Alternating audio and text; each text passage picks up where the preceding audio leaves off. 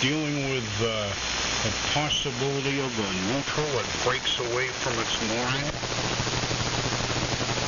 What? You get a big ass, like at least a 10 kV or kVA or better,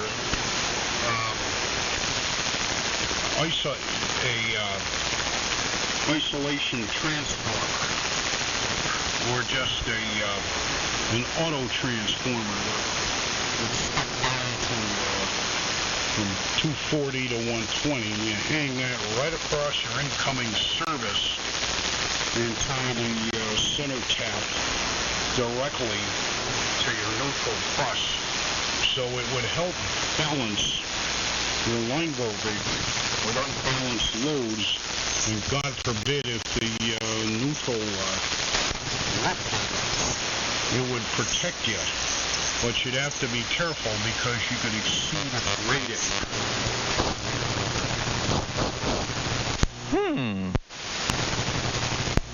A bit. Wow, I never thought of... That's pretty wild. You know, I've been all kinds of things with three-phase and single-phase stuff with transformers.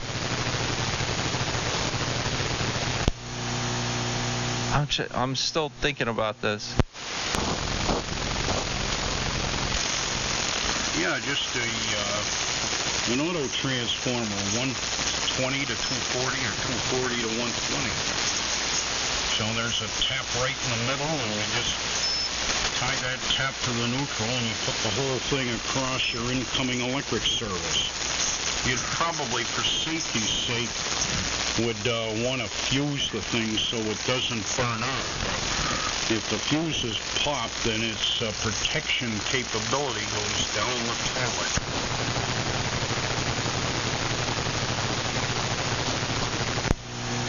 Yeah, I would be... I don't know. I had an ISO transformer. I didn't use it like that. I just used it to pull balanced, 240 from my panel, and then I made the 120 right there in the shack. That worked pretty nice, but if I left it plugged in like indefinitely, it got a little bit warm, and I don't know. I just stopped fooling with it. Yeah, I can appreciate that. Anyway, I'm gonna head down the hill. It's been a long day and I'm tired. I'll catch you guys later. This is WH and Yellow. Catch you later, Tim. I'm gonna bounce for a little bit. I might be back later. KC2RGW. Later, W2BTK. N1BCG. Alright, later.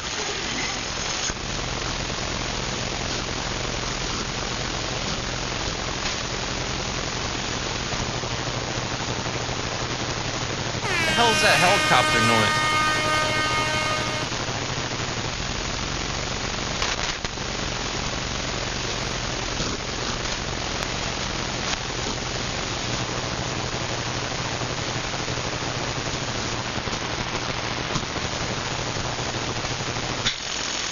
This space for rent. I think there's something putting off some crap in my house. You hearing like real low, like helicopter kind of noise? Very, very broadbanded. Key up and don't say anything. I hear it in the receive. No, it's not on your transmit. Oh man. Never mind. I think there's something in here kicking on. I think the water system might be doing something.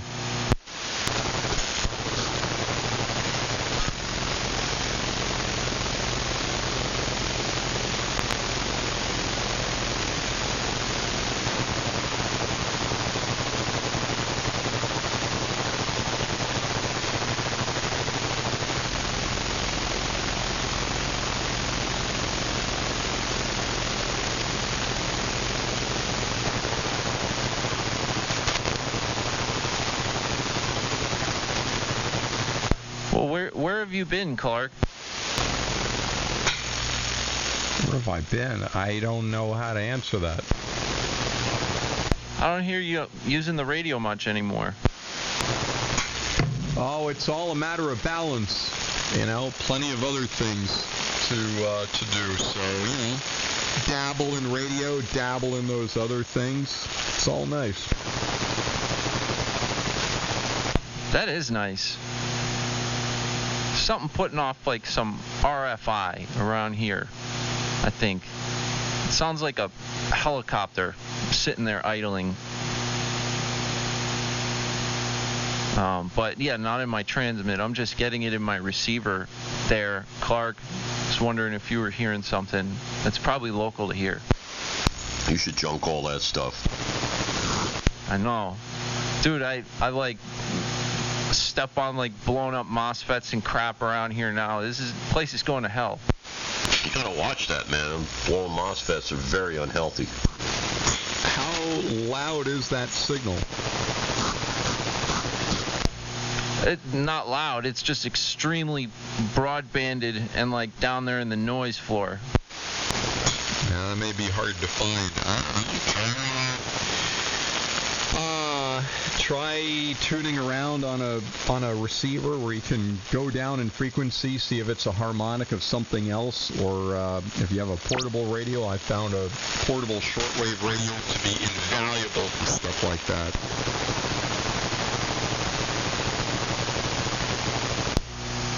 I'm going to just wait till it goes away, I think. I'm not at the point where I'm going to get up and mess with it. Yeah, that same thing worked for me one time. I don't expect it to ever happen again.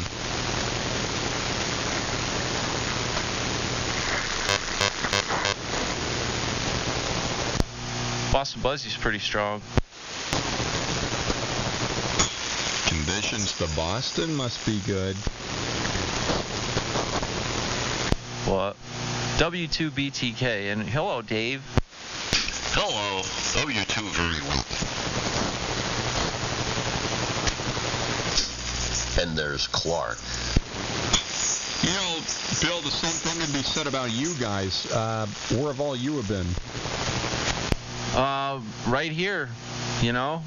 Same thing every week, you know, Thursday, Friday, Saturday. Probably hear me on the radio. They're chanting Clark in the Twitch chat. Oh, speaking of which, thank you for reminding me. So, I was restoring a KDK. Dave, remember that? 2-meter transceiver. I think that this thing goes back to maybe the mid-'80s, something like that. Anyway, getting that working, it had a PLL issue, so got that resolved, and I was trying it out on a repeater, and these guys were talking. I think that they were on Long Island. Anyway, in the New York area. And I wasn't really paying attention. I was doing other stuff, but then one guy started mentioning someone with a Twitch channel, and I still wasn't totally paying attention until he said BTK, and my ears perked up. Like, holy cow, he didn't say that. And he was going on and on and on about how he was regular, I guess, viewer of BTK's Twitch channel, and then he went on to other stuff. I actually tried to record it, but by the time I got the voice recorder on my phone out and recording, unfortunately the topic had changed. But since you just reminded me of that, that was today. So apparently your audience is probably fairly wide, unless that was a complete coincidence.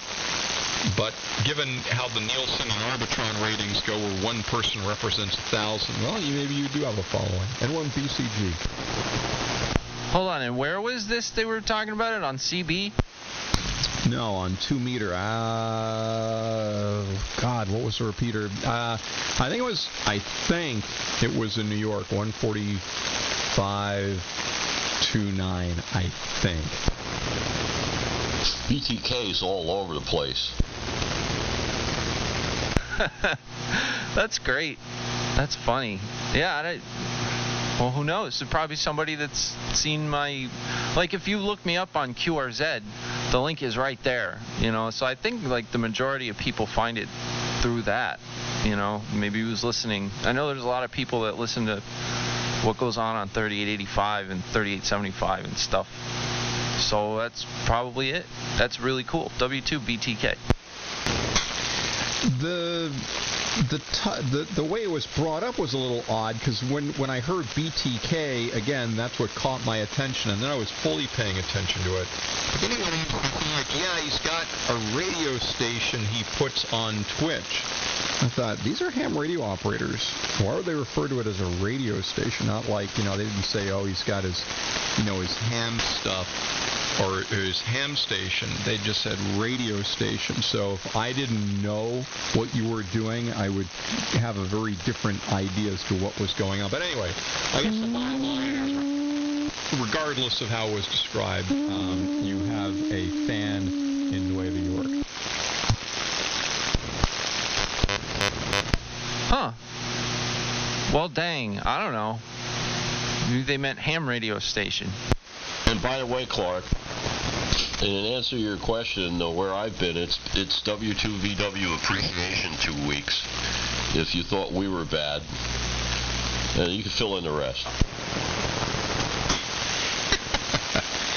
Sure.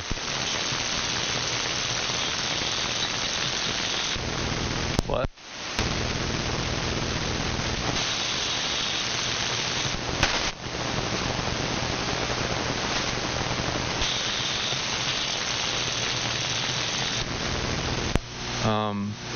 What happened?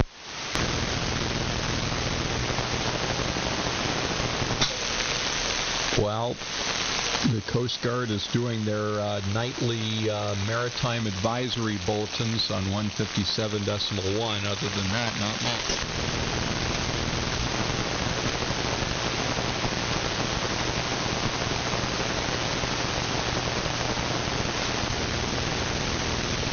All right. Good talk, guys.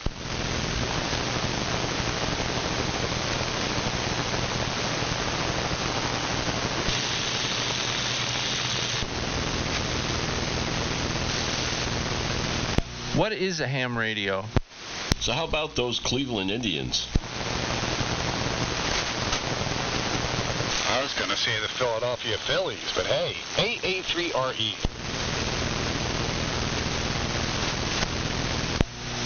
Hello, AA3RE W2BTK.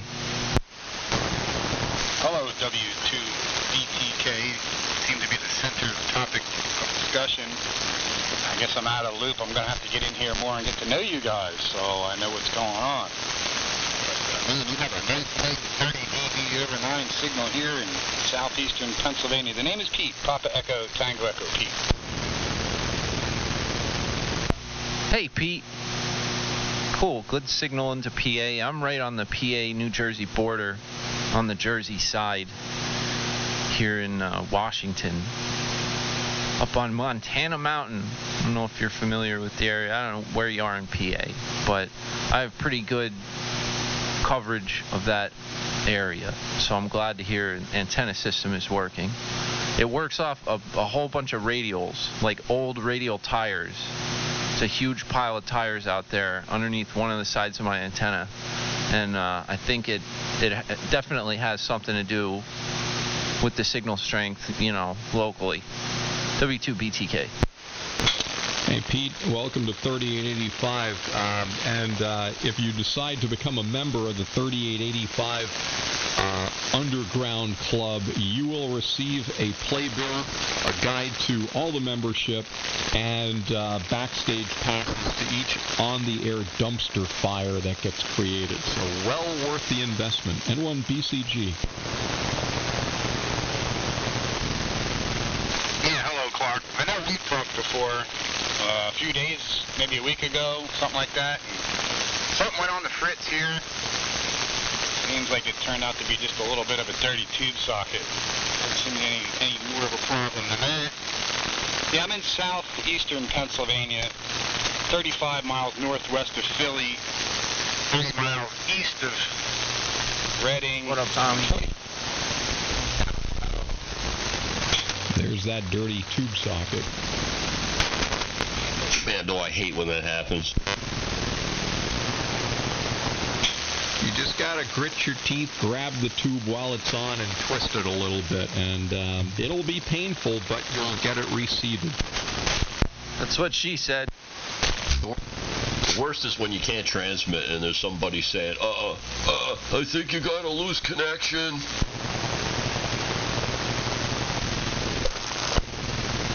We used to, like, on the CB, we used to screw up our audio or, like, you know, make something buzz or do whatever and go out and, like, get audio reports. And it'd be like, oh, yeah, you got a buzz. Be like, and then you'd shut the buzz off and be like, oh, man, like, is it bad? And they'd be like, oh, no, you don't have it anymore. It'd be like, or you'd, like, adjust your radio or do what they say and it would go away. And then, like, when you go say thanks to them, you turn it all back on so you're buzzing and squealing and crap again. And then they try to get a hold of you, but, like, then you just start spewing. Hey, can I do something that I almost never do here? What? I want to agree with Bear. You want to have a chance to think about that first? No. Howard Sperm really is a great interviewer. He really is. Other than that, I used to listen to him when he was a 94 YSP in Philly in the early 90s. And that was good radio. But then when he went to satellite radio, he lost. I couldn't follow him anymore.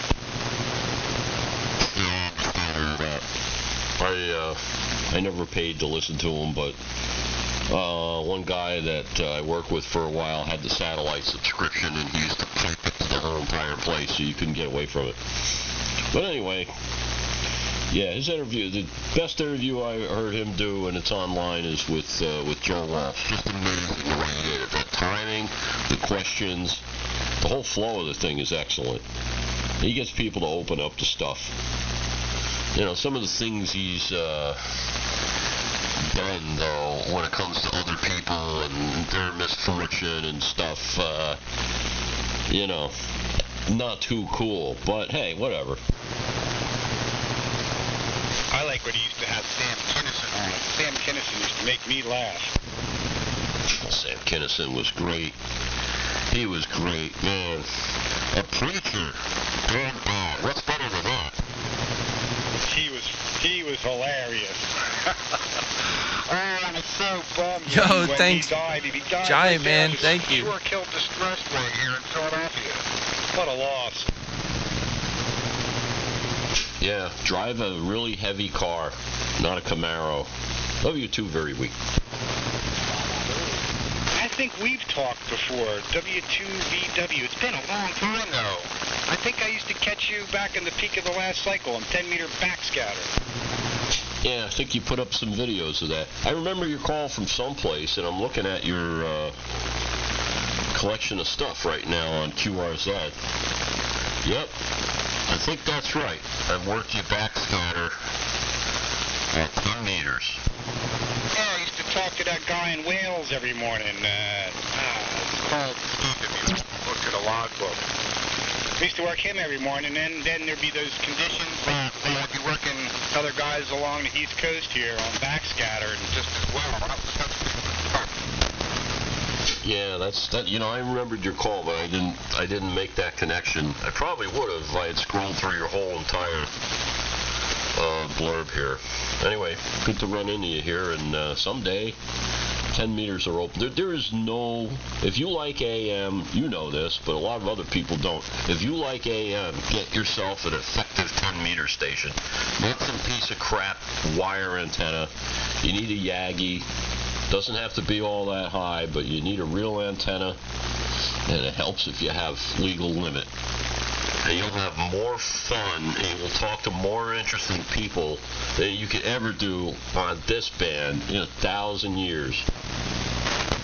Well, I think I'm set. I got a kilowatt and a 3 element. Yeah, you had a good signal here. Anyway, somebody else.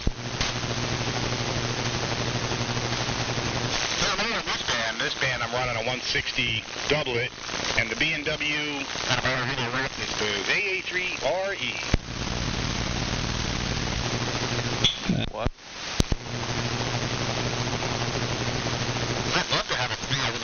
on this band. Holy cow.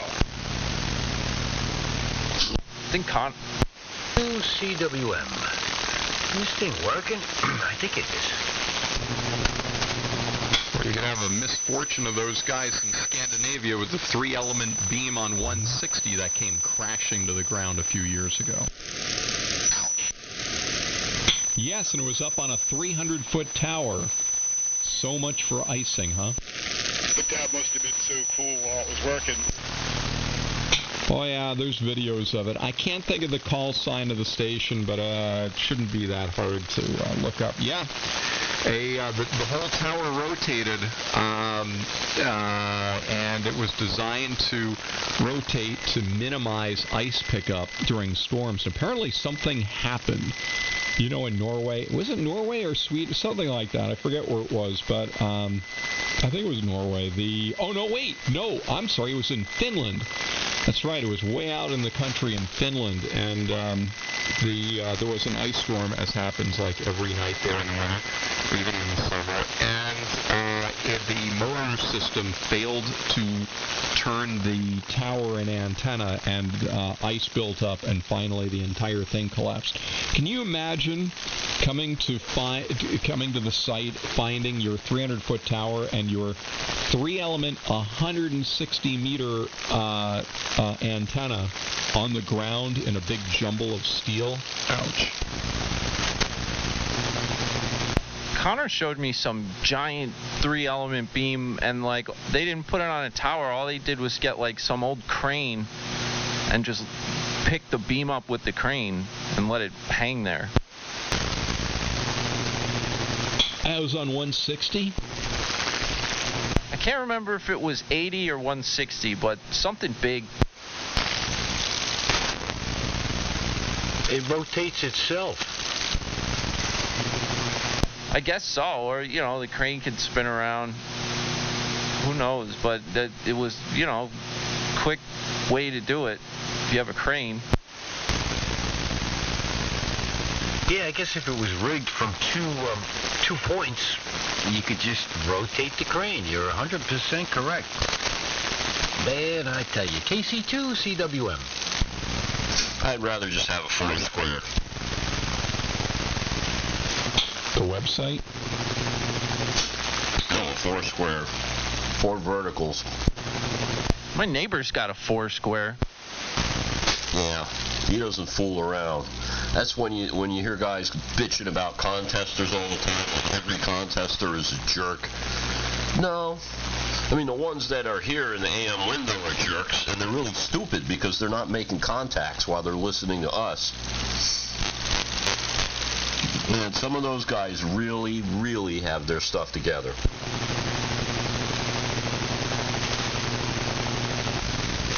Idea of a 4 square here. I have a room on the property, but I don't think I could go any bigger than that. That would be nice, something like that.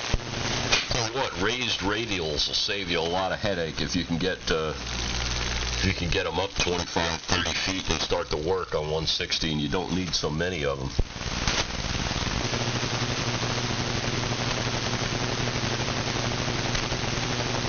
Right, Clark?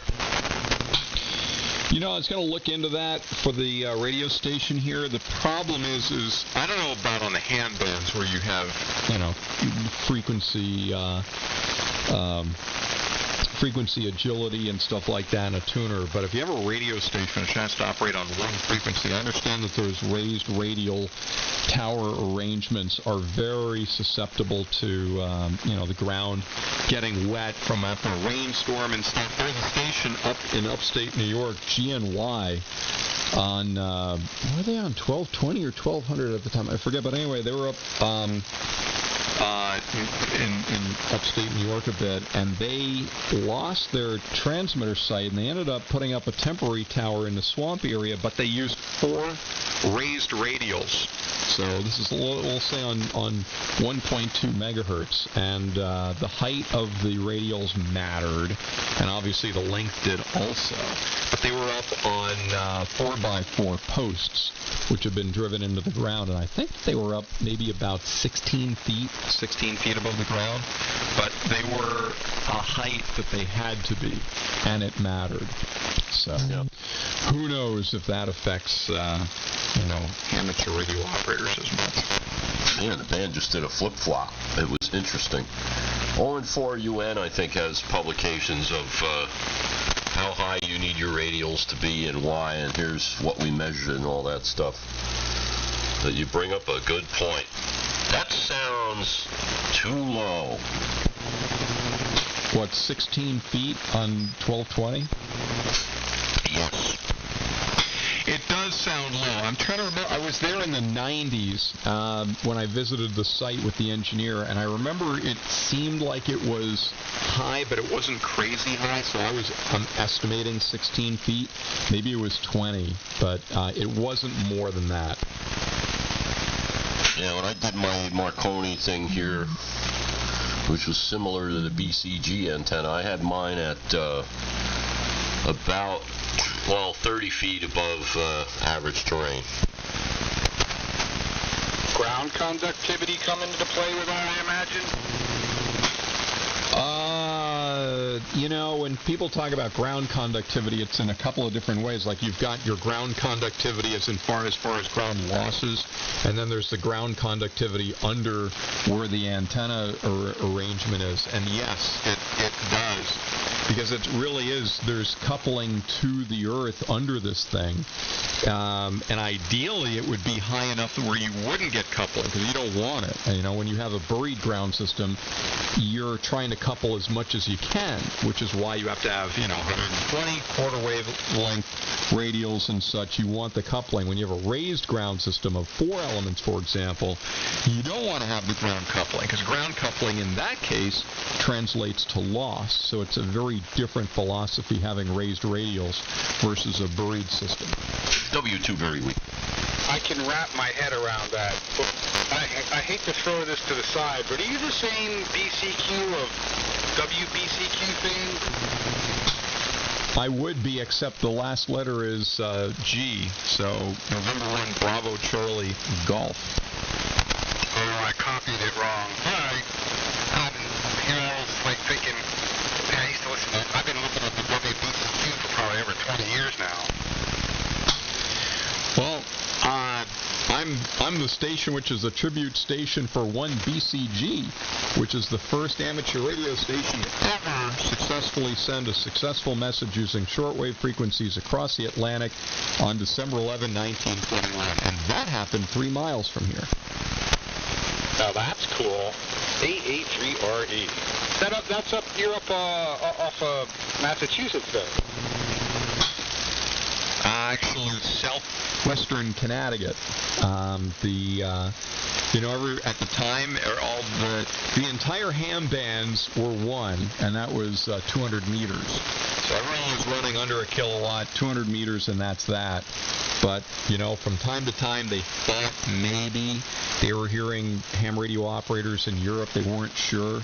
So the ARL set up this event. It was basically a de-expedition. They sent a guy, Paul Godley, over to Ardross in Scotland with a super-duper receiver, one that Edwin Armstrong designed. And the whole idea is he went over there for a week to hear stations in the U.S. participating in what was called the transatlantic tests, and they would all transmit on schedules. And the first station in the U.S. to be heard, and loudly, and actually it turns out to be heard the best, was 1BCG.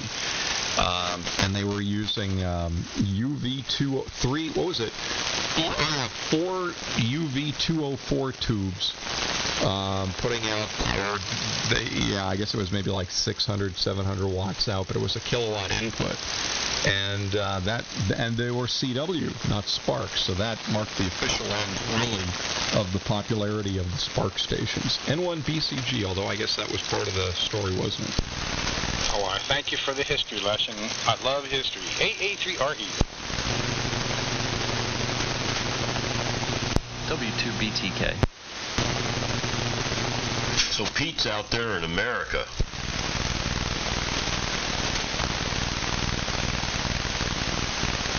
What?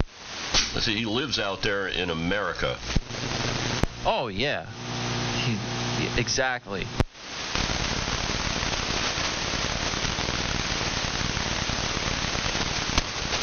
Well, everyone's got to be somewhere. Well, if I was here in the 17th century, this would have been the frontier.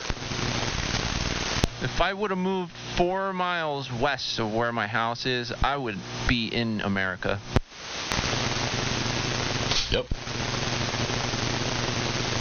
All right, I got some fun trivia for you guys. Bet you don't know this, but I am and I got to count these with my fingers, I am the great-great-great-grandson of William Clark of Lewis and Clark. Cool, huh? Hey, that's really something, Clark. I don't know how far down, but my father and I have been doing that ancestry thing. I'm related to the Elder Brewster of Mayflower and Plymouth Plantation fame. How you like that? That ancestry is pretty cool. Plantation thing these days. People are kind of uppity about that. There are no short people in my family. What? Here I thought I was just some American mongrel, and I got roots to the Mayflower. I was floored when I found that out. Me too. See what happens when people start talking ancestry on the air? All kinds of history comes out. Clark, you just wouldn't believe what happens when you start talking ancestry. It's amazing the people that come up. Just maybe. See, I was jealous of my wife to getting into Daughters of the American Revolution. She's a descendant of John Adams. I'm like, man, I'm just an American mongrel. And now I'm like, I could join the Mayflower Club. Yeah, I could do SAR. Yes, I could do SAR myself. My sister's really into genealogy. Anyway, maybe someday when I slow down.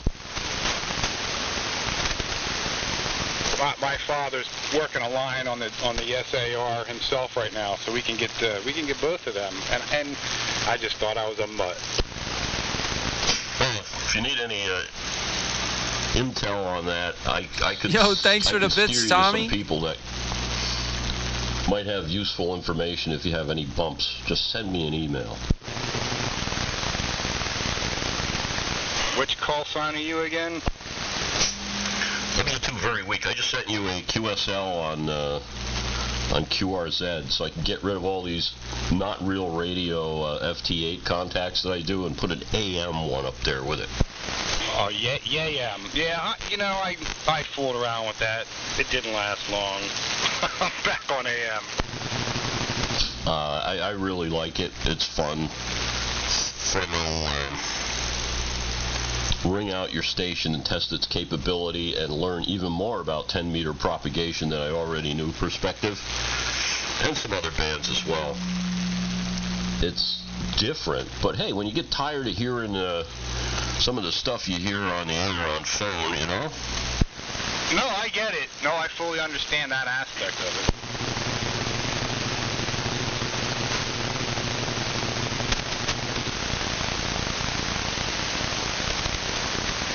Hi. And I work Connor. I get to work Connor on there.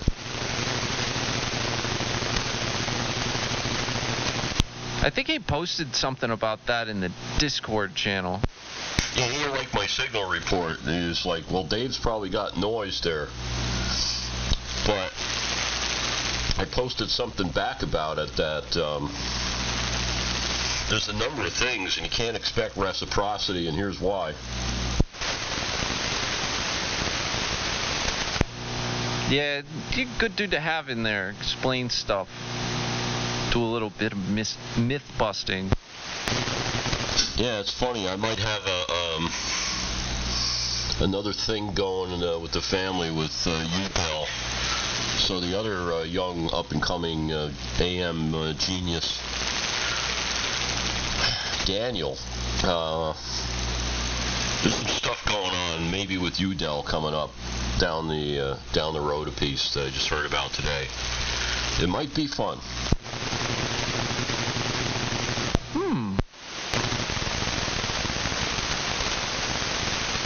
They've got Willie's got some kind of broadcast transmitter up there. I forget which one. Collins 20V3. Clark, did he take that out of there because they were giving him too many problems? Because I know they had RFI and all that. I kind of remember that, but I don't know. From what I think I remember of it was just there was not a lot of support from the university, and it was his transmitter.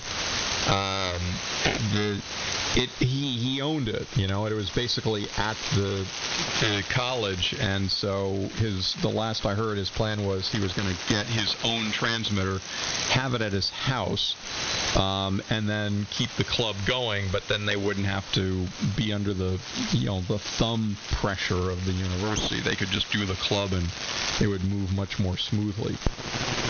Yeah, thanks. I was cloudy.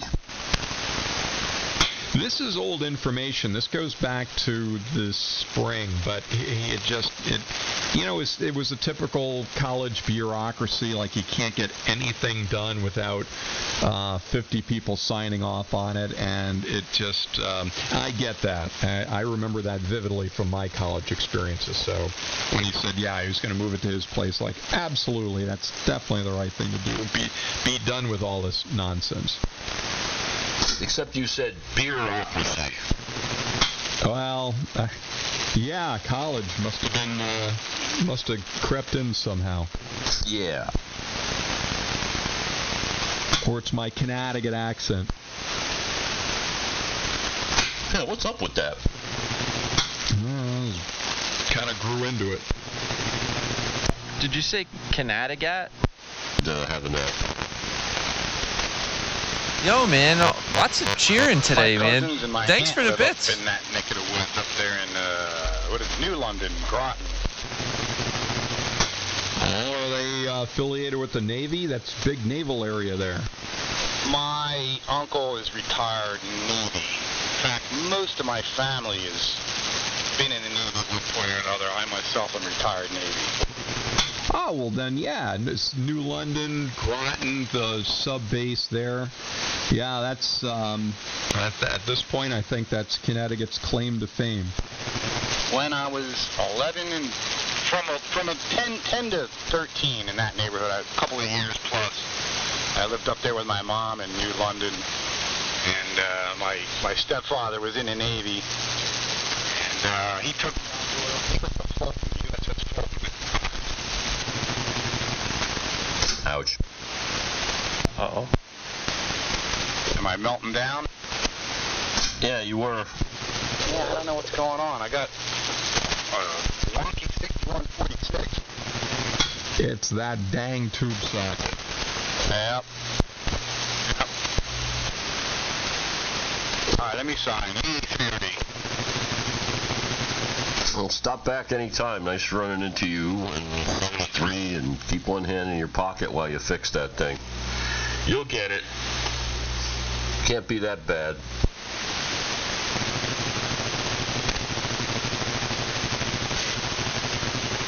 Well, dang. Yeah, things happen. 730, I'll be back. 8838.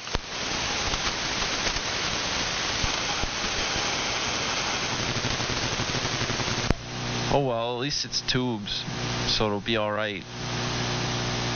And it's not, like MOSFETs. Jeez. Stupid MOSFETs. Hi, Uncle Fester.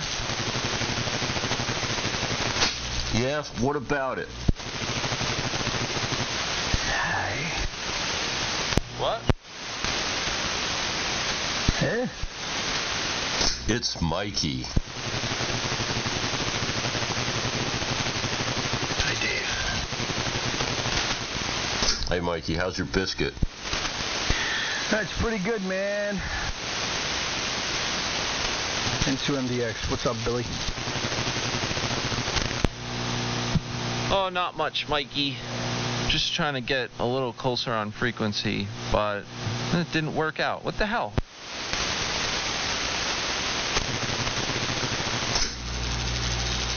Look at that. I'm not that close on frequency, and I don't care. You must be a lumberjack.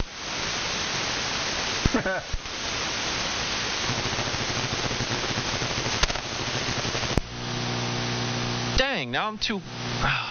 Oh well, whatever. You just got to do the horseshoes effect close enough. It is close enough, unless I double with somebody. It's a big boop. And we won't hear them, so who cares? I don't know anybody running synchronous AM, so who cares? Yeah. Really? If your synchronous detector can't lock on somebody who's, 300 or 400 hertz off, then your synchronous detector is not up to date, needs better software, and you forfeit your right to complain about it because it's crap. Wow, ham radio operators forfeiting their right to complain about anything. That's a tough pill. Now that you mention it, Clark, that does sound awfully harsh. I was going to say, I thought complaining and lamenting are like the two core functions of ham radio operators. Well, this is a AOWG hobby.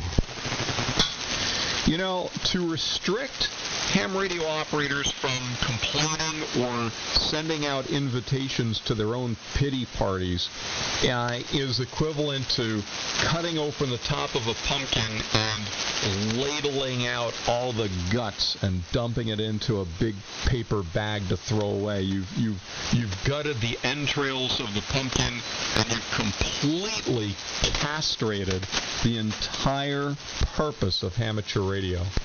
Why is a certain 2x3 call sign popping into my field of vision right now? You've got astigmatism. And I see an avatar that shouldn't be allowed on QRZ because they don't believe in talking about guns or ammunition or any of that. He's got cataracts. Yeah. What's up there, Clark? I don't know, whatever. Just, it's Friday night. It's Friday night on 85 Live. Affirmative. Let me get my amp online here. Hold on. Why do you come on here without your amp online? You're supposed to have your amp online, your antenna tune, your audio set, all done into a dummy load. Then you fire up on here. That's how we do it. I just want to say hello real quick. It's like someone showing up to a black tie event with, tuxedo, black tie, and blue jeans. I did that. Hi, Mikey. We all spend hours every day getting our transmitters to work as well as Clark's. Yeah. Then we get on. It's called being stage ready.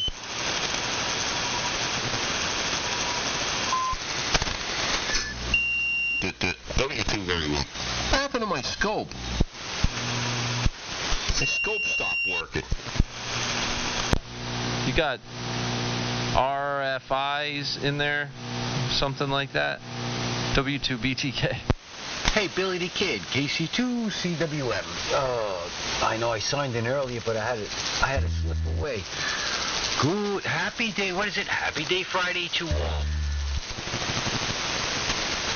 Hello. This could be big. Turn on your amp, Mikey. Yeah, turn it on so I can hear you. Yeah, there you go. Yeah. Turn on your amp, Mikey. Really? This can be big. What? The #1 broken promises on dates. Hey, I got audio going into my backup rig now, so I can get on here with 5 watts if I want. So you guys better watch out. getting on with 5 watts is cool. I used to do stuff like that. Yeah, how long does that last in this band at night? Maybe 1 or 2 keys. Kilos? Hey, Billy. Yes? I'm going to use all of those 45-degree angle cut gears that I bought. Remember those? To make this tuned input work in my Junction kilowatt. Nice. They came in handy. Man, I don't know what it was about those things. I had a hell of, like, you couldn't find them. And then there you go. You're like, hey, check these out. I don't know what the deal is. That was a strange time when I was trying to source those things. Stuff wasn't working out. And it was before COVID. It's true. What's COVID? That's the Wuhan virus that came from Wuhan. Oh, Wuhan. People were licking bats. What? The cure is going to be the Trump vaccine, by the way. Right before the election. That's just a coincidence. You really shouldn't read anything into that. Yeah, sure, okay.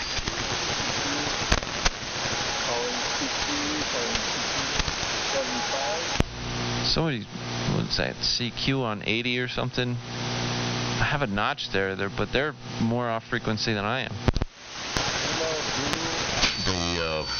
They might like listening to high-frequency products of somebody else on AM. They just might enjoy that. There are people who really enjoy that. You know, you're breathing out your nostrils, Dave. Yeah, it's true. I listen to myself on BTK's recordings. Man, I sound like a jerk. I wouldn't talk to myself if I were to meet myself, honestly. Like, if you could clone yourself, would you hang out, have fun, be your best friend with yourself? Well, if I cloned myself, I wouldn't hang out with myself, just because of the fact there's a little bit of ragweed and I'm breathing through my nostrils. That's enough. That's all I need, that I don't like myself. Yeah, but no one's calling you a mouth breather. And also, I gotta add want like Snowflake, and they'll just get a rusty trumpet jammed up their ass if I ever catch up with them. What? Carry a rusty trumpet just in case that happens? I have one. It's in my front closet. Actually came from high school. They're throwing out all their old instruments and stuff, and my son grabbed them. And I have a rusted trumpet here, and it's ready. Wow, can you imagine that? So what do you want to do with this? Oh, I can't tell you. There's, some of the weirdos, those weirdos. Well, there's one of those, and he's got a fetish. Dave's favorite friend. That seems to go hand in hand, weirdos with fetishes. And what's funny is some of these guys, Clark, on Sunday they're Christians, and they meet with the congregation and all that stuff, and they do all that stuff, and then they turn into really weird people at night here the 6 other days of the week. It's amazing. It is a pattern. Wow, that's like the song By His Deeds from VC. The guy is one of the... I used to work with a guy like that, Reverend Ike. Reverend Ike, man, he was a filthy, dirty-mouthed dude. And Reverend Ike had a congregation 500 miles away from where I worked, and he would go on a Friday and he'd drive down to North Carolina, where he was Reverend Ike, and the rest of the week he was not Reverend Ike. And this guy did this for like 20 years. I think he had 30 kids. Oh boy, was he part of the Boy Scouts also? No, I don't think he was ever a Boy Scout. Pedophile? Wow. No, I don't think he was a pedophile because he was too busy.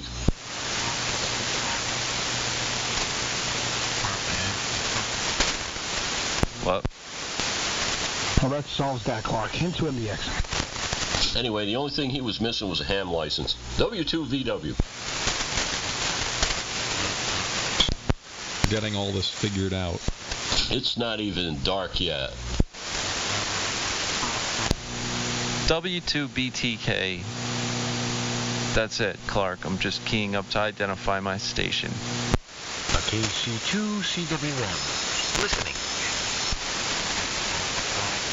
Can't you get in trouble for doing that, Billy? Technically. Yeah, according to Part 97 interpretation by Clark book, I think that's illegal. Absolutely. You're licensed to transmit, not to receive. Have you ever looked at the old RCA tube cartons from the 30s, or even really old Helicrafter stuff, where it says that your license to use this equipment is specifically granted by blah, blah, blah, because you bought it from so-and-so?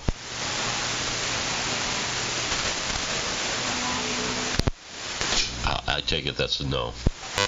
Yeah, I was just going to say, I guess the silence is the best answer. I got a bunch of tube boxes up here. Now I got to look. RCA electron tubes.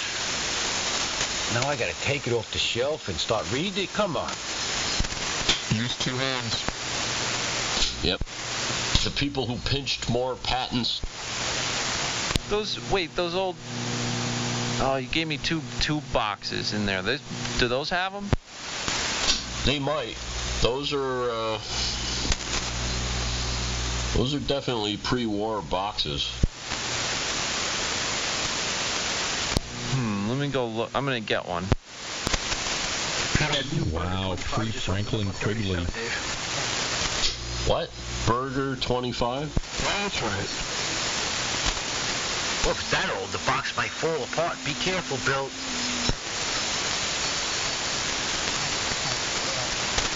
So they make mean.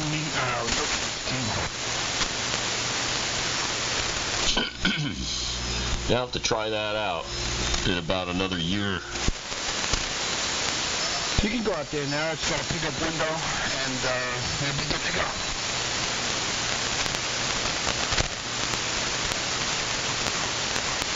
It doesn't say anything like that. It does say stuff about license notice. Hold on.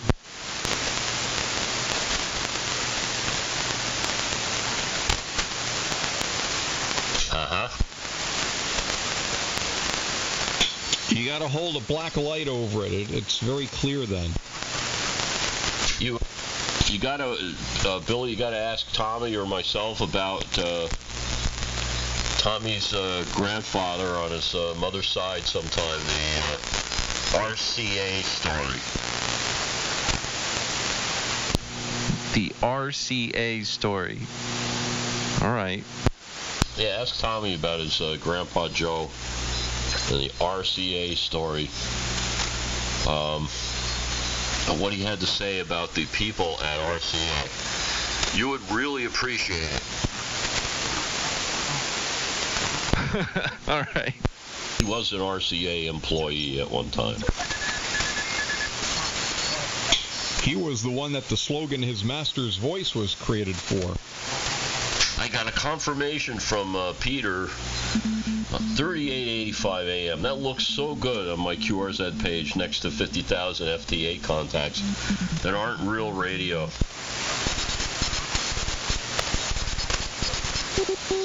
Yeah, and if your extensive key down on a dummy load, I think I may have, well, let's see. The only way I'm going to find out is to see. 83RE.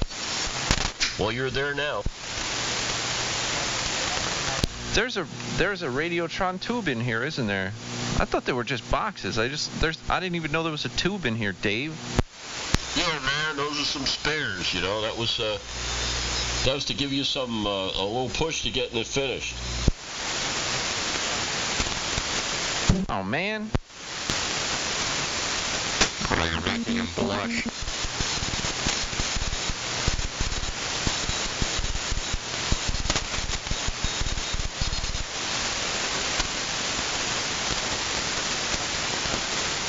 No static crashes tonight at all. No static at all. No static and big signals, the best of both. Yeah, the static crashes are like guest 9 over here tonight. They're hardly there.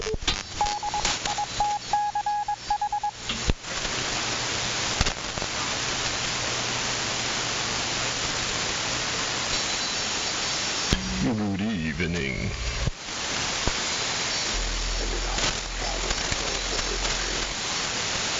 Hello. I'm not Mr. Ed. What?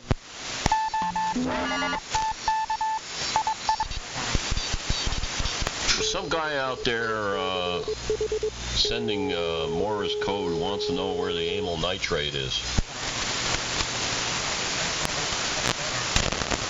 At the bottom of his glass. No, that's sulfites. That's a memory keyer. Sends the same exact thing every time. That's for people that can't send. That's even worse than not being able to receive. You can't send. I mean, anybody can send Morse code.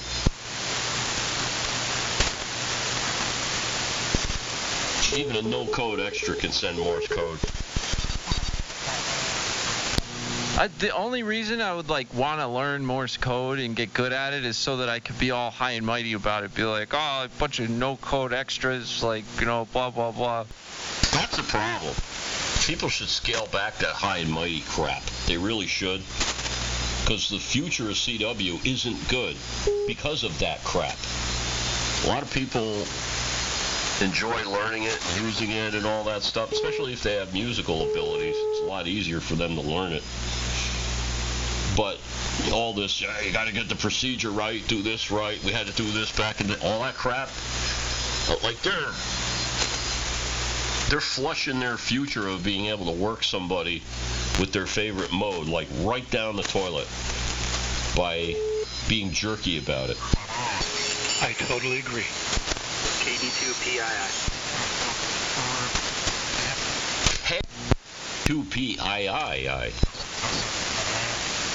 Hey, how's it going? I heard you guys talking about the CW and the curmudgeons that get mad at people for not knowing it.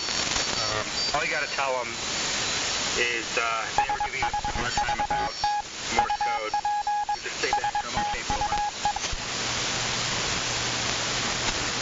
I'll just slam them over the head with a TO keyer.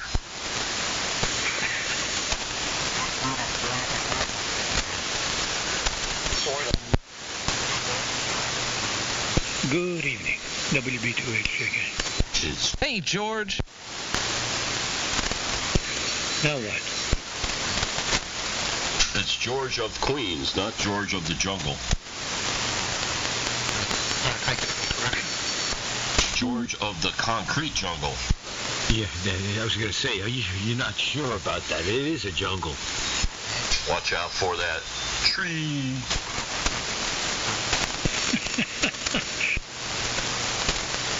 Eric Clark is in there.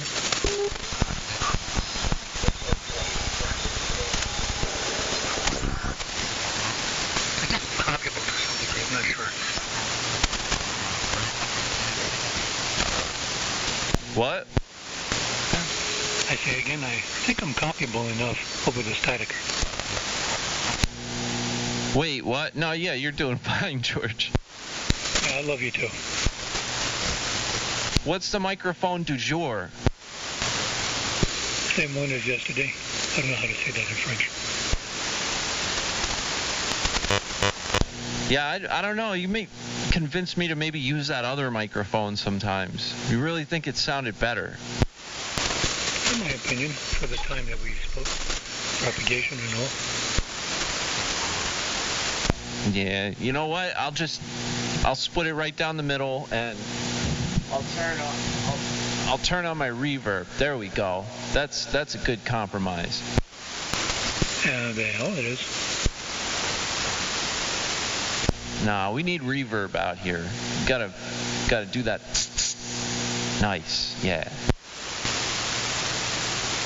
By the way, I totally agree. It has been over the decades kind of an alienating attitude with CW operators. Now, we all know that it's a talent, I should say a skill, pretty rare one too, a pretty rare skill, to copy as the old guys did. But very few of us have that developed nowadays. It's a shame.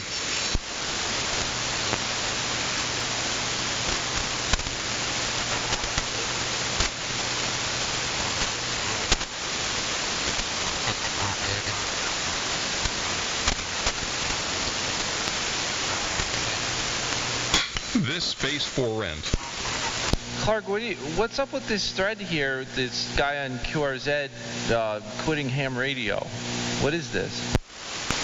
I have no idea. You can tell me about it because I've been on QRZ in a long time.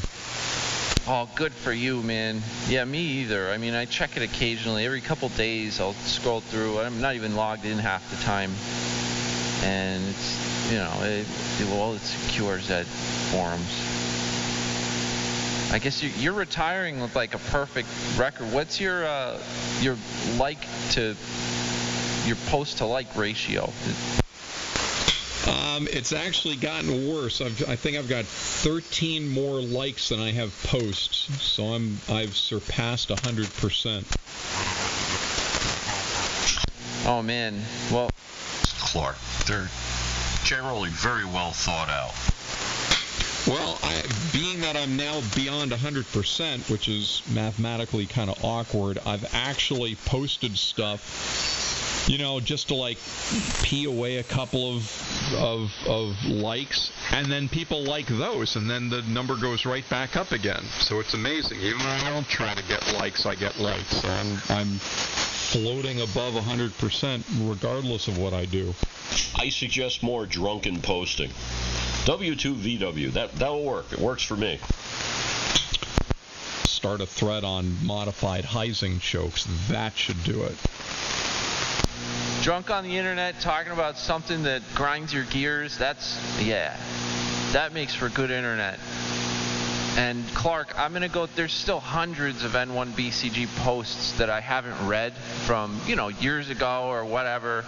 Like, I still have a lot of your posts to go through. So, like, stuff you posted 6 years ago or whatever, I might not have gotten to yet, but eventually I will. And I've been liking, you know, the posts that I like. You know, I'll read like 10 and maybe I'll like 1 or 2.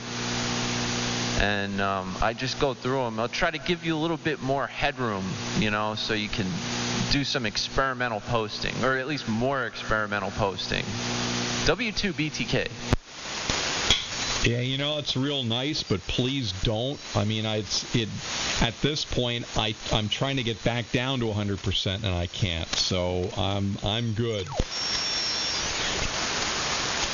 Well, if I read a post that I like, I hit like, you know, and if I happen to be going through your posts from 6 years ago, I mean, you know, I'm not going to, like, not like it if it's a good post.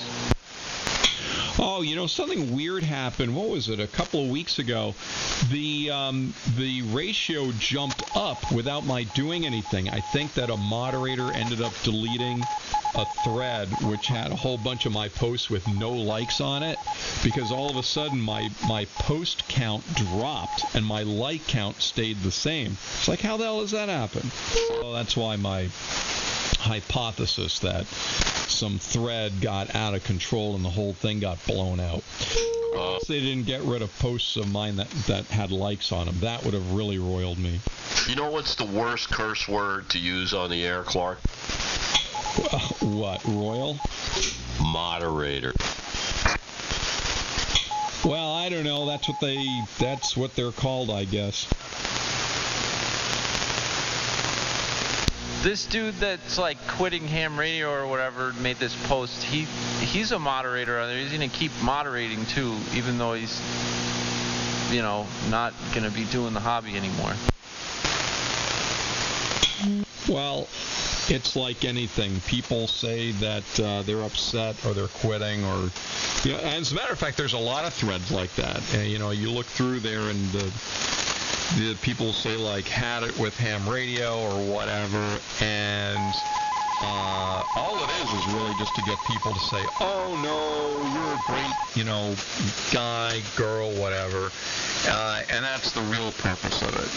It's like people who say they're going to end themselves. It really isn't about suicide. It really is just a call for attention. So I know that sounds harsh, but it's true. 4 years of psychology, folks, and it's true. People don't really want to kill themselves. They just say that because it's a cry for attention. Don't ignore it. There's a reason for not ignoring it. I see that the exact same way. And I don't have a psychology degree or, in fact, zero education in psychology other than studying human nature. And that's what it is. It's a look at me, I need attention. Otherwise, why are you going to advertise, on a public forum, I'm going to quit? Just do it. Don't tell anybody about it if you're really serious. Well, that's just it, and I think that a lot of people misunderstand what amateur radio is about. People get on and they talk about extremely personal matters on the air, and they think that they're just talking to friends. They are, but they're also talking to strangers. I mean, who the hell would walk down the street and scream at the top of their lungs to someone maybe who's standing right with them, but loudly enough so that all these other strangers can hear all kinds of personal issues? Folks, we are barely acquaintances of each other, and the majority of people listening aren't transmitting. So this is not the forum for all kinds of, I'm talking seriously personal stuff. This pity party nonsense is for friends and family. It is not appropriate for ham radio at all. Well said. That there are all kinds of unstable people who are attracted to radio. You know that. I know that. Everybody here knows that. And the unstable people even know that. So you're going to get that, man. You're going to get the attention whores and the people that have no self-control, no filter, all that stuff. They're attracted to this hobby. This used to be a white-collar hobby. And there are lots of intelligent people on the air with an occasional smattering of jerks. And then you had intelligent jerks. Intelligent jerks are actually a good listen. But that's all over now. Baby Blue. I found my way. No, I think people really need to consider that the fact that they're sitting at home or in a comfortable environment and they're talking on a station they put together, there's a real sense of, well, one-on-one, but the reality is, no, these signals go everywhere. They're on WebSDR. They can be heard all over the world. It's not a private conversation. And there's just a lot of things that just should not be shared with the whole world.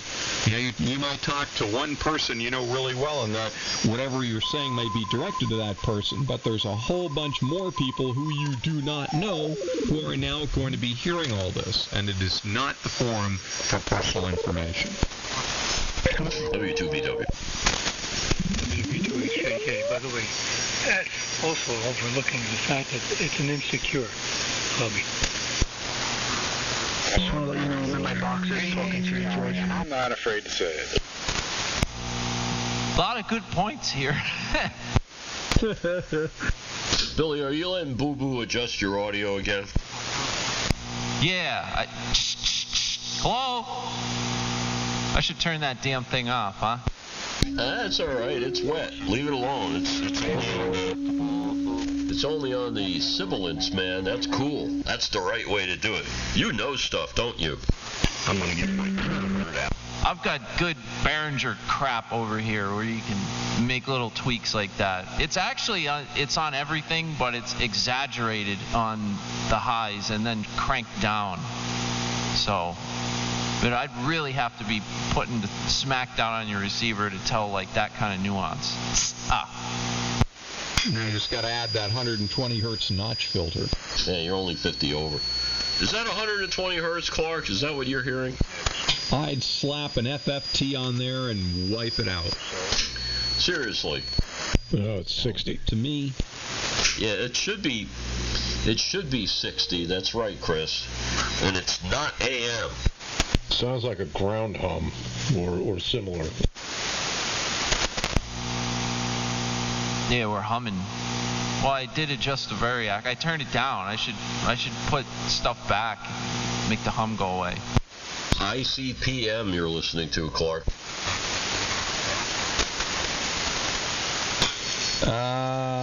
I'm kind of leaning to the ground loop thought. That's probably it. I don't think so.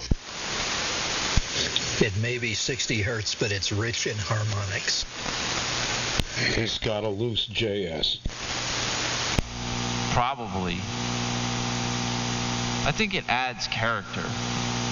Let me try something. Hold on. W2BTK. JS is loose. You need to see a specialist. That's nothing to monkey around with. Those are the things that usually put the base station. I'm glad it's not mine this time. Hey, Clark, I haven't heard you do your Roger imitation in a while. Roger. Oh God, that guy. Well, it's not net night. How did it go the other night? I missed the freaking net. His time slot was over by the time I got here, I should say. How did it go? He was coming over my TV set. So, same as always. Yeah, probably because he was on the television band. All the way up to 512 megahertz. What? Hey, Clark? Yes, sir. What do you know about Dutchess Airport? Oh, damn, up in Poughkeepsie. Yeah, between here and Poughkeepsie. It's in Wappingers. Well, okay. I had, like, when we go there, we refer to it as Poughkeepsie Tower. But yes, I've been there a lot. Well, across the street from the airport, right about almost direct. It's right about where the county police precinct is at the airport. On the left-hand side of the road as you're heading towards Route 9 from the airport. There's a little grassy field and a fenced-in area, and about a 60-foot red and white tower with a folded unipole kit on it. I thought it was an NDB, but I can't find one for that airport. Interesting. I will.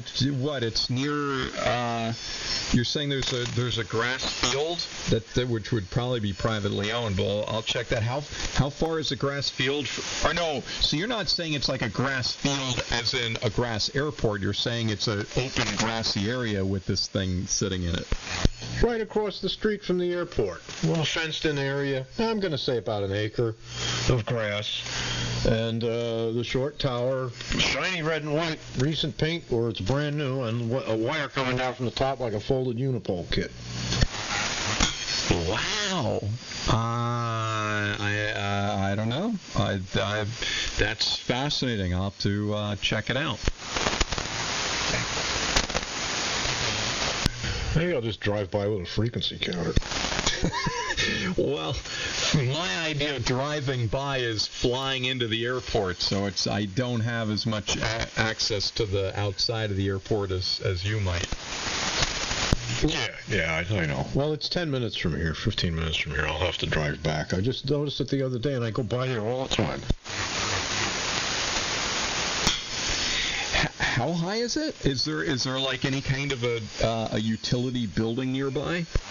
Oh yeah, there's a little doghouse. There's some stuff going on. It's definitely some kind of transmitter site.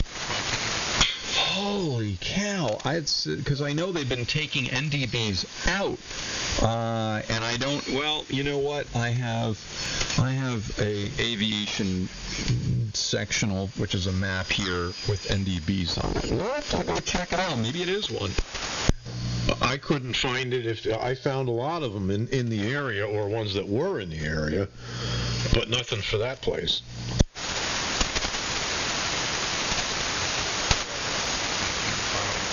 Oh man. The low-frequency beacons are a passion of mine, so I'm very curious about this. And one BCG. Well, that's why I asked you, because I know you're really into it. W2JBL. WB2HJK. AA3RE, still here. And KB8SMU. Okay.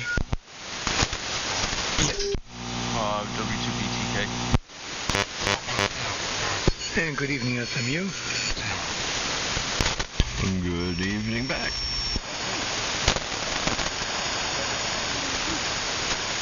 What's up? What's going on? Oh gosh, they're chanting Clark again in the chat. Clark, Clark, Clark, Clark.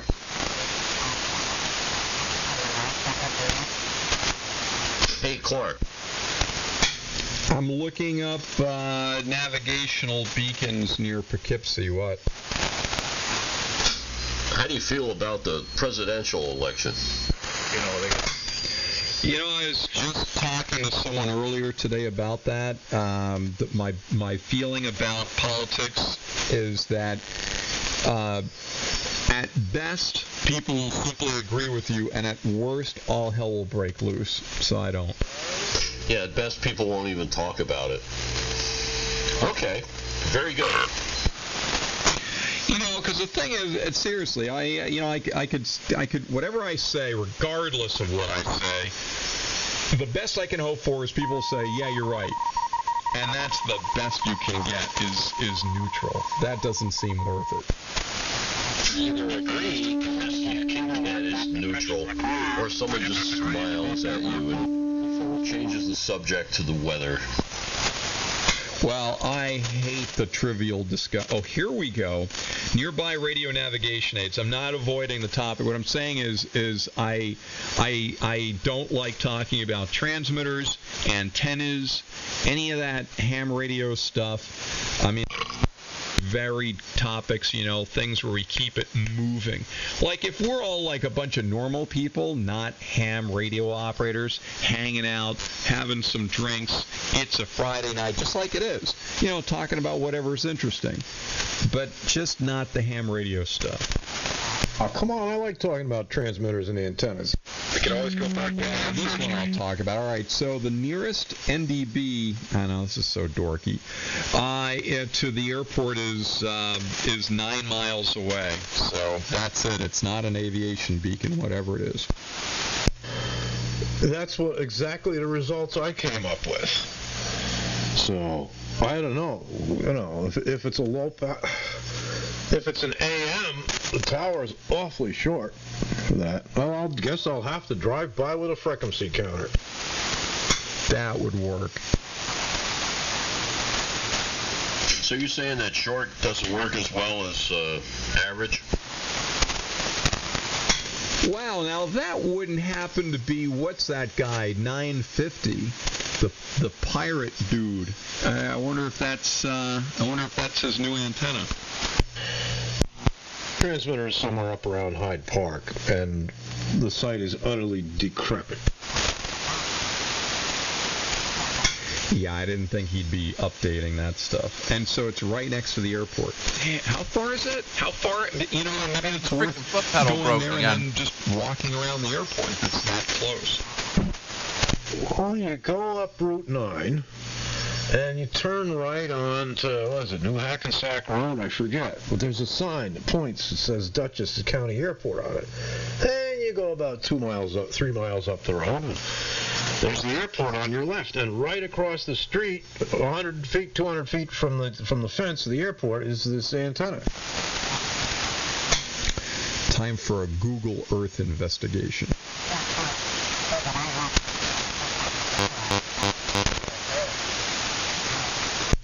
Maybe it's the antenna for that over-the-horizon radar that just went by. Harp?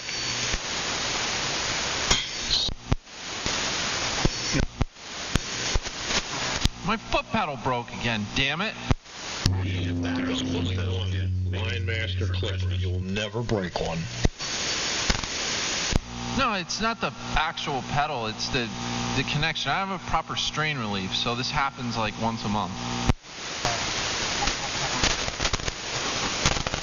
Do you know a good electrician? Nope.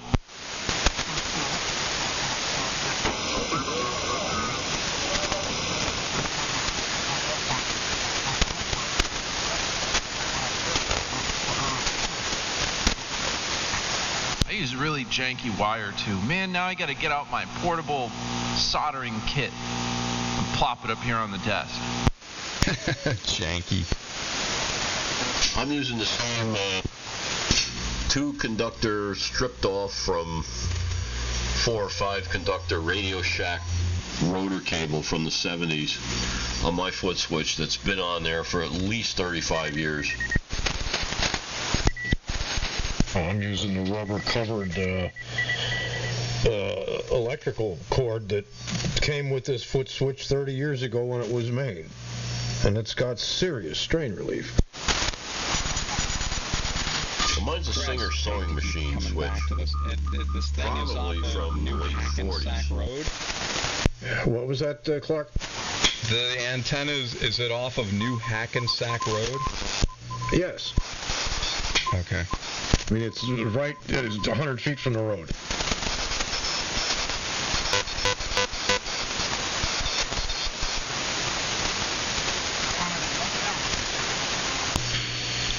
I forgot, Dave, I think you said you're using the sewing machine foot switch. I use the foot switch that Motorola and GE used for dispatch consoles. I never had to replace one on a job. It's called a Line Master Clipper. It's a big cast metal thing. They're indestructible. 400-pound New York City taxi dispatchers can't break these.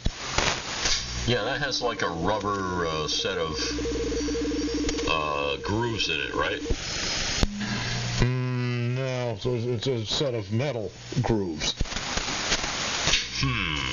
Well, I'm not familiar with that one. Anyway, yep. I'm looking online here, and there's Billy. He's got his slobber gun out, and he's fixing himself on a printed circuit board, it looks like. Putting new wires on there. As we speak, I'm watching this. Wow, check that. Yeah, he needs one of these foot switches. You know what I have here? I have a collectible, it's a DNA. The people that made all the illegal CB stuff. Are you listening out there, Philip?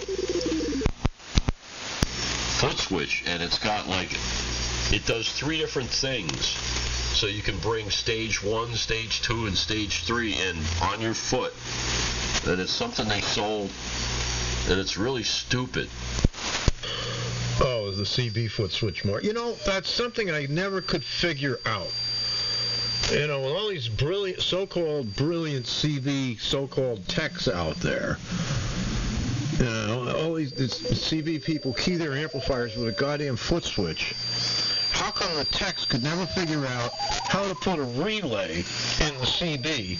The mic keys the relay keys the push to talk, and the second set of contacts keys the amplifier. You know? Pretty easy to do. No.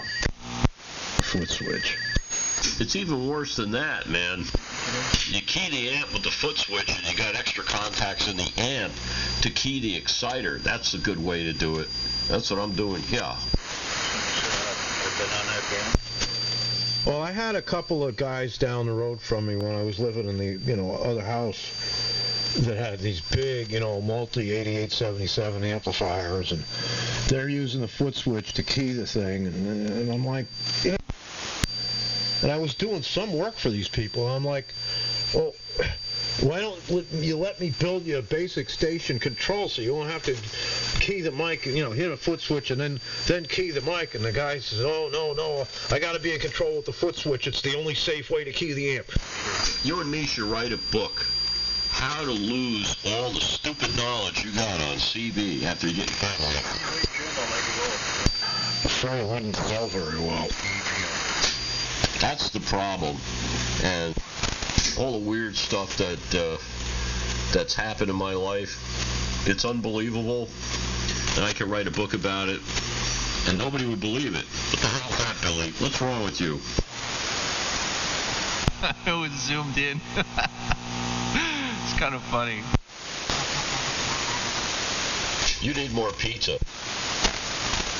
Yeah, I haven't ordered any pizza yet this week. I didn't do pizza night last. You know, I should order pizza right now.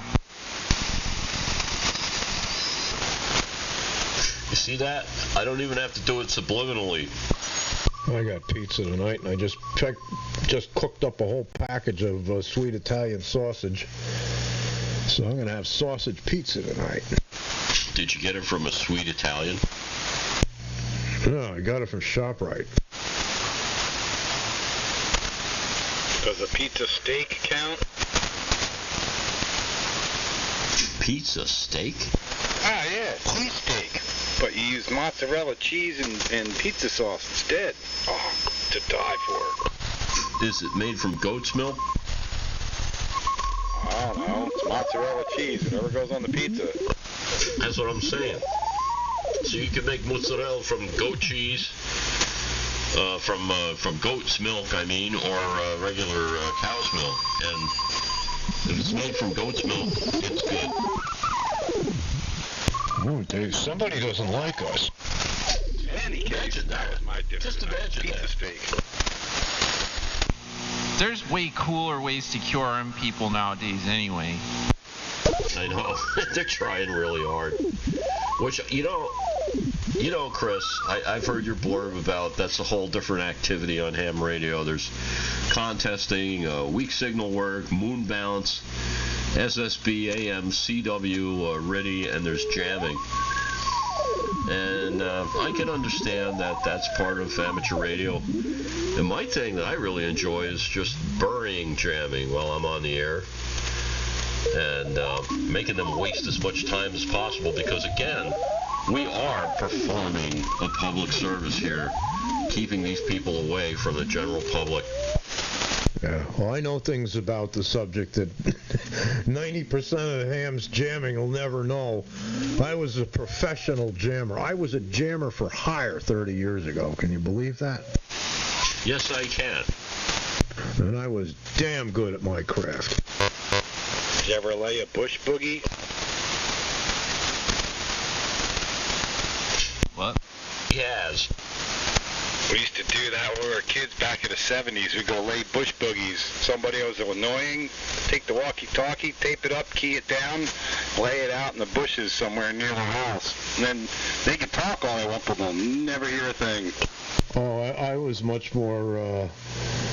I was high tech with that stuff. I had jammers that were interactive. I had jammers that were solar activated. I had jammers that were RF activated, audio activated. Oh, the whole nine. Oh God, it was great. The better way to do that, you gotta like go inside the little walkie-talkie and poke around, or like bridge stuff or whatever. Try to get it to like buzz or squeal or something, and then throw it in the bush, keyed up. Oh, absolutely. Oh no, I had toys that talked. I had, God, I had anything that could make noise through a speaker. You know, these little keychain toys and everything. Put in them.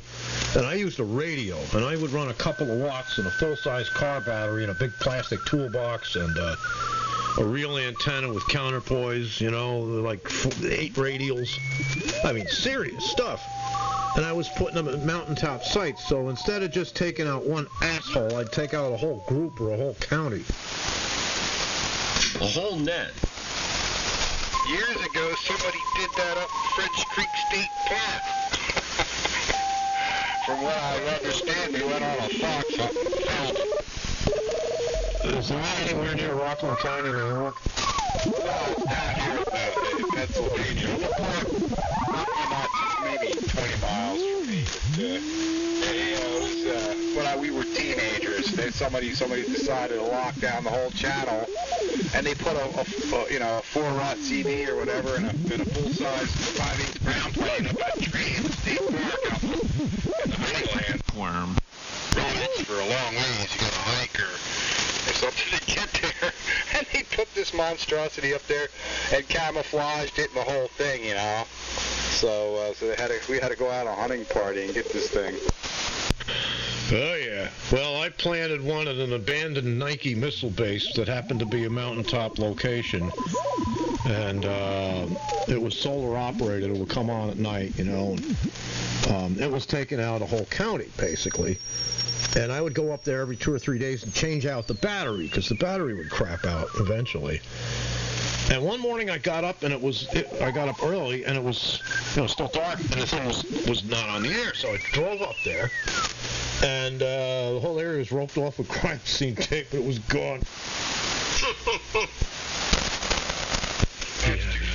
Back a bunch of years ago, some guys bring up a repeater site basically in the same frequency, well within range of one of our sites. And, we did the diplomatic thing of trying to get them to, bring it down and move it and explain what the problem was and everything. They wouldn't cooperate, so we just took the output from our repeater network. It was all RF linked, and dumped it into the input of their repeater and just made them another remote site for us.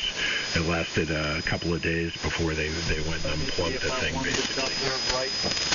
Nice. Mike 4, Golf Bravo Mike. KM4 GBM of Virginia.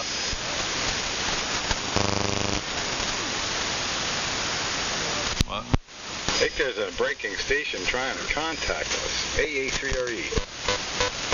Good afternoon, guys. Good evening, guys. I don't hear him. Golf Bravo Mike, Nelson out of Virginia. I think he said his name was Nelson. Yeah, Nelson. Hello, Nelson. My name is Pete. I'm in Pennsylvania. The others are in New Jersey, New York. My name is Pete, Pennsylvania. I'll let you say hello to the rest. KM4 GBM from AA3RE. Yeah, very good there, Pete. Yeah, we talked on AM there, Pete. I don't know if you remember me, but this is Nelson in Broadneck, Virginia there. And you got a good fine signal. I'll be standing by for the rest. I'm not sure if everyone hears you, but you're coming in well here in New Jersey, Nelson. This is W2BTK here on Montana Mountain. Yeah, New Jersey. You know what? I got to New Jersey today on 2 meter simplex this morning. Holy cow. Unbelievable. Whoa, what kind of antenna were you using? Propane clothing here made by Browning. 25 watts, 15 feet up in the air. Yeah, you got some ducting going on.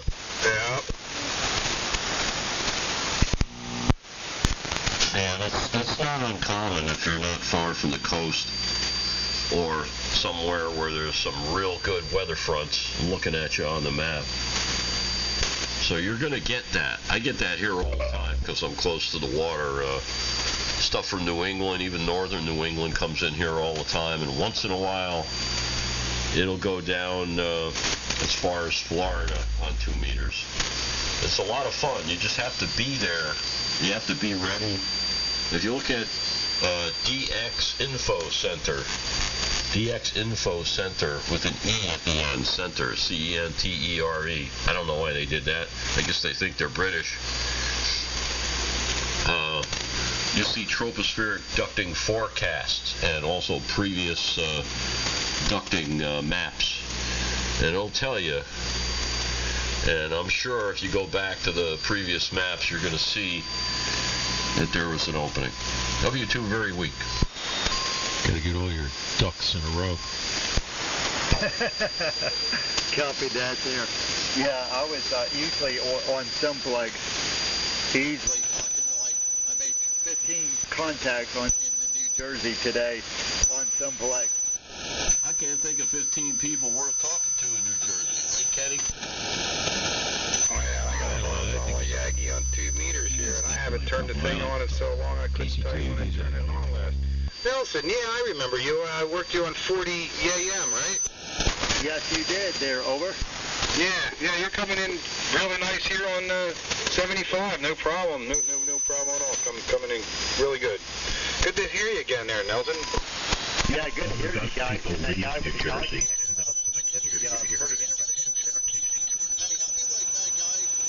I'm going to give me a DRP. I'll be right back here in 2 minutes. KM4 GBM. Yo, come right back now, you hear? Wow, easy come, easy go.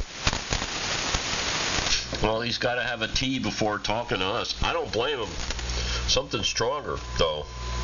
Yeah, like I'm going to get me a cold Corona, AA3RE. There you go, man. Corona. I had Corona out of my front steps doing the Corona Passover when the COVID-19 was hitting. Hey, Kenny, how you doing? Long time no talk.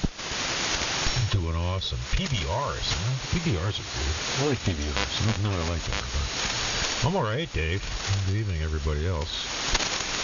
We're a low tap tonight, I guess. Anyway, it's not too bad out. Everybody sounds pretty good. Not doing much. Reviving myself from working outside in the heat. So I was overheated today, so I came home early. We're back at it again tomorrow. But I've been busy working. Working? What the heck?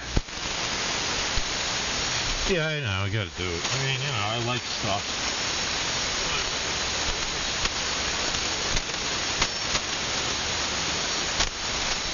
Yeah, it works. Yay. All right. Yeah, I've been busy. Heat, people want air conditioning, whatever. Really cool thing. Garrett bought himself a 1987 Grand National.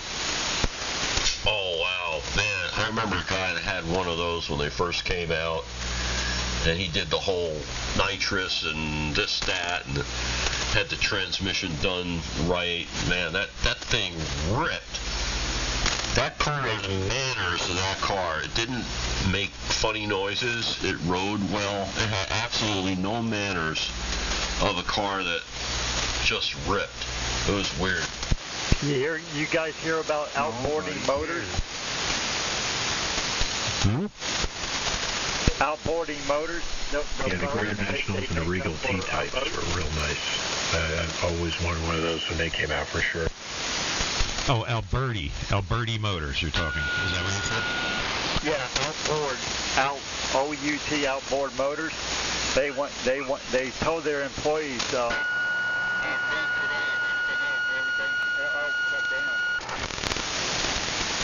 Yeah, Roger. T-Type. Yeah, he wanted to get a T-Type. I told him, I said, look, if you're going to spend the money, you might as well buy a Grand National. Yeah, you know what I mean? So I talked into that, and I found a nice one. It was a garage find, actually, up in Massachusetts. I went up there and picked it up. Beautiful car.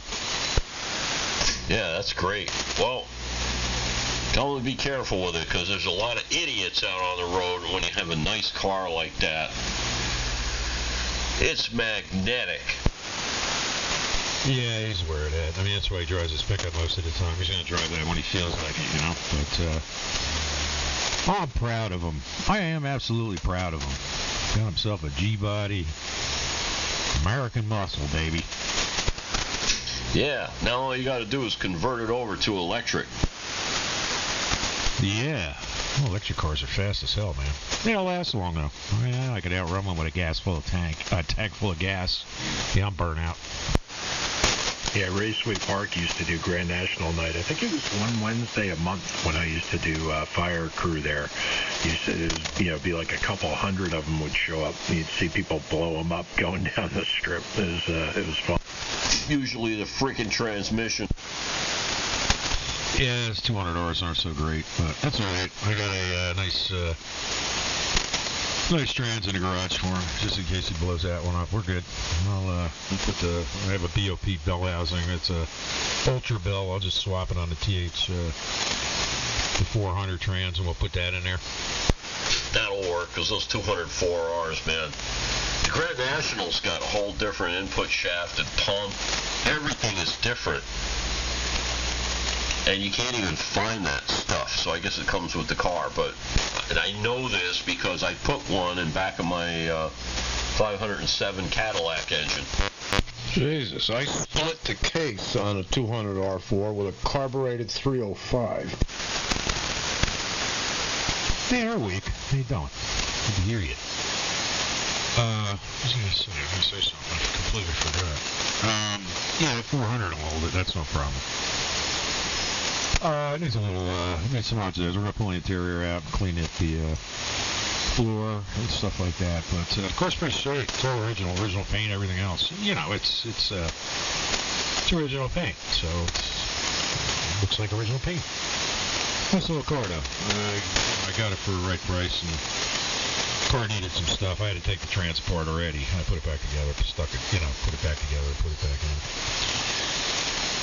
It's got new trans, new engine. Got the GN rear 342 posi.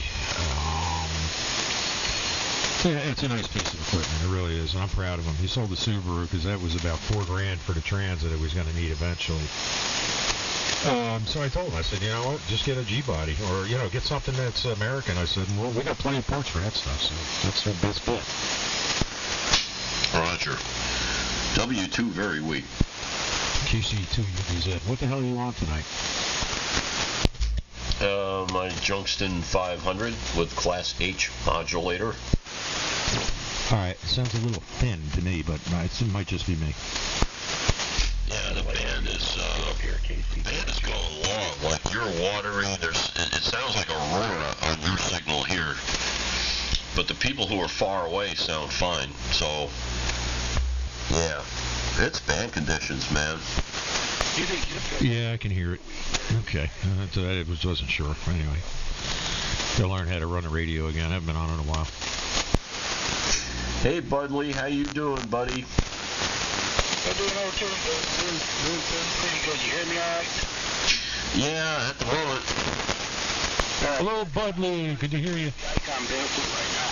That's 30 watt carrier. Yeah, you're 20 over 9. You heard about Ralph, right? Yeah, I did. Fastest key in the east is keying up somewhere else now. The fastest key in the east. He made it to 93. And I gotta give Johnny W3JN a jangle. I need to find out if Ralph outlived his ex-wife, because I know that was his goal, and that's important that I find that out. Was that Ralph JL? Yeah. Oh, damn, when did that happen? Not long ago. Oh, that's too bad. Friend and a mentor. Great guy. Mm-hmm. You guys might be interested in knowing that WA4GGL is still alive, WB4AIO. Holy crap, really? Yeah, I just talked to him on the phone this morning. He's as witty and as fun as ever, as bright as ever. But you're supporting Nazis. He's going to be 94 years old on Halloween Day. Man, holy crap. I heard that they bulldozed his place in his KW1 into oblivion, but he's still alive. G. Gordon Liddy. Yeah, I remember him well. Yeah, he's a good friend of mine, and he still is, although we only talk on the telephone now. I did visit him in March, and his health is not the best. He said he went to the doctor, and they gave him a list of 18 things that were wrong with him. That's always wonderful. Well, that's nice to hear, Kevin. Thanks for letting us know that. No problem. Nice to hear you guys. I'm eating dinner and listening to the high fidelity, so carry on. Roger. W2 very weak here on Beechwood Mountain in New Jersey. Somewhere east of America. Yeah, WB4AIO near the Great Forest of western Pennsylvania. And W2BTK on Montana Mountain, also east of America. W2JBL on Hook Mountain, looking down on liberal New York State. You see 2UDZ in the Barnegat hole. WB2HJK, Queens, New York. What's left of it? Try it again, Budley. Hey, Chris, do you hear me? Just barely, Bud. Where are you up to camp? No, I'm just running barefoot. I'll reach over and turn on the new amp. Yeah, you're a little light, but there's some jerk down on 79 been dropping a carrier for a while and getting that heterodyne and that garbage. But you're making it. He's going to light up his amp, he said. That's 20 watts. Yeah, I heard that. I can't tell what you hear from here. There's something wrong with my stuff. Oh, are you kidding? With this hardware-defined receiving setup I have and the antenna out in the clear, I hear stuff other people can't even tell is there. Hardware-defined. That's great. Did you write that? I coined the term, and I've been using it for at least 10 years. Mechanical filters. For example, I'm going to crank in the mechanical filters in my hardware-defined receiver to get rid of the QRM. There you go. You hear me now, Chris? Oh, yeah. Hey, buddy. Hey, guys. Yeah, this is the new 4572Bs I built. Citron would be proud. I love that. And a lot... I was doing it with the modded Dentron. A lot of people don't know if you do it right, you can get legal limit out of 4572Bs. 1500 watts PEP on AM. Yeah, you can. I can do it with this amplifier in the high voltage mode. Right now I got it in low power. Yeah, I want to get that amp going again. The pink tubes that I put in it didn't last very good. The Citrons, the original Citrons that were in it, they lasted like 10 or 15 years. I had the amp before they finally went weak. I put the Citrons in, and even running less power, in about 2 years they were gone. Wow, that's amazing. But you saw the pictures of this thing, have you, Chris? Oh, yeah, it's beautiful. Yeah, it was fun. Rescue tubes. There's space in the rack. I'm going to build a single 500Z up on 6 meters. I'm getting ready to do the same thing for 6 meters. Cool. Yeah, I'll get ready for next year when things are supposed to take off. What was that about next year?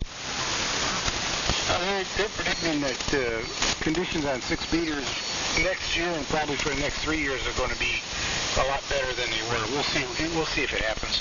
6 has been kicking ass lately. Oh, yeah, it has. I keep missing the good openings. But, yeah, that's the plan here, single 3500. But I assume you belong to the ARRL. If you do, check QST this month. There is a reprint of an excellent single 3-500 build, 4-6 meters with inductive plate tuning. Brilliant design, and I know a guy that built one. Glenn, N1YTN, built that amp, still has it, and he loves it, and I think I'm going to go with that design. They tune there's no C1, they tune the plate tank with a shorted turn inside the tank coil. Yeah, I saw that. In fact, I think I downloaded it. I might have that on my computer. Yeah, a lot of ISM stuff did that. W2 very weak. W2 JBL. Yeah, well, they reprinted the article this month's QST, and make that work. Based on what Glenn told me about how well it tunes and then it's stable and so on, I think I'm going to try it. Yeah, it was almost a perfect double, and Chris won. I think it was Dave. It's Kenny. How you doing, Budley? Good to hear you. No, I was saying to Dave that IPA I got that I never put together for 2 meters would probably work well on 6. It's a solid state amplificator.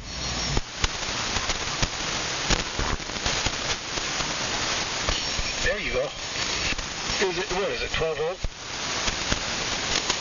No, it's 48 volts. 48 volts, Budley. Yeah, okay. Yeah, just wondering if it'd be, easy enough to stick it in a mobile or something. Yeah, I think capability is around is legal limit on legal limit amplifier. So it would be nice on 6. I guess I could probably swing it to that. Yeah, cool. Yeah, but that's the plans here. But I don't know if I told you, I'm getting wrist surgery too. So a lot of my projects are going to be on hold for 10 to 12 weeks. Wrist surgery. See what happens, bud? You didn't go blind, but you broke your wrist. I should have known someone was going to go there. Of course. Got a good signal tonight, Budley. Looking good there. Yeah, same with you. Let me see. It's 150 watts peaking up to 600 right now. I'm not pushing things too hard. Hey, you're doing fine over here, that's for sure. Yeah, all this is from a football injury my junior year in high school that didn't heal right. Now it's causing all kinds of problems.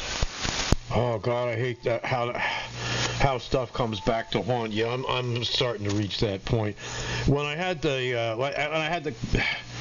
COVID in March, every bone I ever broke in my body, the site of every fracture I ever had, one after the other, all lit up and started giving me all kinds of pain when I had the COVID. It was weird.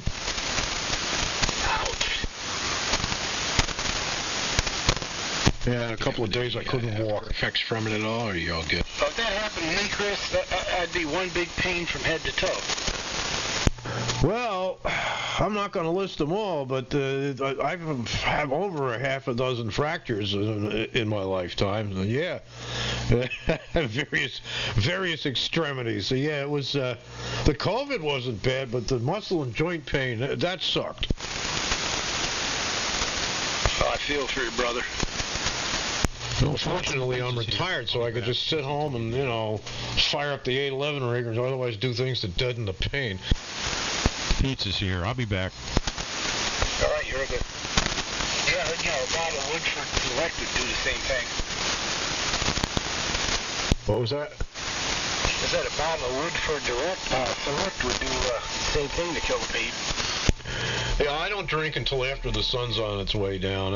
I don't drink during the day, or nothing that ever get done. But I used various means. But then, I got over it. But it just happens to me every now and then, and it might only be for, like my ankles. My ankles got really messed up in the car accident in the late '90s, mid '90s. And I'll just get a day where, like, my left ankle, which is the worst of the two, will just bother the crap out of me for, like, half the day, and then, pain goes away and I'm fine. This is weird. Yeah, here we are, old ham radio operators talking about our injuries and...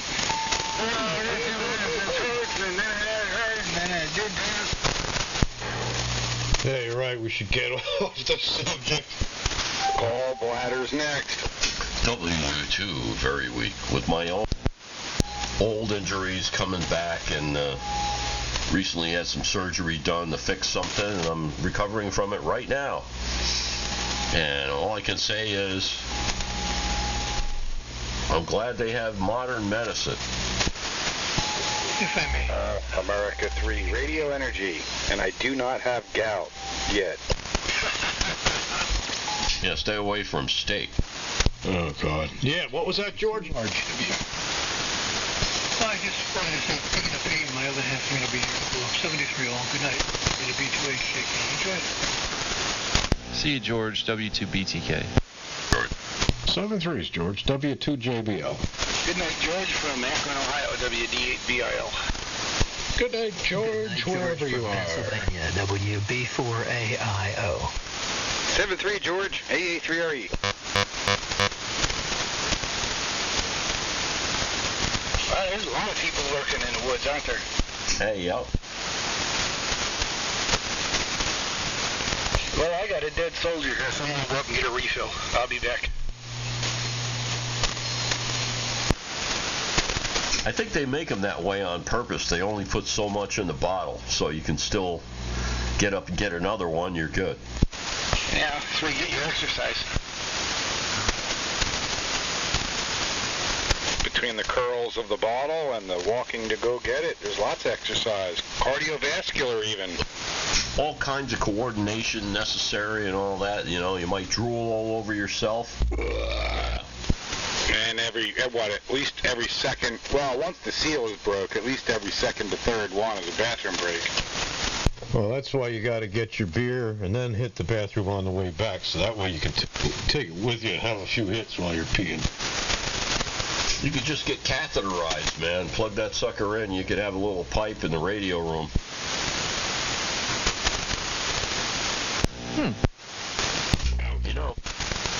one of the amazing things about human physiology is the length of a catheter you need for a male person. It's amazing. You got to put a lot of tubing in there if you have a prostate obstruction. And the only reason I know this is because somebody in my family had that when he was very close to checking out. And I got to see just what it took. And they got like 2 liters out of him. That's it's really amazing, man. That pipe is really long. That's what she said. Again, you did once. I'm still skeeved out from it. Yeah, thanks for officially creeping out my hiney. The person had a glioblastoma, death sentence. And his wife was taking care of him, but his wife she used to be the washwoman that he married, and she really wasn't that smart, unless you ask her. And she was assumed to have been instructed how to put the pipe in, you know. Oh, no! We got the call in the middle of the night because the ambulance couldn't get there, so, oh my God. Chris, let me tell you. Like I said, I'd write a book, but nobody would believe it. You told me the story once over the year. Please, not again. You want to know what color tubing we used? Can we talk about antennas? Used to be a lot more fun when you were younger, Chris. Oh, God. Go back to amplifiers. People are sending me text all of a sudden.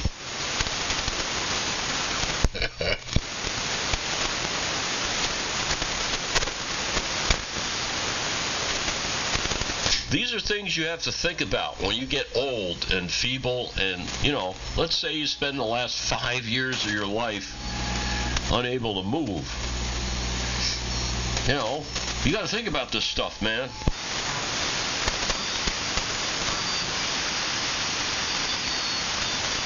That's when you start practicing the shotgun with your big toe. KC2 RGW. I know somebody who did that, by the way. And they screwed it up. And the guy's son found him. And he was writhing in pain. And it lasted for hours. So, you can't practice. Yeah, I had a coworker that did that. He was an Iraq war vet. Accomplished it at home in his lazy bastard recliner. Basically, blew his head off. But yeah, there's almost nothing more grisly than the crime scene. Sometimes it doesn't work, and if it doesn't work, really surreal. It's not good. Because if you get it right, it basically takes a cross section of your face and just removes your face. It's like someone took a bandsaw across the front of your head. Yeah, I had to go to the funeral. Unfortunately, it was a closed casket.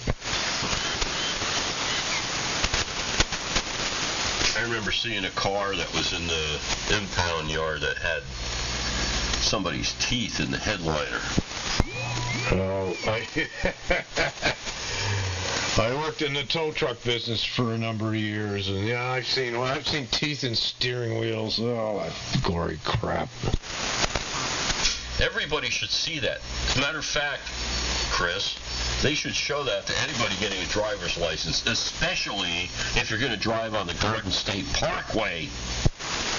I never used to wear a seatbelt until I was an EMT and started pulling people out of wrecks all the time for a couple of years. And now, forget it.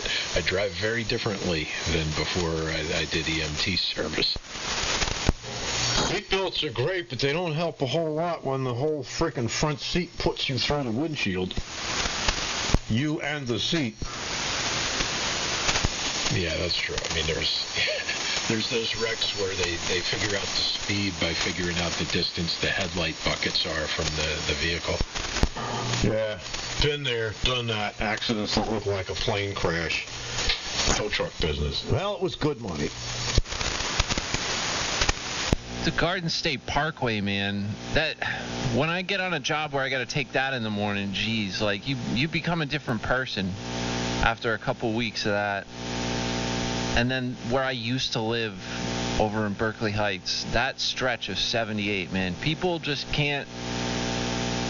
well, they can't keep it rubber side down. Like, there's these rollover wrecks on that one little, I don't know, 5-mile stretch of 78 right by my old house. There's always some kind of horrible thing happening. 3-4 times a year, you'll just get like something there. It's really bad. W2 BTK. W2 very weak. What they need to do is they need to leave all the wrecks where they are, with the hair embedded in the windshield and blood and all that. For younger people, they should have tours. This is your life. This is how fragile your life is. If you're a jackass, you got to get somewhere in a hurry. Somebody slighted you, you don't know how to handle it, you got personality problems, your automobile makes you empowered because the rest of your life sucks. You need to leave all that behind and think about the fact that your spleen could be splattered all over. That's right. And plus, people don't realize that they could be dealing with somebody like me that can drive like freaking Dale Earnhardt, and if you piss me off enough, I'll trash my car to put you off the road, because the car only cost me a couple of grand, and I don't care. Whoa. It is if there's another Chris. Yeah, I'm Chris also, but I figured it out. I've done terrible stuff to people on the road and never went to jail for it. When I used to commute out to Long Island, there's just, for some reason on that route, there's all these people, they just drive with their high beams on, like all the time, like they're just always on. And I got really sick of it after a while. And I mounted one of those like off-road light bars, like those guys with the pickup trucks have, across the roof or whatever. Like, 40, 50 watts worth of LED at 12 volts. Or no, I think it was like a couple hundred watts. Well, I don't remember. It was really bright. And I had that mounted in my rear window. And that, oh man, that was effective. Like, you get some jerk behind you, like, gets behind you with their high beams on or something, you flick that on, and like they just disappear. Like they back off and get behind someone else. Oh, yeah, I've thought of that. But I just wait until they're like a foot from my bumper, and I'll just without touching the brake, I'll just drop it into second gear and watch what happens. Yeah. That was the trick. Like, if it's dark and you're coming up on a cop and you don't want him to see you're slamming on your brakes, you do that. That's the only time I'd ever do that. Well, I use all the gears effectively, but that was the best thing I ever found for tailgaters. That and, the funny thing is, I drive these unmarked cop cars, and I still have the lights on the back deck and the antenna, and, it's really obvious. It might be a police vehicle, but people still tailgate you. And talking to my cop friends about that one time, what they said? All of them said, the people that are so stupid they'll tailgate a police car, those are the ones that get the tickets. That high beam thing about 2 weeks ago. Really an annoyance on the highway. The people that are going the same way, and they're behind you at the high beam.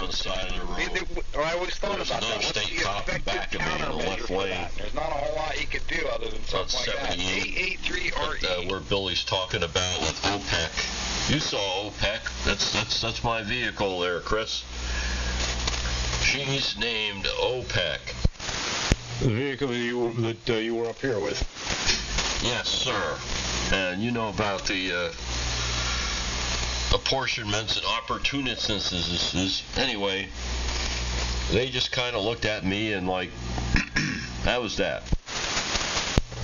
I'm beginning to wonder what my neighbors might think of me, because most of my friends show up in vehicles like that with multiple antennas and, same color scheme and tint and this and that and the other thing. Yeah, in a freaking Secret Service vehicle.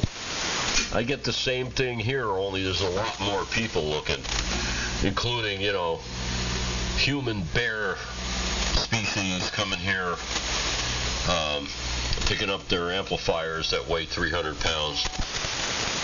My old man used to have an Impala SS, one of the 90s models. I used to love that thing on the highway because everyone would panic and swerve 2 lanes over to get out of your way. You could do 100 all the way down the road, and the troopers wouldn't even look at you twice because they figure, he must be on the job. Yeah, or the other reaction is, and I just sold one, but I have a Crown Vic police package on the road, obvious police car, even though they're not really used anymore, but they don't always just get right out of you. If you come up behind them, 20 miles an hour faster than they're going, you come up behind them, they might get out of your way. What seems to happen around here is they look back in their rearview mirror and they see they think you're a cop. So they slow down to 1 mile an hour below the speed limit and sit there. Oh yeah, around town it was miserable for just that reason.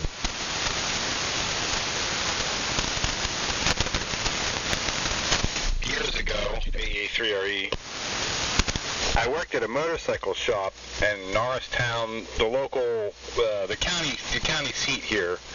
I used to work on their Harley Davidson motorcycles, and it was always fun taking one out for a test drive. People come flying up behind you. You see a motorcycle cop, and I'm in my cut-off shirt, and jeans, and a beanie helmet. They don't know what to make of it. That was always good fun. AA3RE.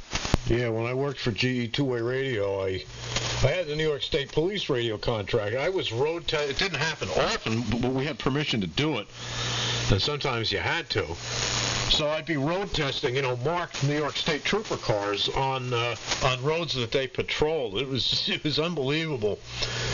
The only time I ever got in trouble for it was I drove past an accident scene. I don't think anybody was injured. But I drove past an accident scene. I actually picked up the mic and called it in on the radio. I had a call sign on their radio system. But even as that was happening, somebody apparently saw me drive right past the accident, and they called the local barracks where the car came from and complained that the trooper ignored an accident. Well, gee, isn't it common practice now for police to ignore things that are right in front of them because they know they don't have any backing? What the hell is this crap? Yeah, pretty sad. And the crowning achievement was road testing the what the hell was it? It was in 1989 or 1990 New York State Police notchback Mustang GT Interceptor. I ran that thing up to 155 miles an hour on the Sprainbrook Parkway by its radar indicating the speed. The speedometer was pinned at 140. Oh boy.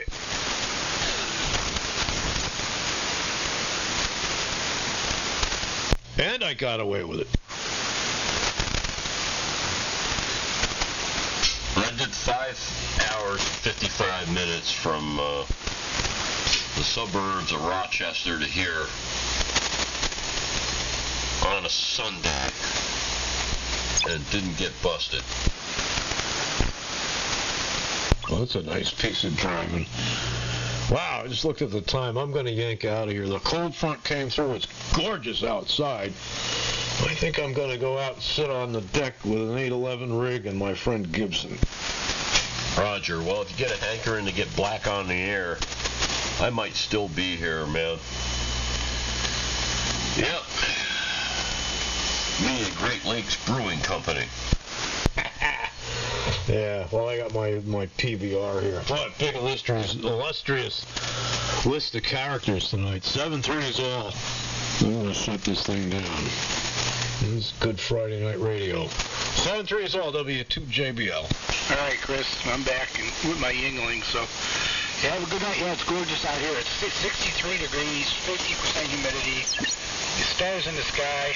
I think we're going back by the fire pit and build me a fire. That's it, but I sit out my deck and fire up the 811 rig. I got an 807 at my side, and I just look up at the stars. That's about it. Dave, good hearing you. Chris, and all the ships at sea. Good to hear you guys. WD8BRL as the Beaver. Roger.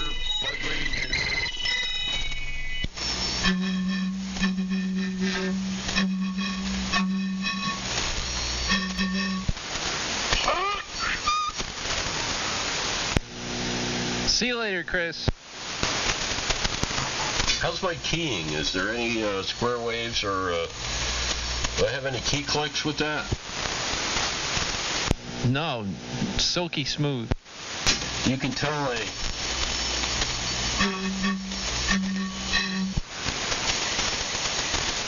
Yeah, it's ready for the contest ready. I gotta do that, man. Just imagine CQ Worldwide be on here, you know. On AM with a beer bottle. On AM with a beer bottle, you know. Yeah.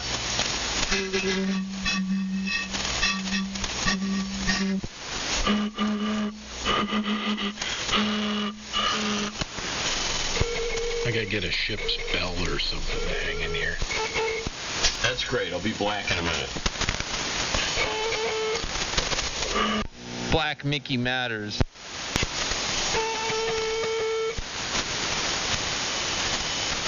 I like this frequency. AA3RE. Hi.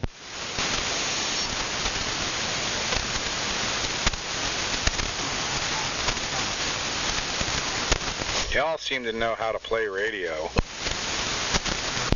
I don't know much about radio.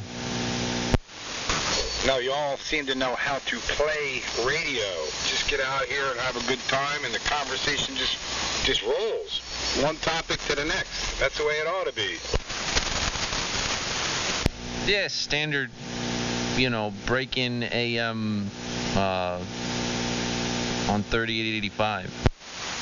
Better format than that round table nonsense, taking notes and all that. That just gets to be a chore. Yeah, break-in's cool. We have our share of doubling and, stuff like that, but it's a lot of fun. I'd rather have the occasional doubling. It happens. You can't, there's just nothing you can do about it. Nobody's doing it on purpose. It happens. I'd rather have the freewheeling style where you can get in it before the comment gets stale. Yeah, that's the thing. But, it's good and bad. It's a lot more fun. That's the main thing. Sounds good. What reason would I be in the amateur radio if it wasn't for the fun of it? I mean, that's the whole point, really. It's a hobby, right? Well, hell yeah. The people that take it too seriously need to have a good look in the mirror. If you want to be a radio operator, go get into broadcasting. This is amateur radio. What? Yeah. I think somebody might be trying to get in there, or I think a lot of them just have to go take a nice poop or something. Vector generator. Yeah, sounds good.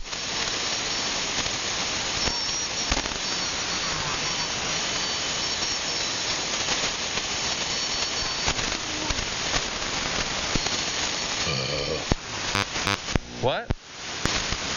Are you on the vector generator tonight? Sounds good. No, plate modulated exciter there. The Johnson Viking 2. Old, reliable. It's good exciter.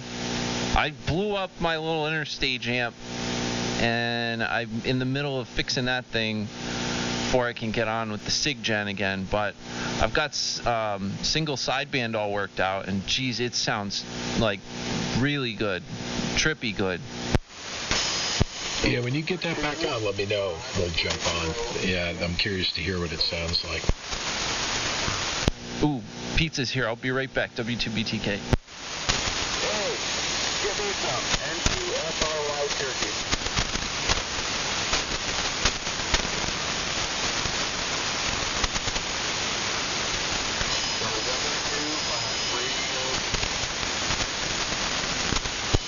Yeah, I hear you in New Hampshire, okay. It's a little noisy. KC2RGW. It's Chris. I'm in Deering, New Hampshire. Hey, Chris. How's things in New Hampshire? All cows appear as normal, and it's finally cool enough. Probably the same out by you. All the cows?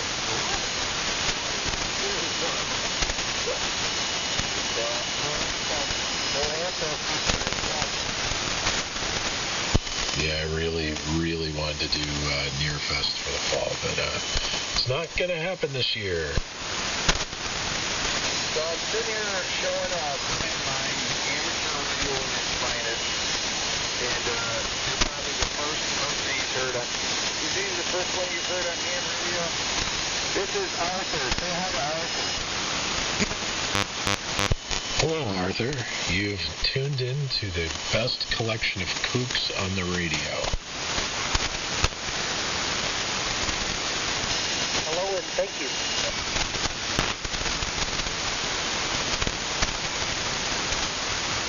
This is probably about the craziest time of the week or evening that you can jump in here, too. So good timing, and do it. Get your license. It's a lot of fun.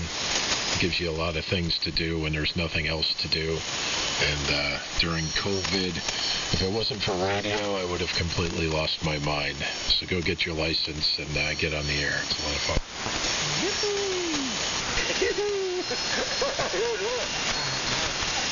Rig here, by the way, is a 107M Gazoo, FT 107M price box from circa 1980s that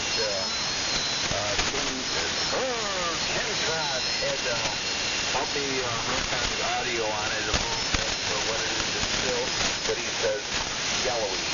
Anyway, but running it into a Gazoo amplifier, and there you go. Put in there in New Hampshire. Yeah, well, for a slop bucket, it's a little shallowy, but it doesn't sound too bad. The microphonium is working well.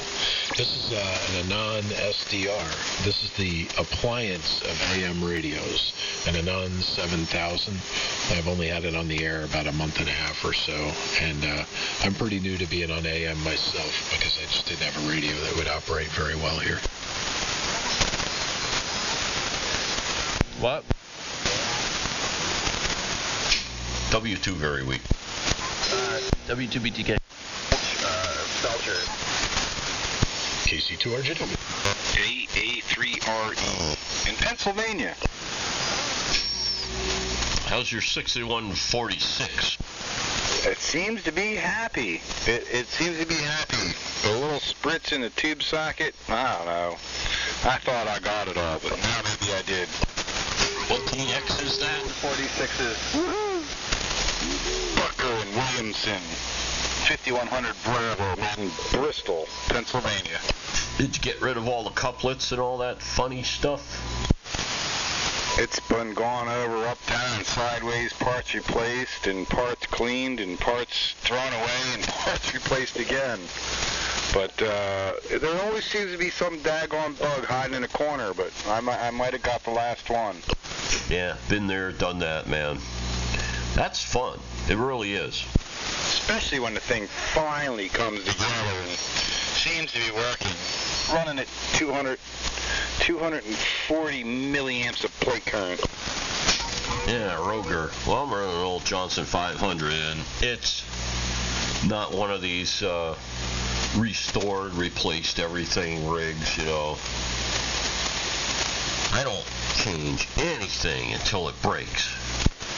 I wouldn't call this restored. I would call it repaired to make it so I can use it again.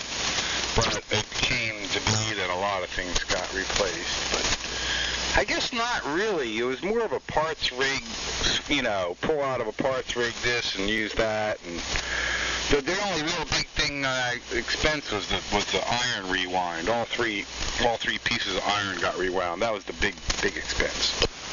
Ouch. Hey, where's Tim? Where's the Henry Alarm Mobile? Is that Jamie? God. That was where Timmy is. One more time. Where's the Henry Moto? Where's Tim? Timmy's not here, man. Who wants to know?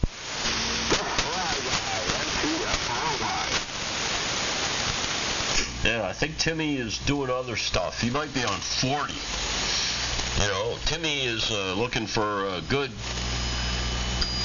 conversation, and, you know, when you got a bunch of guys in here, I mean, Timmy might just go on 40, because Timmy's got stellar antenna capability. Sure.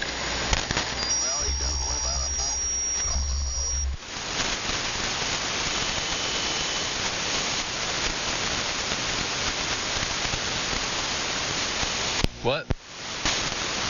Well,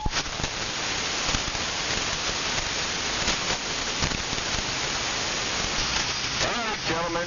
I use that term loosely. 73 and 2 FRY. Laja, W2 very weak, here on Beechwood Mountain.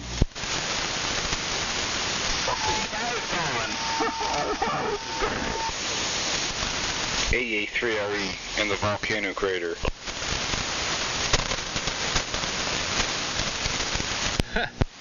I kind of missed the guy with the memory tier.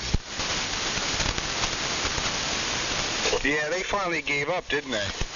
They were trying really hard. There was like 3 of them at one time. They're all friends. There's a guy out in Pennsylvania. He's another one. You know, they didn't like the thing about being good Christians on Sunday. I was profiling them. I don't think they like that, but the truth hurts, man.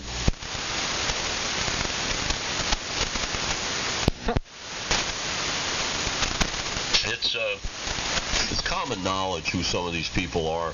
There's one guy who's trying to be a pain, but he doesn't have enough signal. He lives in a very busy area, and his antenna is like some end-fed thing, and it goes over power lines and all that.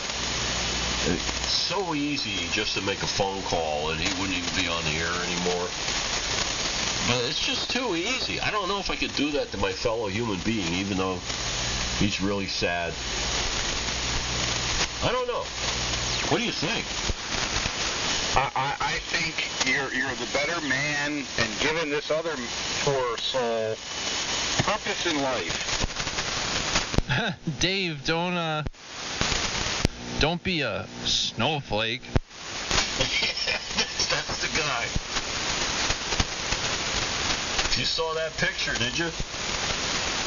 Oh, there's a picture now? I saw the wall of whatever he's got, like the wall of dignity and pride, or the reverse. I've got a picture of his antenna going over the power lines. I have a picture of that, along with correspondence with the federal government when he decided to lie on an application. Man, that dude can rationalize anything. You know, I'm blah, blah, blah in the government, and this is truth and justice, and I can do this because I'm me, and I'm a weirdo, and really? You got a home improvement business? Yeah. Man, I'd like to see you go straight, dude, and straighten out your life and stop being a jackass. How about that? I have seen those pictures and things. Yeah, I wasn't exactly sure what pictures you were talking about, but those I've seen. Yeah, that guy is fooling exactly nobody.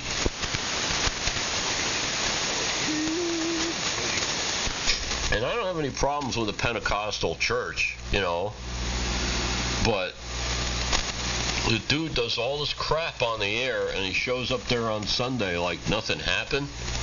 That's a problem. Yeah, but does he have a copy of Black's Law Dictionary? I'm thinking somebody might show up with a key-down truck, like a big Suburban with 6 alternators, and play a couple of recordings of this guy's act on ham radio while the Pentecostal church is in the middle of a service. Oh my God. That would be good. I'd pay to watch that. I have a problem with double standards. Is it me? No. Hypocrisy makes my head explode. W2VW. And that's as deep as I'm getting. Intelligence Central. Not real intelligence, like I don't have any. It's intelligence as in information gathering. W2BTK. KC2RGW. Do I need to pick my lips up off the floor?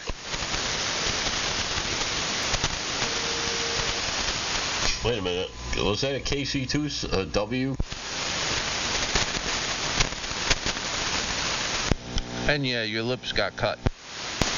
Station with W? Person with W? One more time, the station trying to check in with W.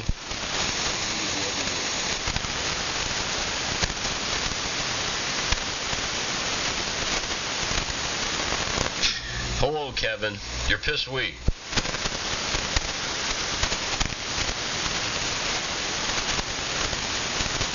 Like, really?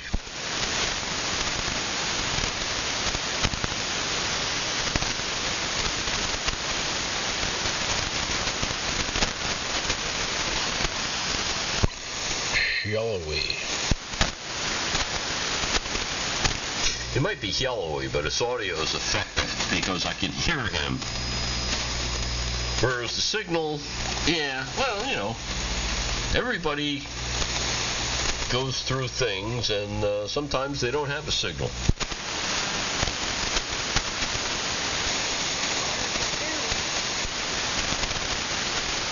It's nothing personal, Kevin, but it's hard to hear you. It only took me 13 years to get an antenna and a radio that worked properly.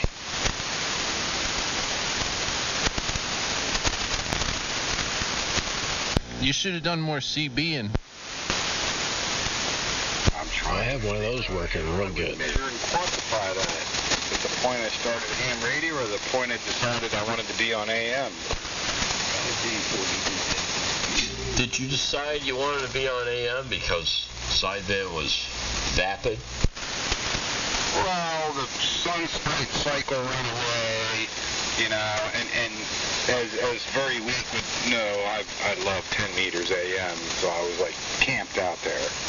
But that went away, so I'm looking for something else to do. Like, I need to go elsewhere, and this sideband junk, you know, the same old all the time, and the 5.9, you know, my antenna, your antenna, my radio, that stuff gets so boring after a while. Okay, I got enough QSL cards I could wallpaper the freaking house. I don't need any more QSL cards. So I needed something else to do. And I loved VHF, UHF weak signal work, but I moved into a valley. So all that stuff went away. That's no fun anymore. So I needed something else. This is the something else. AA3RE. Understood and well spoken. Yeah. My foot slipped off the foot switch because I'm old and feeble. Yeah. Well, SSB, you know, the SNR is easier to deal with, smaller stuff, crappy antennas, you can still get out, and all that. And AM used to be a place where if somebody had a great signal with, you know, good sounding audio and had their stuff together, you could count on the fact that the operator had half a brain. Now that's all over. Now they could have half a checkbook, or somebody else could help them out, you know, and all that crap. So you need to, you know, turn your filter up, but it's still the last frontier on phone for intelligence. It filters out a lot of crap. I guess then that makes me have more brain than checkbook. Thank you. What? I got no money at all. I got nothing, man. There's a change shortage. That's all I had to begin with. Are you saying that you have no sense? No what? No sense. Oh, yeah. Well, you know, the cents is worth more in scrap than it is as pennies, and it's got Lincoln's picture on it. You can't melt down Lincoln unless you're a subscriber to this new weird-ass nouveau, we got to make everything right stuff from people who want to make everything right, who don't understand anything. Yeah, no, I'm not melting down my pennies here. Well, good for you. KC2UFU. Must have plenty of sense. You can't say that. I did, and I'll say it again. KC2UFU. I'm going to complain to the FCC that you said F you, even if it was your call sign. Good luck. How you doing, Dave? I'm doing well. What you do? Did you kick Kenny out of the shack? No, he abandoned ship for watching one of his sci-fi, dark matter, string theory, universe things that he watches all the time now. It's his new thing about, watching about black holes and quasars and so on and so forth. So that's what he's doing. I was going to pretend I was running some solid state crap here just to keep him on the air. Well, what are you going to do?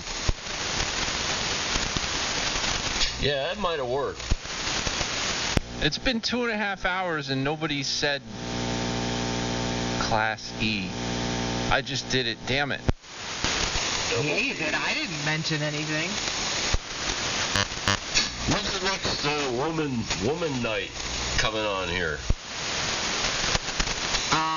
It won't be this Saturday because it's a holiday or whatever. It'll be the following Saturday. So what is that? It'll be the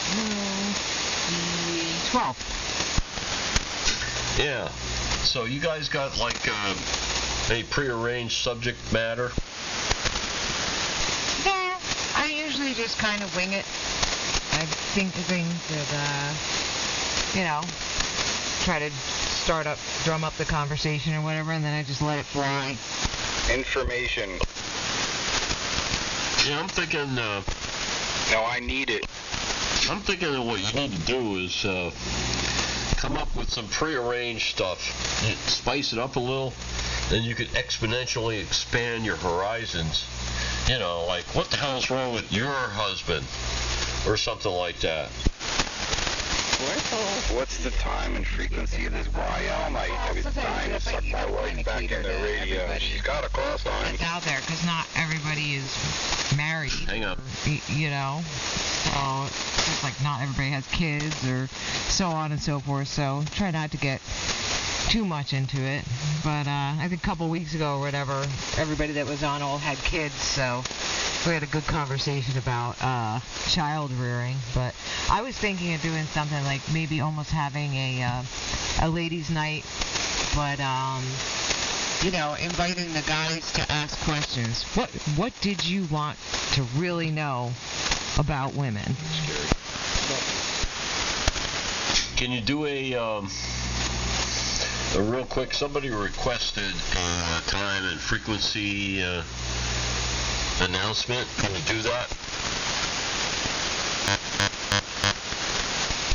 Oh, what, for the next ladies' night? Yes.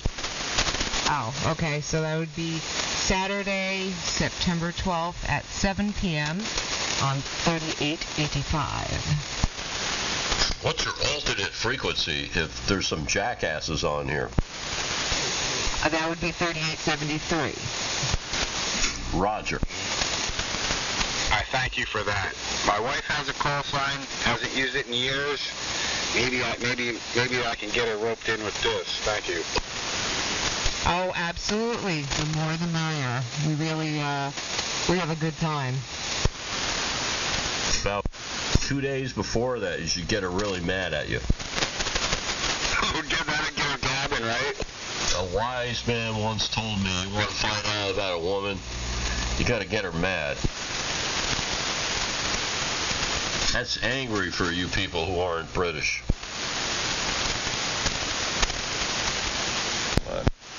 And then you know.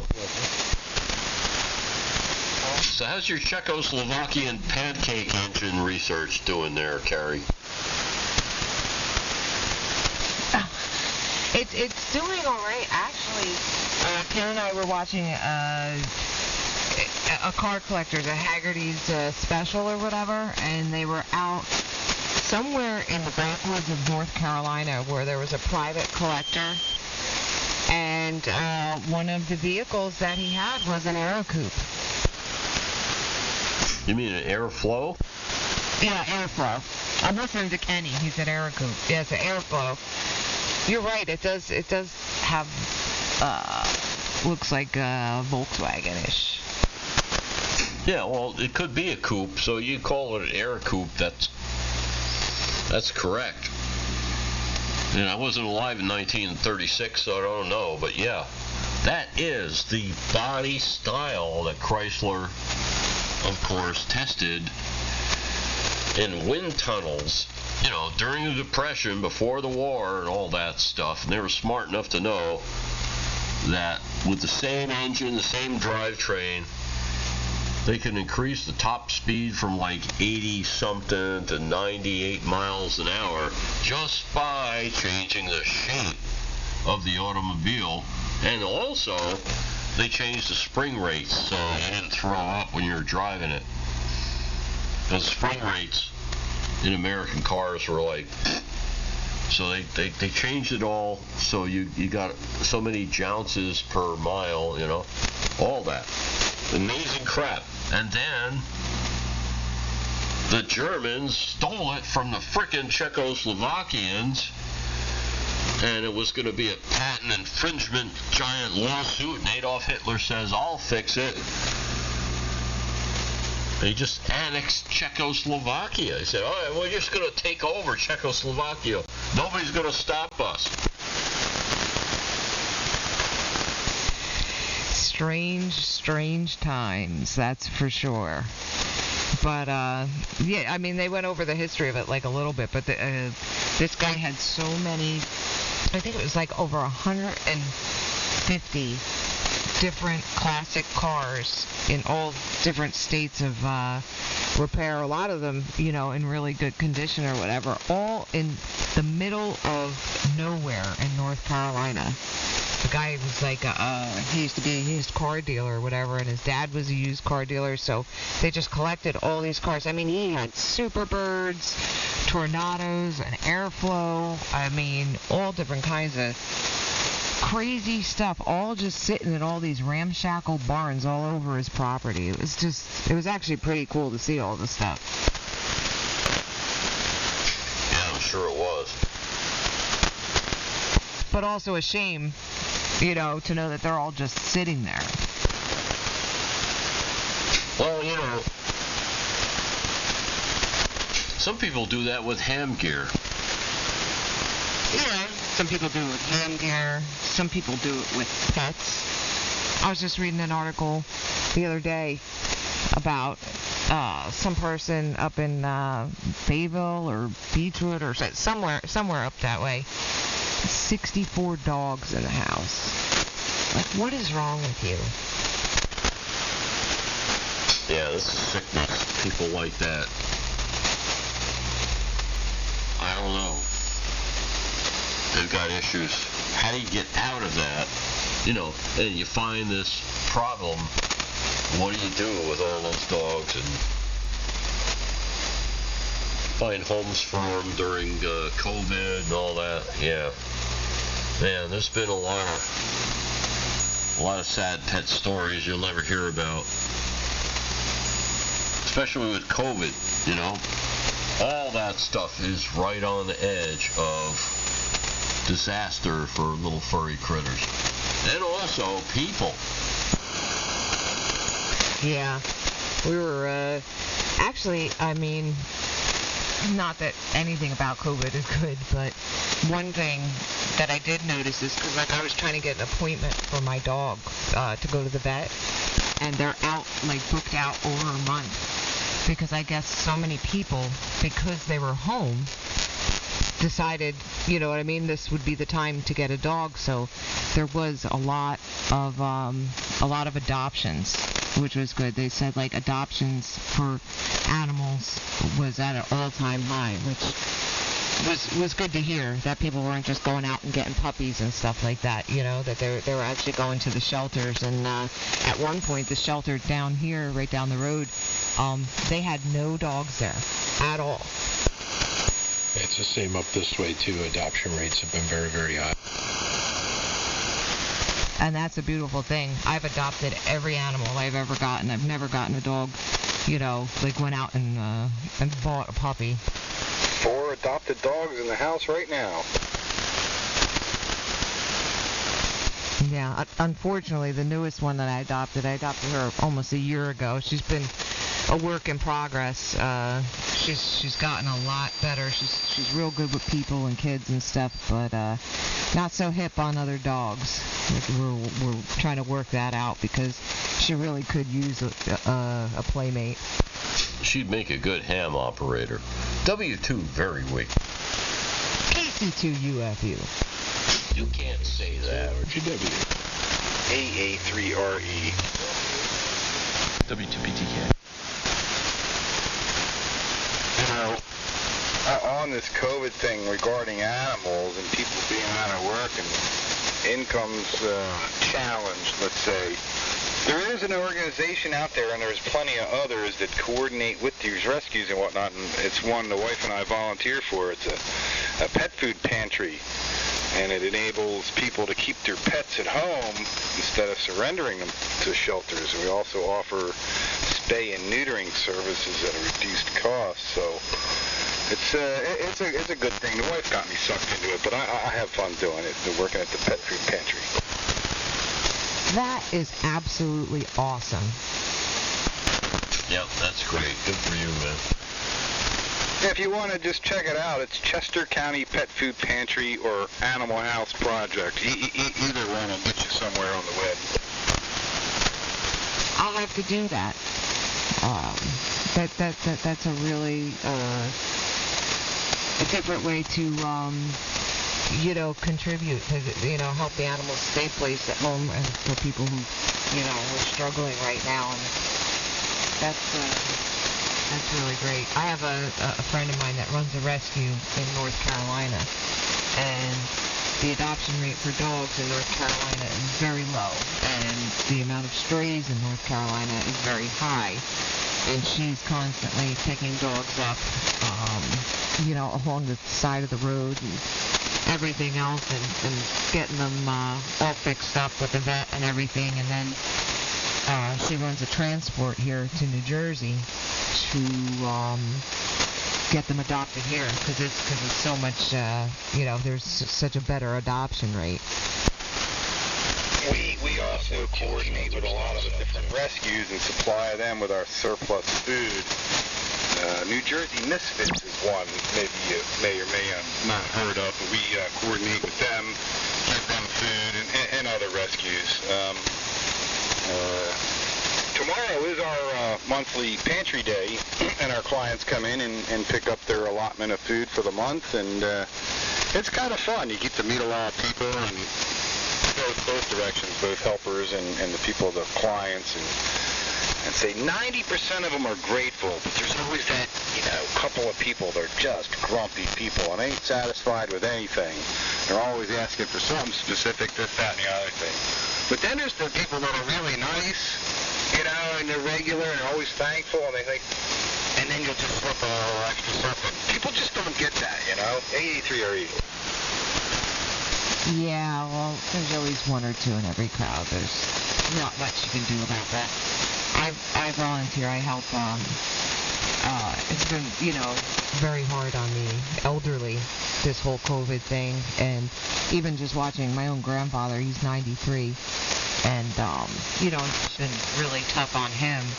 So I've been helping out, you know, and doing visiting and stuff like that, to keep them company. And a lot of them have pets and stuff that they, you know, they're doing their best to take care of them, but they're older, and their pets are usually older, and a lot of times I'll take the dogs for them and go get their nails clipped or get them a bath or something like that, just to make their quality of life a little bit better.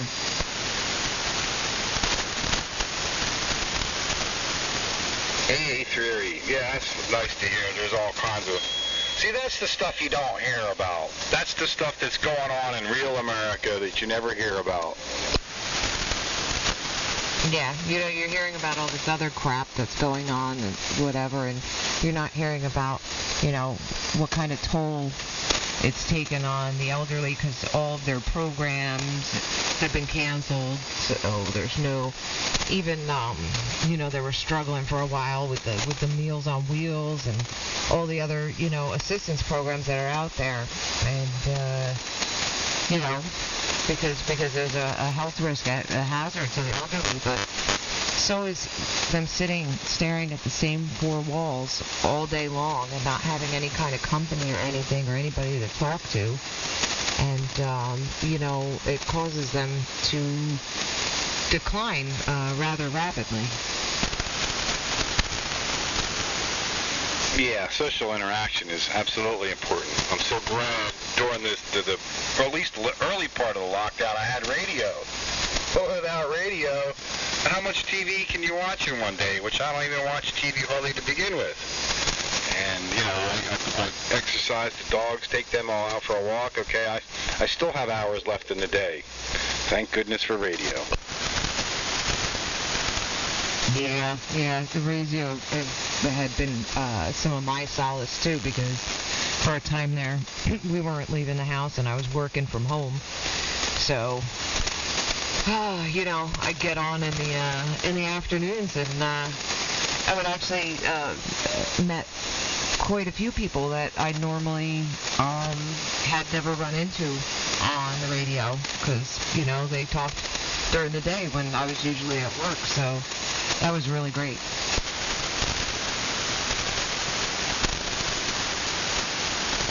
And my work actually went to this weird two weeks on, 2 weeks off thing once our lockdown. Well, we got the exemption. That's what it was. We got an exemption, but we still went 2 weeks operating, 2 weeks off due to raw materials. We couldn't get raw materials for manufacturing, so I had actually 8 weeks of paid vacation this year, which I've never had in my entire life. So I was able to get my Barker Williamson transmitter project finished, which I'm on right now. I was able to get a little antenna work done.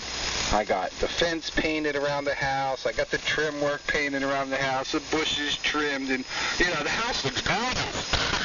I wish I could have that kind of time off every year. And yeah, I got some amateur radio play time involved in, squeezed in there somewhere too. Hey, 3RE. Yeah, very good. KC2UFU. Yeah, I work for a lumber and hardware company, a family-owned business, and the situation with supplies it's still going on, and it's number one, because the lumber industry just boomed because people were all home like yourself, and everybody was starting projects because they had all this time to do stuff. But then, getting the raw materials because the factories were shut down, and, it just all kind of snowballed, and it's still going on now. Like, we have to wait sometimes 2 or 3 weeks to get a truck of treated lumber in, and yet we have all these builders waiting to build, more houses, because the building boom has just gone absolutely crazy. A lot of people are moving out of the cities. They're, moving into more rural areas. And I know just from my development alone, which my development's probably 30, 40 years old, there's no properties left. We used to have, bits of woods here and there and everything, and now it's all been wiped out. And now they've all started these, building these houses everywhere.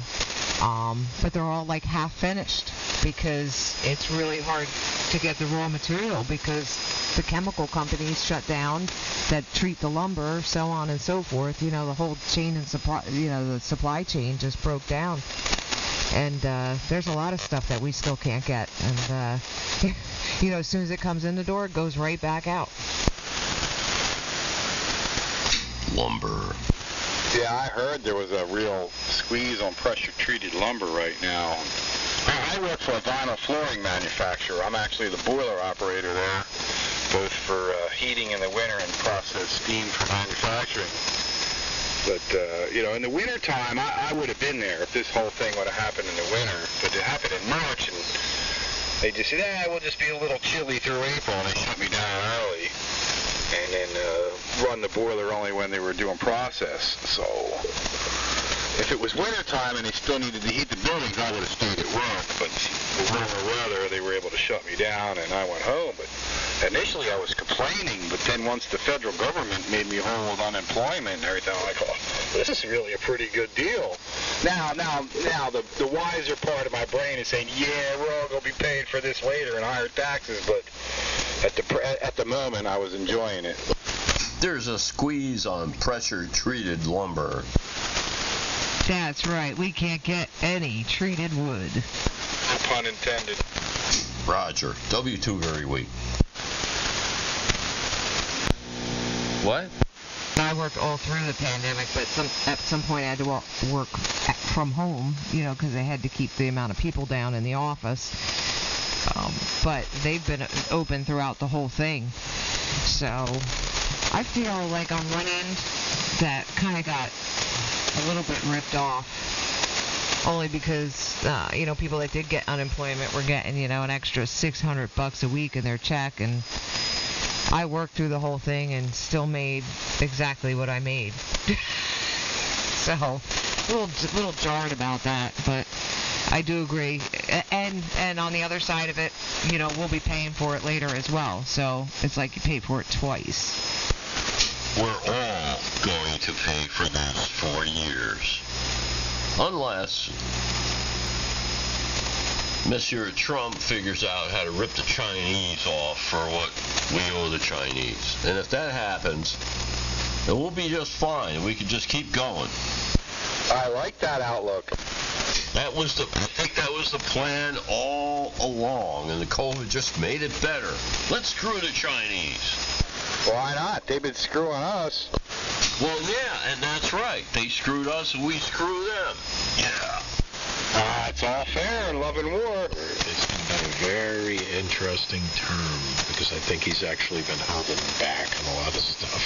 I'm kind of looking forward to see what he'll unleash when he knows that it's the last run. KC2 RGW. Yeah, either way, this country's going to be in such an upheaval. I don't know. Well, they always say, never say, could it get any worse, because it can, but this is pretty bad. It's embarrassing, is what it is, the way things are going on right now. I have my sister-in-law. She's European. She's from the Republic of Macedonia, and she just like her outlook on things and the way she's watching everything happen or whatever. She's just like, I can't believe. She's like, you must be so embarrassed. That's the perfect word for it. I'm retired military and I'm embarrassed for my country.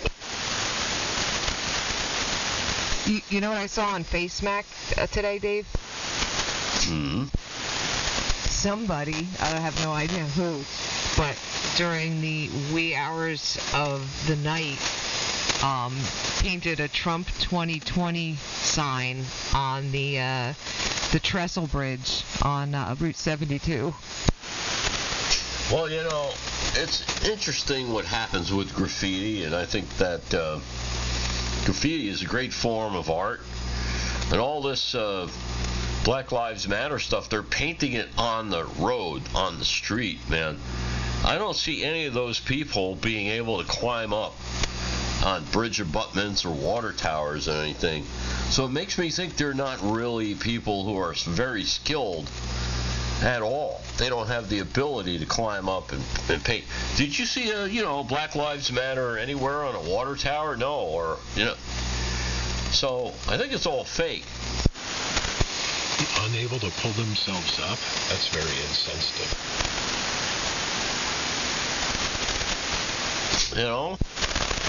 There's it's Dick Cheney. Dick Cheney's out there. What? There's somebody Yeah, whatever happened? Can we have that back? Can we go back to that when Dick Cheney was the worst thing that people had to bitch about? Thank you. Remember the good old days when Jimmy Carter was trying to pass something with no funding and we could all piss and moan over an unbalanced budget? Jimmy Carter, the president with the highest IQ, electrical engineer graduate, the smartest man to ever become president. And how did that work out? He's truly one of the kindest human beings that was ever president as well. And he still is. But he said that we have lived too well. And that is the truth. It's now the spoiled brats of America that are, rising up. And he was a peanut farmer. And for people who can't pronounce words, that's really scary. You mean like potato? No, that's not what I meant. Who is that? Who spelled potato wrong or said potato wrong? I forget. Was that Al Gore? Dan Quayle. Yeah, Dan Quayle, yep. Impeachment insurance. For the news headline. Impeachment insurance. Dan Quayle. Well, I don't know. I don't even watch the news because none of it's got any real objective anyway. You know what I mean? There's no objective views anymore. The news is not the news anymore. I can't believe anything that comes out there. I don't know. I just don't know. The news. The news is dead. Reporting is dead. It is dead and buried. In print media especially, and on television, forget about it. It's opinion. And it's not even that it's opinion, but the actual news where you read a story or you see a story and you go away and there's like a half a dozen questions that haven't been answered because the person who is putting this thing together doesn't have enough freaking brains to find out the facts. And you walk away from it and it's like somebody's opinion. Donald Trump, he's got very bright boogers. They're more interested in that crap instead of what's going to happen tomorrow with this new bill. How's it going to affect you and your loved ones, and what's going to happen to your taxes? And they can't be bothered for real reporting. So the news is dead. I don't know if it's ever going to come back, but I think one of the really important things is to have real news without opinion. And it's got to be done on a large scale, or we're all in a lot of trouble. It's no accident. They don't answer those questions because the people paying for the media itself don't want people to know the answers to those questions. It's just straight up propaganda now. There's no news. The who, what, where, when, why disappeared because all the owners of the media outlets are corporate interests or political interests that don't want you to know the answers to those. So it's all just a fog. It's intentional. It's propaganda. KC2 RGW. It's worse than that. What it is people don't pay. It's a business model, and it's like World Federation Wrestling. It's not real wrestling. It's BS.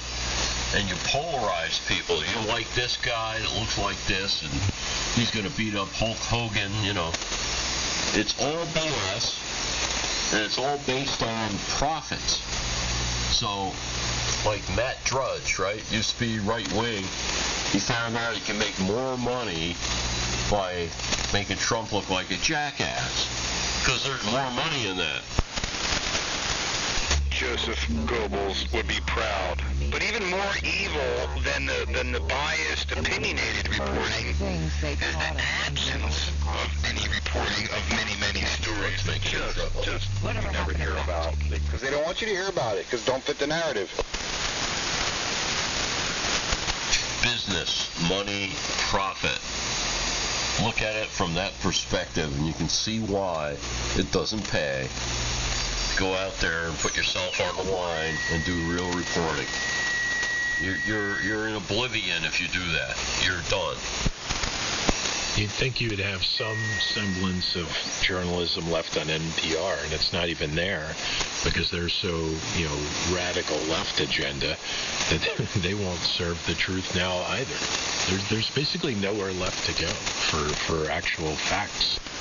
You're right here, man. You're on 3885. Here's the news today. Somebody with a leaf blower. Leaf blowers should be made illegal. Damn it. Yeah, they're just too noisy. In the forest. Yeah, you shouldn't use leaf blowers, especially gas-powered leaf blowers, because, that's bad for the environment. Let the leaves blow themselves.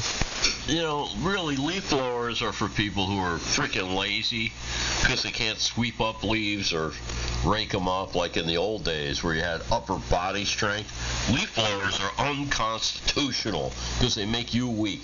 And if the Russians are going to overrun us and you're out there with a rake 2 or 3 times a week raking up your leaves, you're going to be ready for the Russians. But if you got a gas-powered 2-cycle leaf blower, all that exhaust from that is going to make you weak, and the Russians are going to come and they're going to kick your ass. Yeah. This is what happens when you don't spank your children. That's all I'm saying. Probably take out most mid-sized Russians. I live on a 3-acre wooded lot. I'm not raking that many leaves. That'll kill me. Get yourself, you don't want to blow leaves, man. You gotta, you need one of those leaf sucker-uppers, man. No, I live on a very small lot here, and I got neighbors here, there, everywhere. They're listening to me right now. I'm waving to them, actually. And a leaf blower here is freaking obnoxious. If you're out there in America, in the middle of no place, I don't care. You can turn your leaf blower up. You can dump some formaldehyde, PCBs, whatever you got, uranium-238, you put that in your leaf blower, I'm good with that, I don't care. Oh, well then I'm alright then. See, I got a 3-acre lot, I got a neighbor 500 yards away one side, 1,000 yards away the other way, and nobody front or back. And we all have leaf blowers. And by the way, my leaf blower is a 4-cycle leaf blower made by steel. Thank you. I clean my gutters out with a leaf blower, man, but it's electric. Oh yeah, gutters. I keep my pole barn cleared out, and I got to keep the leaves off the shooting range in the side yard. What else am I going to do? I'm not going to spend an hour raking that just to go out and shoot for a while. You gotta keep the rifle range clear or the shooting range clear. Absolutely. Do you know how I take care of the leaves in my yard, Dave? You light them on fire with your Class E transmitter. Oh.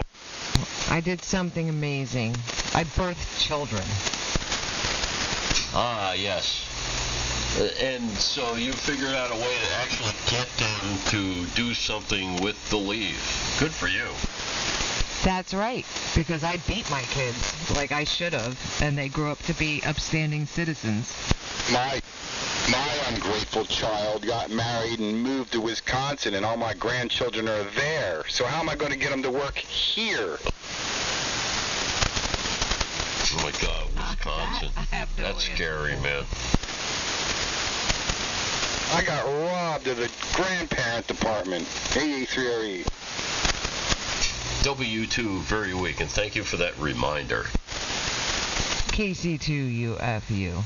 You know, one thing that I did find interesting with all the, I told you Ken watches all that stuff about like the quasars and the black holes and string theory and all that stuff.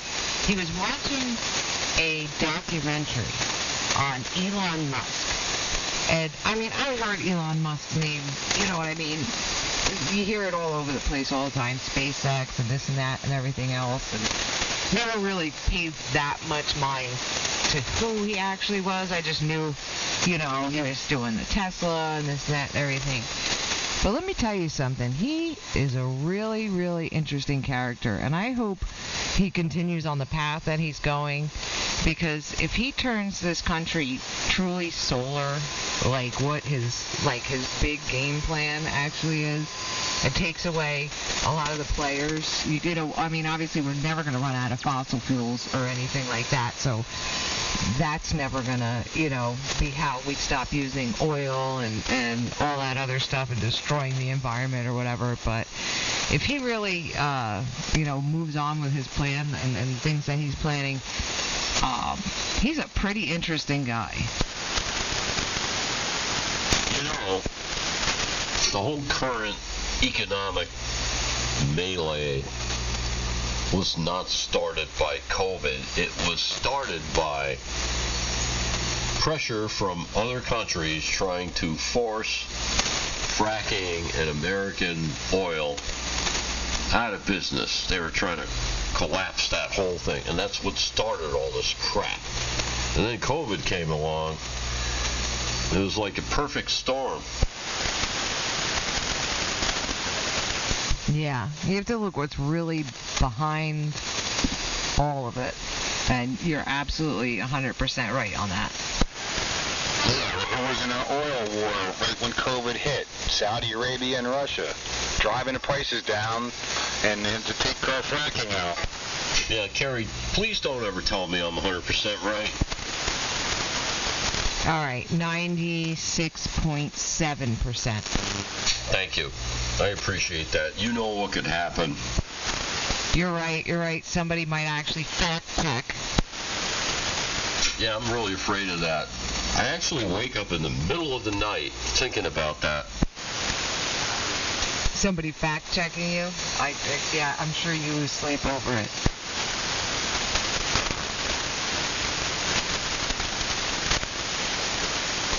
But just imagine what would happen if, say, even 50% of the country went solar. Well, you got to look at the numbers, okay? You need to look at the energy requirements versus what solar really does. So if everybody had solar panels on their roof, it's going to do 5% of our required energy, you know? Really, the way to bury fossil fuel forever is still nukes. Has a bad name, and it's got a whole lobby infrastructure that's been around for 40 years. You know, Bruce Springsteen, blah, blah, blah, all that, no nukes, all that. It's a problem. But the thing is, when you're looking at politics and you say the Republicans are great, the Democrats suck, well,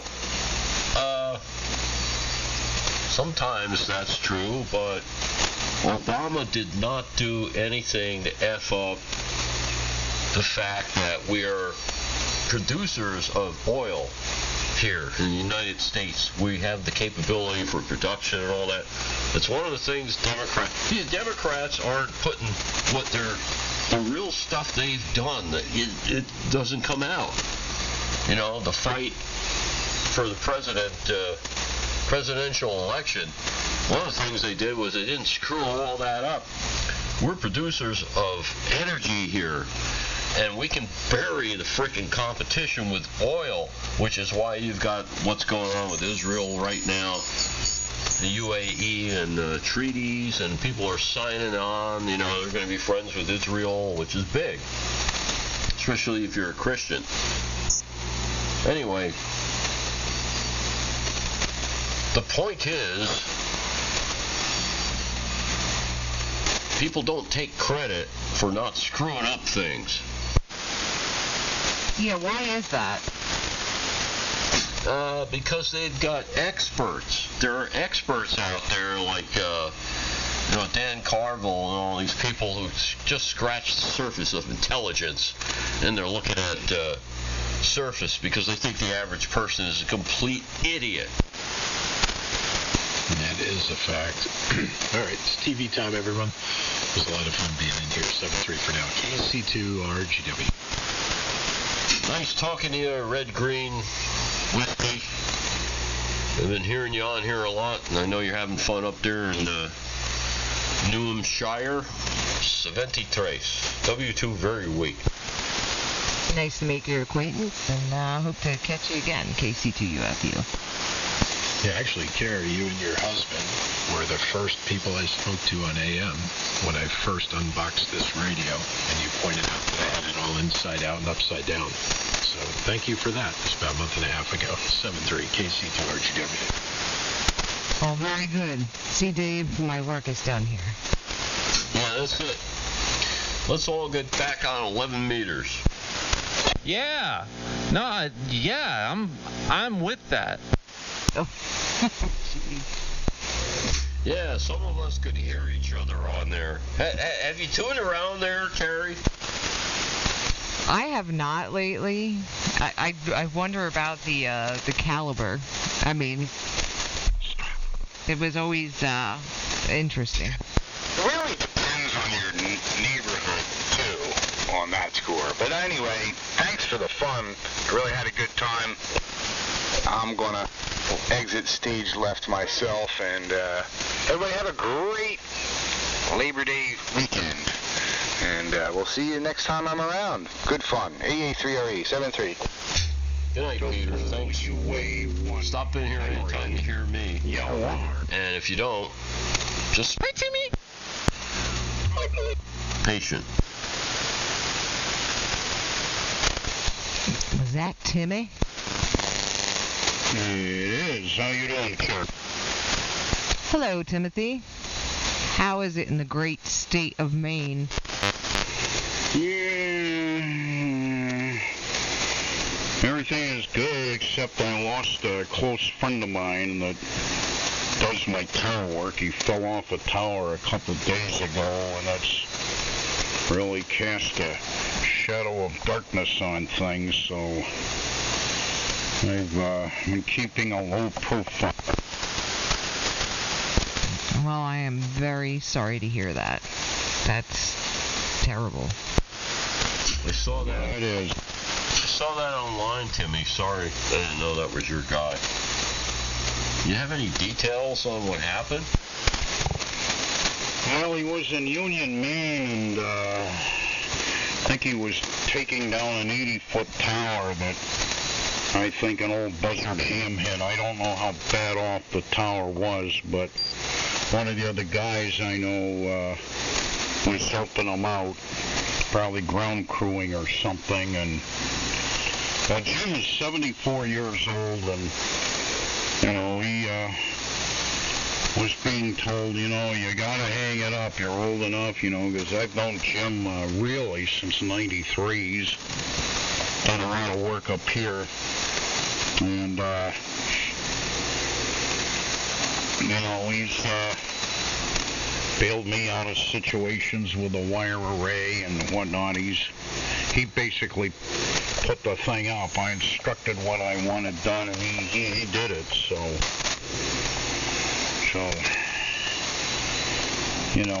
besides me, it's all these, he's worked in TV broadcasting, not so much a tower guy, but engineer as well. So he was a rare combination of a tower guy and a guy that knew RF. You don't find very many of that. No, you don't. Well, I'm sorry to hear that. Well, hopefully, people are in a position to help out the survivors, whoever they are, get through this. And hopefully the mistake involved is put out there so other people can learn from it. It's about the best you can hope for. Yeah, well, Jim was not as careful as he should have been, and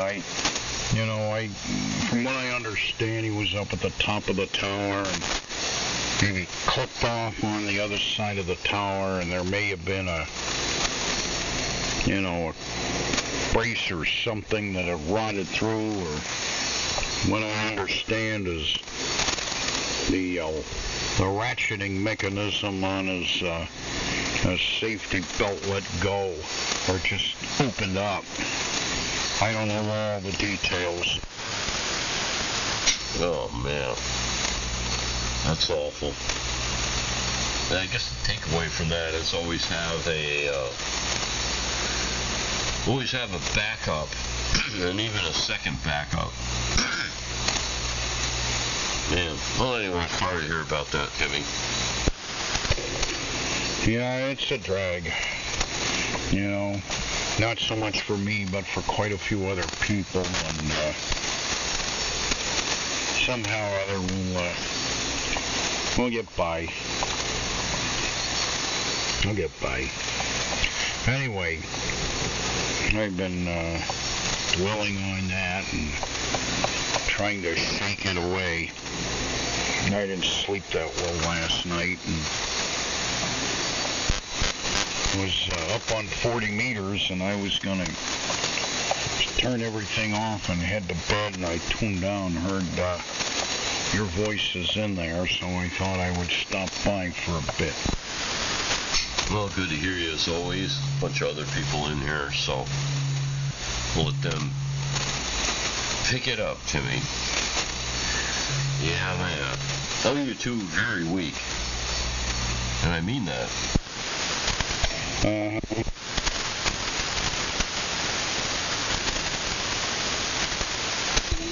Well, speaking of very weak, I hear a few VPW signals in there, far out from the land of far out in there.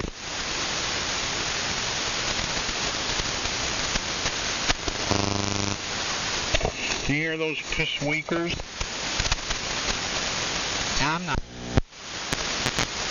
I hear something on 3880, but I actually have the carrier notched out, so it's not doing much here. There's been a guy on here for the last, 3 weeks saying he wants to have my baby. I think it's a woman. On CW. Really? Over and over. I want to have your baby. I'm like, wait a minute. I'm way too old for that. Okay. I'm up for that. Otherwise, I'm too old, and I'd be like 87 when the kid graduates high school. But if you want to send CW, you want to have my baby, I'm good with that. Yeah. Well, that's an invitation you don't get every day, huh? It's not. That's disturbing on so many levels. It is. Yeah, for all the years, there's always been, the penis gallery with their comments. Yeah, that's part of this whole thing here, I mean, I don't expect to have a clear frequency, especially with AM. And that's the thing, Timmy, is people don't get that there's a screw the establishment thing with AM. And the people who don't understand using AM, screw the establishment, they're not my friends. Yeah. Well, in the past I always believed in, when the garbage starts building up, you just turn the wick up. Yeah, man. There's a thing called iMac. Yes, antenna tuner by iMac. The whole entire station by iMac. Well, I think in this transmitter it's RF by Amperex. Well, there's nothing wrong with that, man. Those PL175s are great. Yep. Well, actually, it's an all-glass version of the 4-250. And I put it in this transmitter back in the 80s, when I had rehabbed the thing with a low-voltage plate transformer and all that. I couldn't see wasting a 4400, and I had this anthrax tube, and I stuck it in there, and the FAT had it for all these years, and QSL Mike got the transmitter back and got it up and running, and it hasn't lost any emission. W on DTX AM. Yeah, that's great. Man, Timmy, I remember you when you weren't old. Yeah, ditto. Somebody's breaking in there, so I'll shut up. W2 very weak. Yeah, Whiskey 1 Delta Tango X-Ray AM. Yeah, understand. I can hear you in there. Yeah, I hear everybody so far. Good evening from KC2UFU. Oh, well, for everybody else, this is Steve, and we're located near Bahaba on the coast of Maine. And we're roughly 3885 on the dial. Hello, Steve.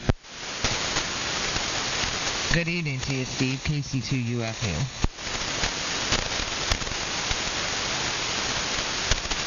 Yeah, just fired up the DTX 20 here, so I'll let things warm up a bit. And I think it's about 80 degrees in the shack. I thought I was going to get away with getting away from the summer heat, but we had a little bit, wasn't too bad outside, but the house kind of heats up being in the sun and whatnot. And, things are cooled down outside, and I think I'll let the house hold the heat. And by the time morning rolls around, everything should be just ducky.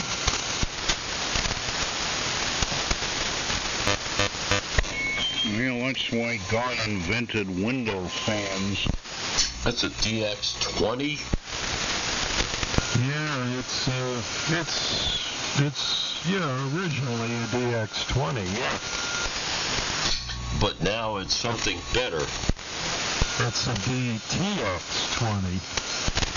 That's great. I love hacking up old ham transmitters, and I like to see the fear in the eyes of people who collect,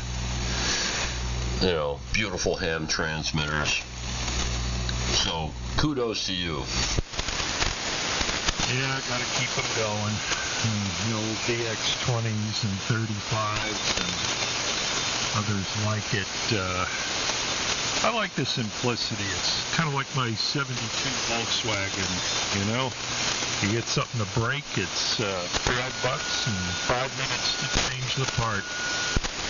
Yeah, and cylinder 3, you keep the valves loose, I think. I don't know, it's been a long time. Yeah, I haven't gotten that far, but I swapped out a junker in the yard, and this one was ready for the road, and I think I had $25 into it total for tie rod and some other piece, and it was about a half hour sitting in the yard with the tools, and I was off and running. Roger. Last time I drove a Volkswagen Beetle Bug was a kid down the street was going into the Air Force, and he came over and knocked on the door. He said, "I want to kill my car. Would you like to help me?" And I'm like, "Yeah, man." This is in the middle of winter. So he took his 65 Bug, and we went out to this parking lot. It was like a mile and a half away. They had a giant mound of snow. I don't know how these guys put this mound of snow in the middle of the lot. Giant, 1,200 car parking lot with a giant mound of snow in the middle. Anyway, we picked up another friend. There were three of us. And I backed up across the lot. The other two guys were like, well, we're not going to sit in here while you do that, you know. And I'm like, okay, I'll drop you off near the mound. And I backed up after dropping those guys off and went over this mound of snow at like 40 miles an hour. I got up all the way to like 40. Indicated speed, who knows what it really was. And the thing came down and it turned into a U shape, and it was great. That sounds like fun. It turned into a U shape. Yeah, and then the frickin' front, the steering was half broken. There's enough to navigate it out of there and get home, but man, this car was twisted. It was great. I knew it had a flat bottom. And I had a thing, you know, the people's vehicle, and, you know, I hadn't met Terry then. I really didn't realize how the Germans stole all this crap from the Czechoslovakians, including Chrysler, who designed that body style. That whole thing was a ripoff, and I treated it as such. Jesus. I didn't know the early history of the Volkswagen. It was a freaking ripoff, Timmy. Terry can tell you if she remembers. I am not getting into that. I just know it was the Chrysler Airflow. Yep. God. A Chrysler, eh? Well, Chrysler had done air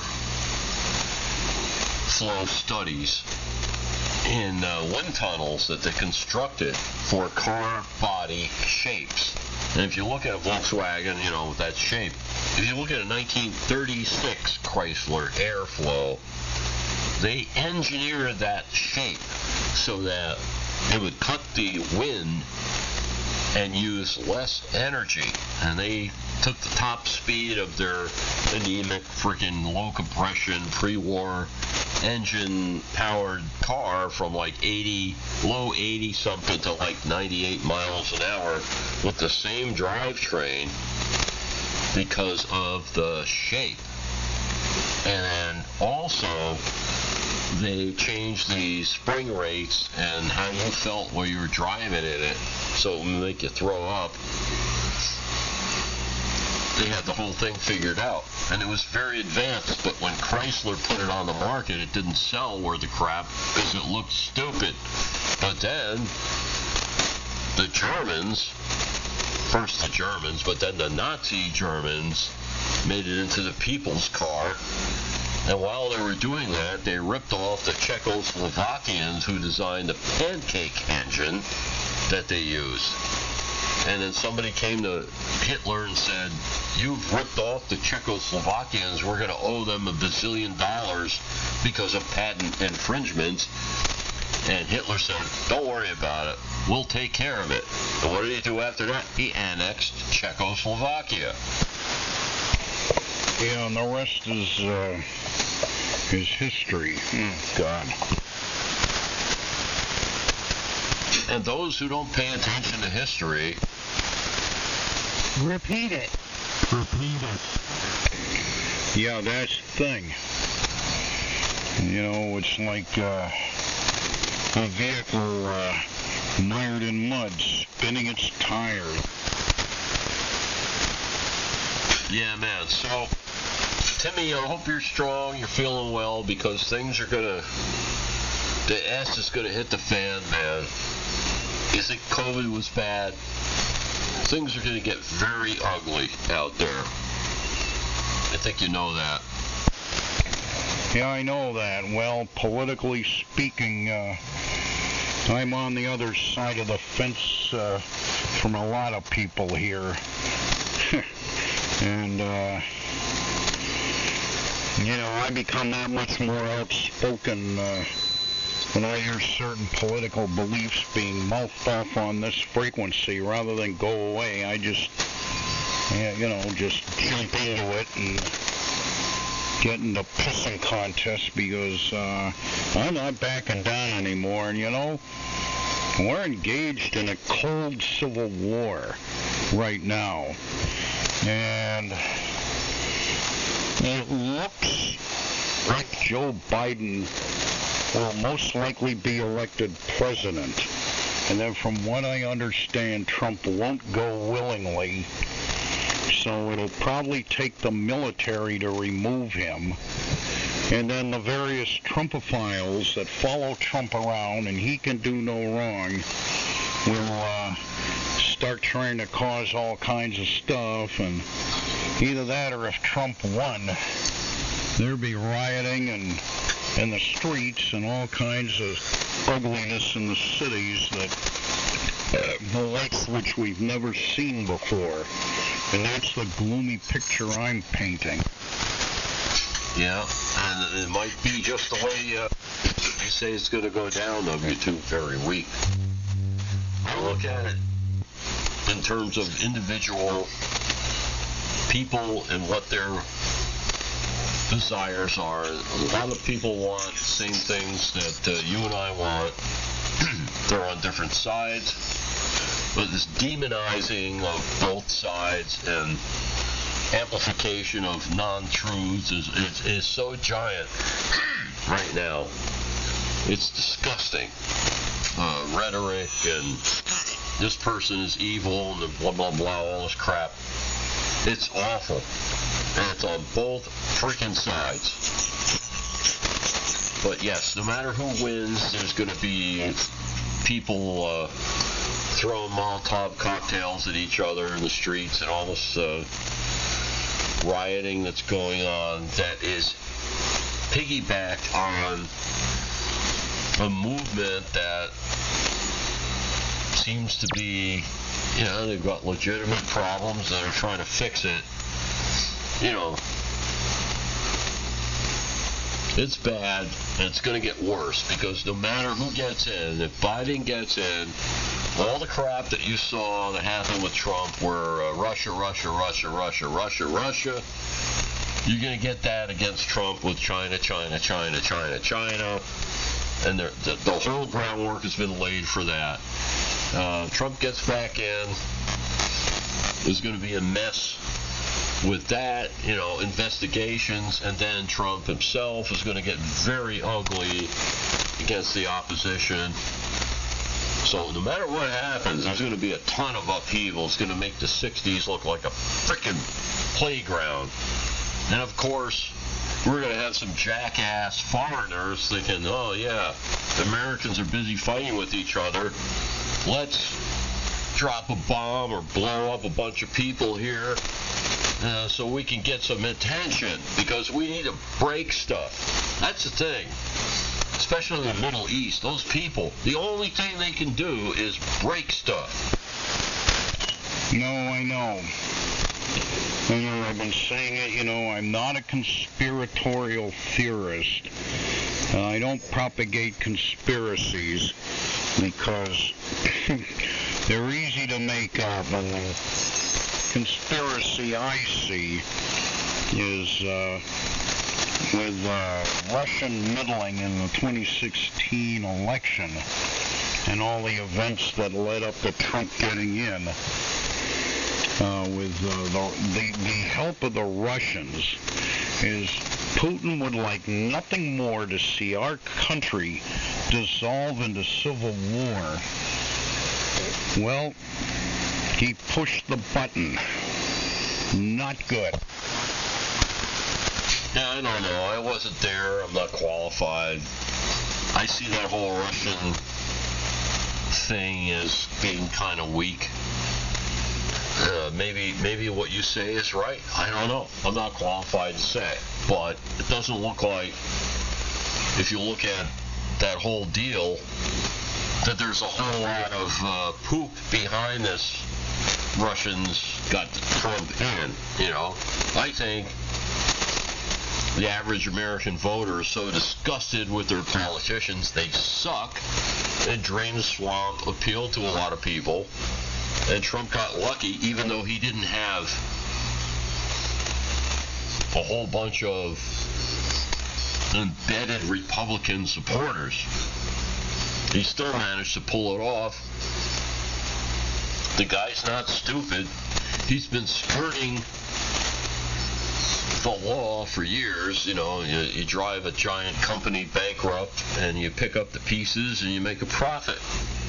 Romney did the same crap. So he's no dummy. Personally, the way I feel about it is that the Democrat candidates haven't been all that great. I mean, you get somebody really, really, really good in there, you could bury Trump. You know, they could be elected easily, but we have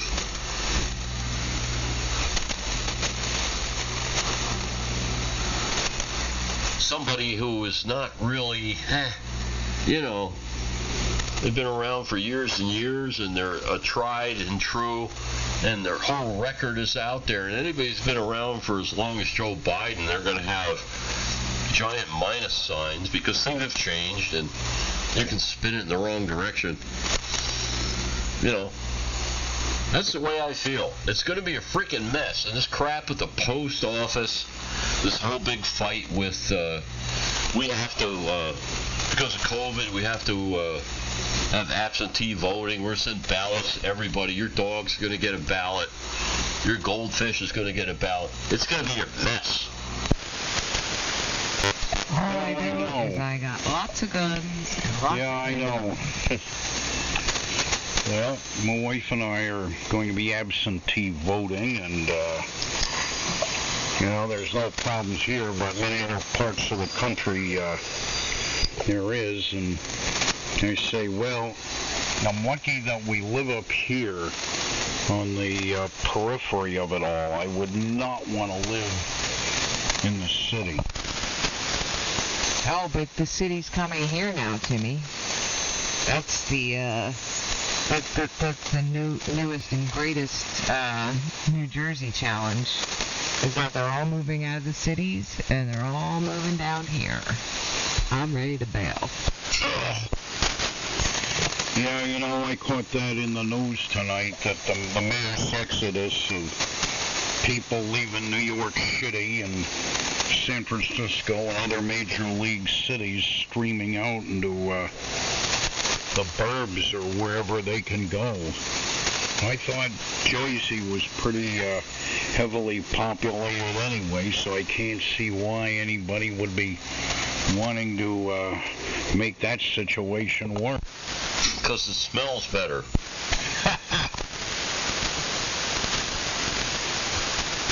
I don't know.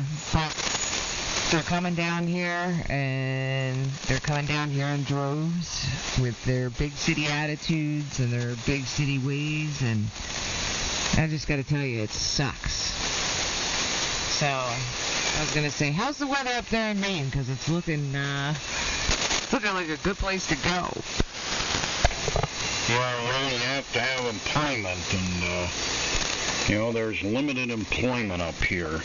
This WA1H, W2, very weak. KC2 UFU. As long as you have a lumber company up there, Tim, I can get a job. Yeah, that's true. But how many of them will be willing to go out in the woods and chop and drop trees and do physical work? Yeah, that's true. And, you know, Kenny does the heating and air conditioning, so I'm sure heating's got to be... It's probably still a lot of oil up there, no? Yeah, well, the big thing now are the split system heat pumps. I bought one and installed it myself, and, you know, I'm really happy with it. Yeah, he's done a lot of those, and, you know, I mean, down here, actually pretty much all over New Jersey, like, oil is becoming a thing of the past, and people are switching over to natural gas, you know, as much as they possibly can. So obviously, you know, the natural gas there's less maintenance and, you know, stuff with that than there is with the oil furnaces. So, you know, that side of it's kind of dried up for us. Not that he still doesn't do, some maintenance on them, but if we go somewhere where, oil is still fairly prevalent, he'll always have work. Oil heat's a dinosaur. Oil heat has had its day. Yeah, what happened? Well, so we're producing lots of oil. I've been listening in for a bit. Well, as far as the solar farms go, the solar panels, they're cropping up everywhere, and every little bit helps, I'm, very much a proponent of atomic power. I wasn't at first, but now there's been huge advances in the technology of nuclear power where you don't have a lot of the issues that the older plants did. With a small scale nukes. And the other thing that's big bang for the buck is hydropower. Oh, you mean like the power plant that's at our backyard, Dave? When was that built? 1970 what? Yeah, 67. Yeah, man. Remember Shitfire? Yeah. Yeah. I still hear from him now and then. He's down in Florida. He worked at that nuke plant. And had a lot to say about the cracks in the core and all that stuff. They were running right on the edge of frickin' disaster. Yeah, man. He also worked on Imelda Marcos's her closet, the lighting in her closet when she was banished to Hawaii. Oh, the closets for all of her shoes?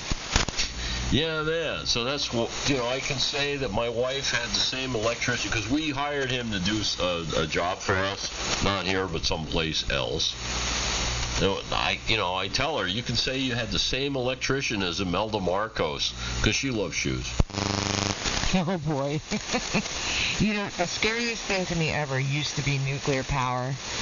But do you know what scares me even more than nuclear power now? Is these Hadron Colliders that they're building. I mean, they are really messing with some stuff now. They've been smashing atoms for a long time, and linear accelerators and all that. That's it's limited if it breaks. The thing about nukes is fusion, would be a way out. The whole problem with that stuff is you have the structure of a plant, and you have people who are trying to cheat and press the envelope, and people are people. They're going to screw stuff up.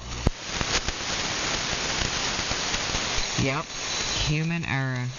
How it ends badly every time. It's not W2VW. It's not just error. It's your career versus the safety of the rest of the planet. And somebody says you can push this a little bit further and ignore safety, and it'll be okay. We'll take care of you if something happens.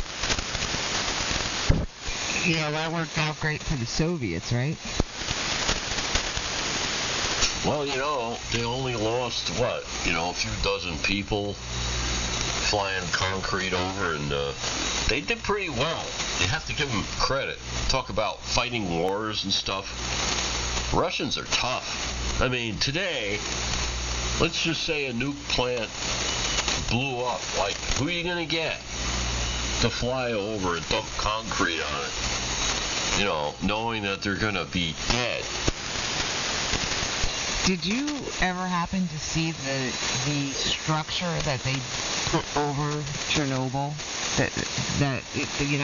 all these different countries came together, whatever, and the actual structure they used to put over the cores. I watched a documentary on that, and it's absolutely amazing. Yeah, the other thing about that has a ham radio connection is that there's a thing called the woodpecker over-the-horizon radar, which was down the street from that crap. And you can still see pictures of these phase dipoles, like hundreds of them, that were doing shortwave radar pulse transmissions that screwed up stuff wholesale on hand bands. And some of the noise blinkers from the 70s were designed just to get rid of that crap. It had to be right next to the power plant because it pulled so much freaking energy. And that all went down, was off the air after the Chernobyl disaster. Well, I read somewhere that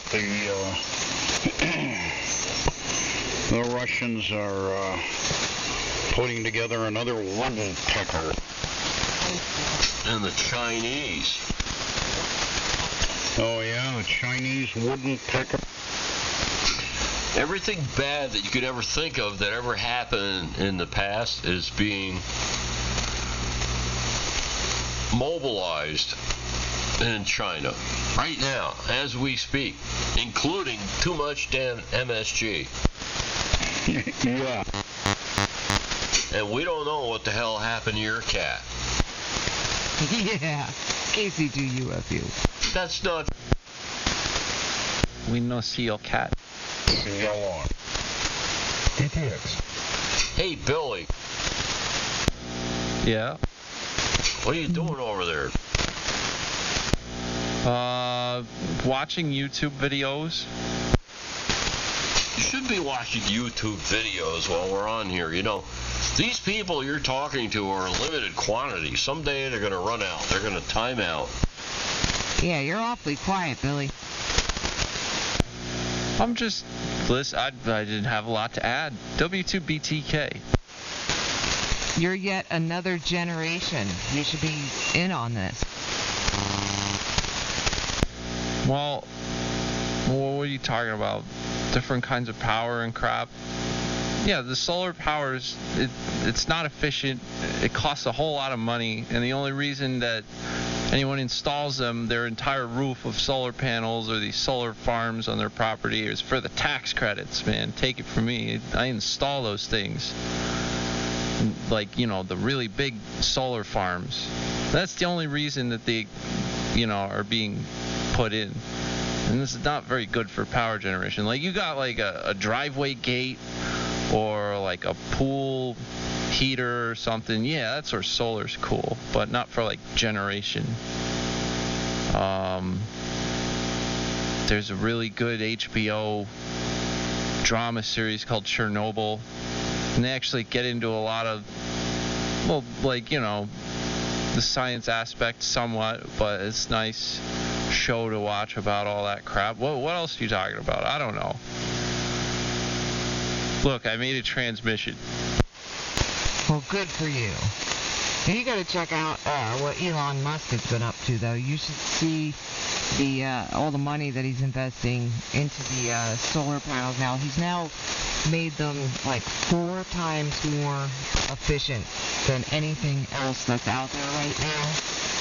And he's projecting by, I think, the end of 2022 to have them 10 times more efficient. Well, good. They need to make that more efficient.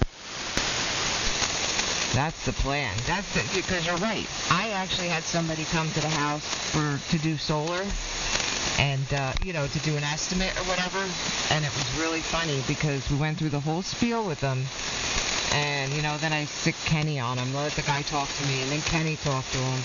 and we're going through the whole thing, and, he's looking at, they do like some kind of Google Maps thing, and they look at the roof of your house through Google Maps and decide how much square area you have to put the solar panels on and so forth. So we get that far, and they're like, oh yeah, blah, blah, blah, blah. And then they asked me for my last energy bill, if I could show them, one of my energy bills or whatever. Well, I go inside and I get my energy bill, and I show it to him, and then the guy's on the phone, he's talking to the other guy, they're going back and forth, having some kind of intense conversation or whatever, and it turns out that their solar panels, even if they covered my entire house, could not cover the usage of the electric in this house, because apparently we use like twice as much as the average household. Probably because I have gamers that live here with gigantic servers and all that other stuff. But like, I guess when he looked at like how much kilowatt hours or whatever that we use a month, apparently we're gluts. And how does it feel? That's why I'm going to put my own system in and offset what I can. That's the other thing with these people getting solar panels. There's no storage. Everybody has an inverter, and it goes right back into the grid. But nobody freaking has storage. So when the grid goes down, what do you have? Ugas. Thank you. The other thing is a lot of these inverters generate mass amounts of RFI garbage. God knows what. But you know what? It works. RFI garbage is everywhere, Timmy. I'm in a neighborhood here. I'm not in the middle of freaking nowhere like you are. Same thing with Terry. There's all kinds of RF crap around here. I have found ways to deal with it that you wouldn't believe, and I won't outline in public. There are ways. All I can say is, it's an ongoing battle. Oh, I can imagine. My wife stepped out and told me that it's real nice, so I may, I'm going to adjourn to the outdoors for a little while and just sit out and take it all in. The humidity has dropped, the temperature has dropped, and it's high fine business late summer WX. So catch you guys later, and Steve DTX, if you're listening, I'll catch you later sometime. This WA1H and YLR, I'm gonna get out of here for a while. Roger, Roger. Regards to Marcy. Enjoy. Nice talking with you, Timmy. As always. I think I heard you on the air the first time in 1974. And if it weren't for you and a bunch of others, there wouldn't be AM on the air right now. People don't get that. And they don't get F the establishment. And that's a problem for me. I don't know why. W2VW. Have a nice night. Thank you. Your swing business over there on high. Good luck in the cornhole test. See you later, Timmy. See you, Billy. See you later, Carrie.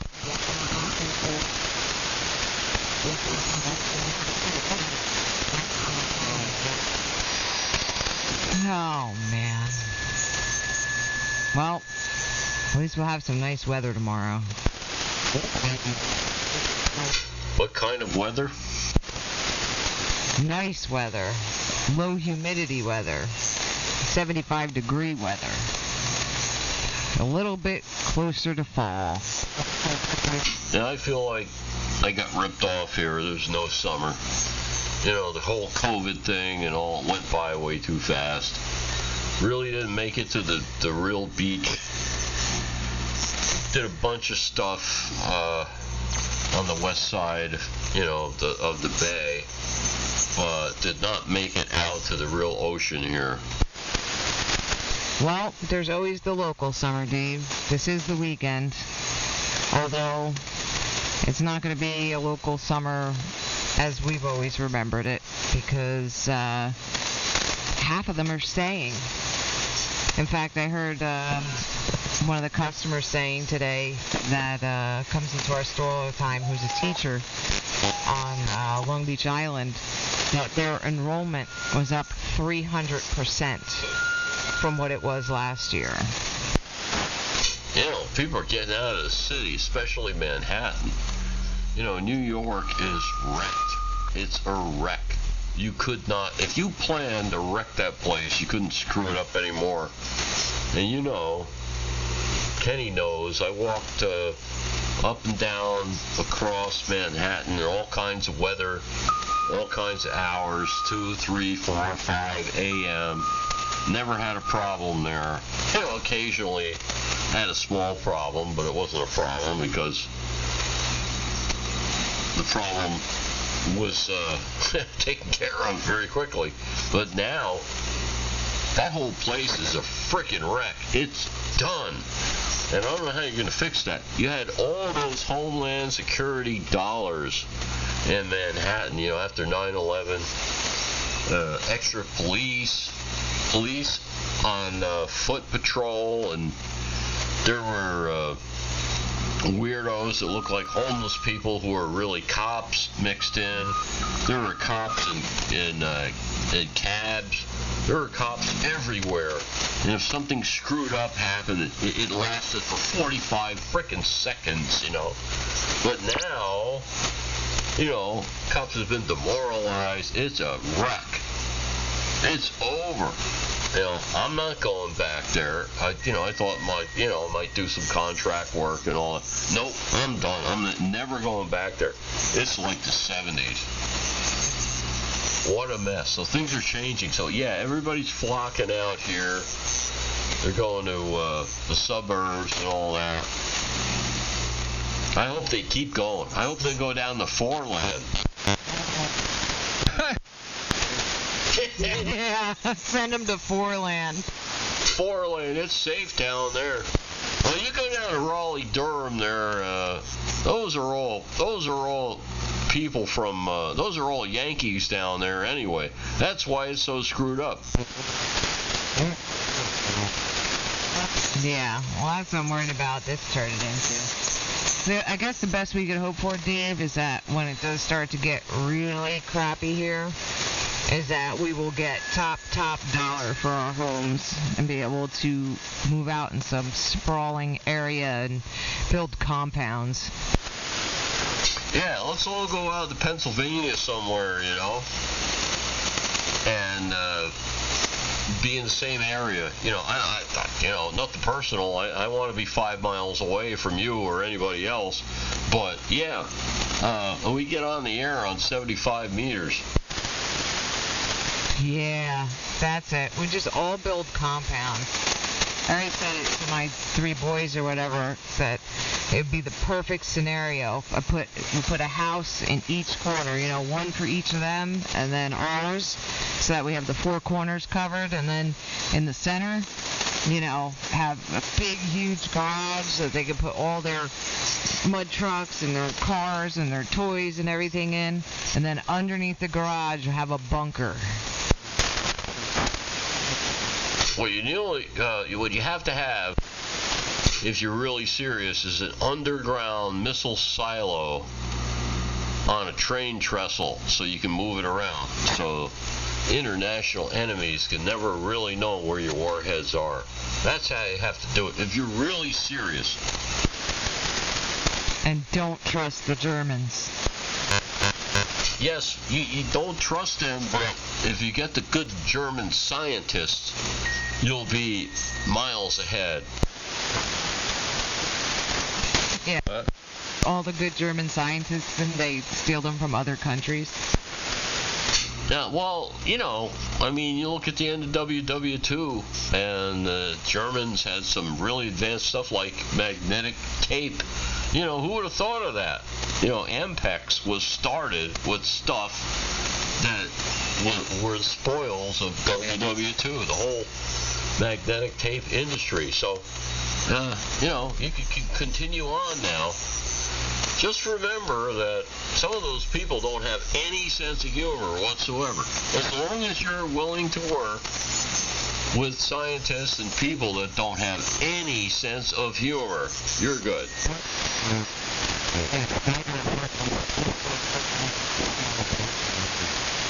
Wait, what? No sense of humor, Billy. Come on, Billy, keep up with it. This is talking about.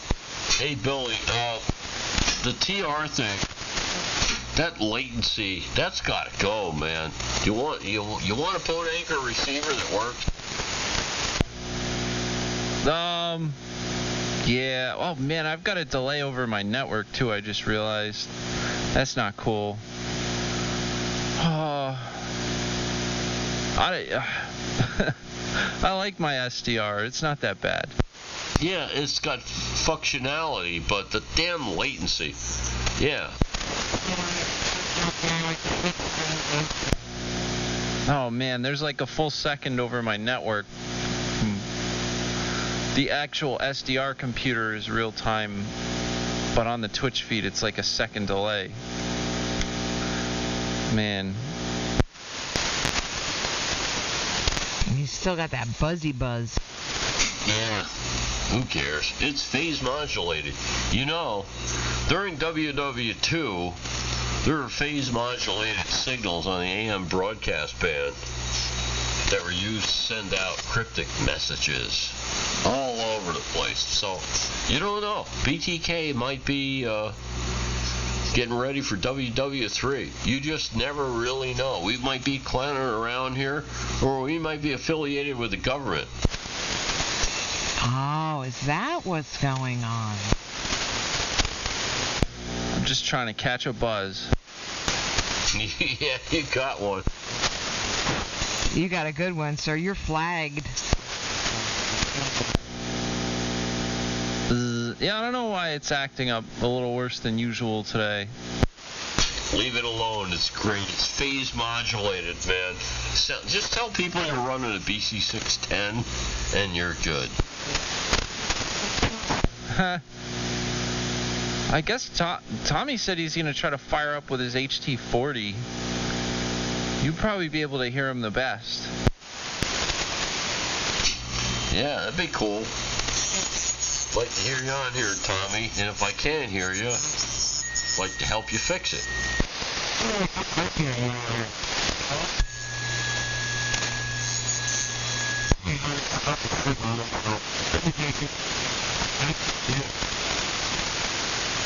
Wait, what? Your attention span, Billy. Huh? Who's got the ID timer? Oh, that was you. You? Yeah, KC2UFU. W2 very weak. Not like that other call sign. What the hell is that? W2 Billy the Kid. I think somebody at the FCC just had a really good sense of humor that day, Dave, and I just was fortunate enough to be the recipient of that. I think you might have been on a list, and they assigned you a ham call sign that was like that, because I've seen other troublemakers get ham licenses, and they get call signs like yours. Are you insinuating that I'm a troublemaker? I'm not going to say that. You're not necessarily a troublemaker. Perhaps a pot stirrer? A person of interest is more like it. There you go. Well, there must be a reason that you invested the time in me, Dave. There just must be. Yeah, well, you know, I was just trying to make 25 cents every time you guys did CB stuff. Yeah, you made a lot of money on us, didn't you? You know, I think I retired on that. I knew that. That must be what happened to my pension. Know about that, right, Billy? No. I used to find Kenny and Carrie when they said CB stuff, 25 cents. Wait, who did? If they said they were on the side, or, I can't even think of the other stupid crap. Help me out, Carrie. Tell people they're wall to wall. Wall to wall, that's 2 walls. That's 50 cents. Yeah, or if we said break. Wait, who is this finding you, though? Dave fined us. Oh. Yeah, I'm the authority. New Jersey Ham Radio Non-CB Lingo Authority. You didn't hear about that?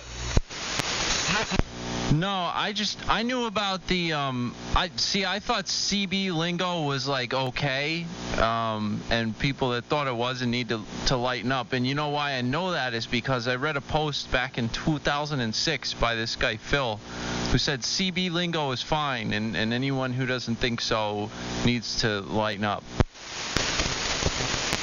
Yeah. Well, this is more fun than anything that person you mentioned has ever done in his whole entire life and will ever do. So, yeah, they got on the air here. I was around for that. I have recordings. I can prove it. And anyway, if they happen to slip back and either wall-to-wall and treetop tall, it cost them 25 cents.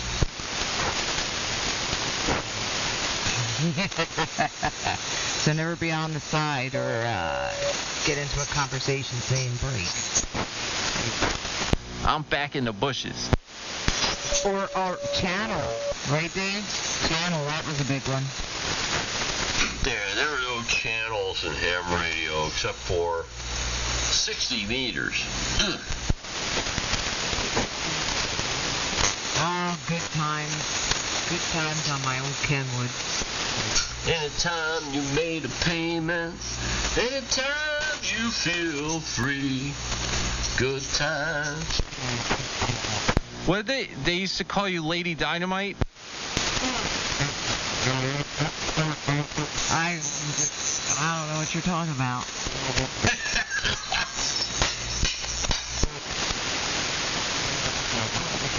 What? No, that was some really obnoxious chick.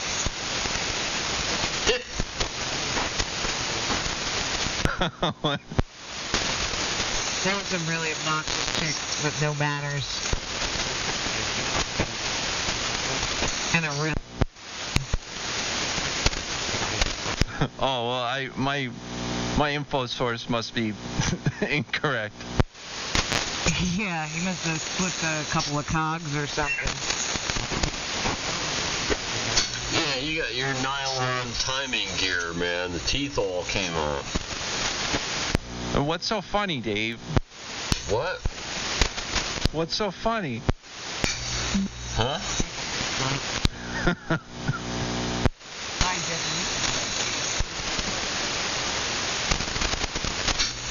Back conditions are really weird. They are.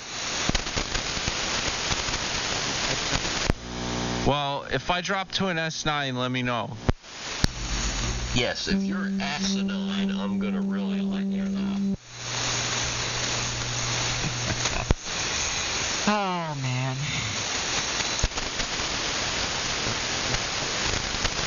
I can't wait for the next ladies' night. I know. Are you going to get your lady on there?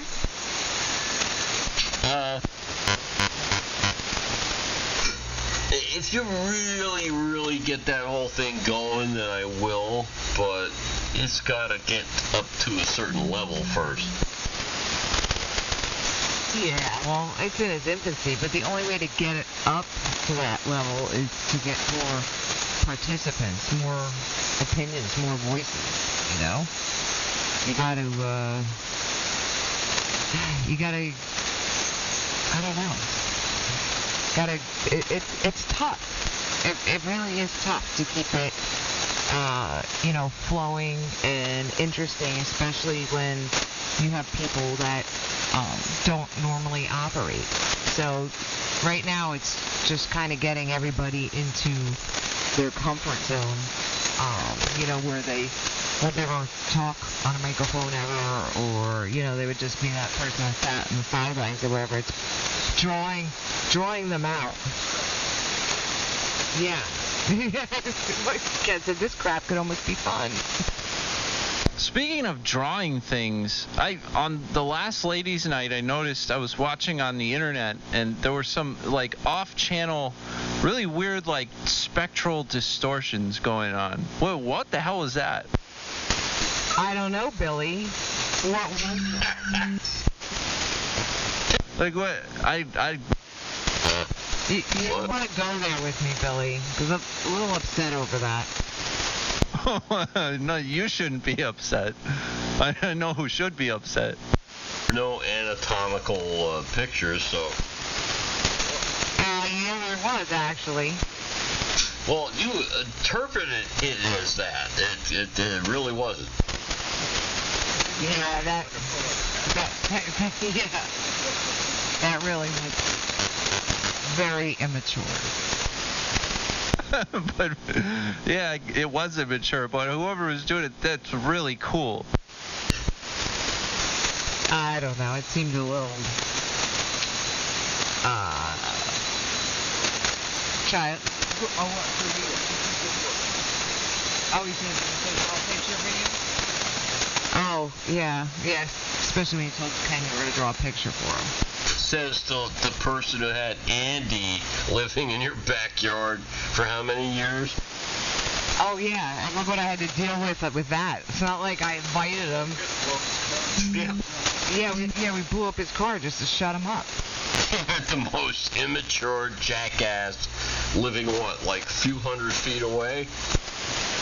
Yeah, and that's what I came to AM to escape. Yeah, Andy never messed with us. He knew he could only push Ken so far. Yeah, Ken, being the Sasquatch that he is, Sasquatch lore, you can't crush somebody who's really sad, who's never had a life their whole life. You can't kill them. It's in the Sasquatch code. Yeah, it was almost like a pity thing, like where you would get so mad and so aggravated, and then you would just look at the sad sack of existence that he was, and then you just couldn't bring yourself to actually do it. Yes, so anyway, you had that, you had years of that, not only a little, but a lot, and you're bitching about some almost fictional person who put out images, and we don't really know who it really was, even though we know who it really was. Yeah. I didn't bring it up. He did. I just, from my end, I look at it like if somebody went back and be like, oh, I heard about this ladies' night or whatever, and I heard it's, you can listen to it on YouTube or whatever, and you're sitting there and you're watching it, as it's going across, and then you see crap like that, and you're like, oh, it's just more BS. Don't forget, this whole AM thing has a bit of screw the establishment. And don't ever forget that. W2VW. And that's all I'm going to say on that subject. Oh, well, yeah. It's in a little bit of everybody, I'm sure. But, yeah. I'm just going to say, and this is the last I'm going to say of it, is that I just hope that I don't ever have interference like that again. I heard you laughing a couple times when it was going on, though. Who, me? Yeah. No, I don't use a spectrum analyzer, so I didn't see it until after the fact. I just knew that noise was in there. I just didn't know what it was at the time, and then Ken brought it to my attention the next day. That wasn't not, yeah. But Yeah, that's because you have them entirely. We have a 4-year-old sometimes. So what is that? Oh, it just synced up perfectly. A couple times, like, it was happening and, like, you, like, giggled, but it must have been for some other reason than... I don't know. I thought that was great. Yeah, that was definitely by accident. Because I did not think it was great. Especially the next day when I saw it. I was like, for real? Oh, yeah. I felt like Dame Breaker one night. This is a rubber ducky.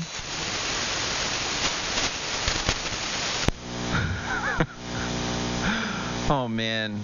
Well, yeah, you know, whoever it was probably just test driving some new crap that they got or something, making sure it works and not telling any lies.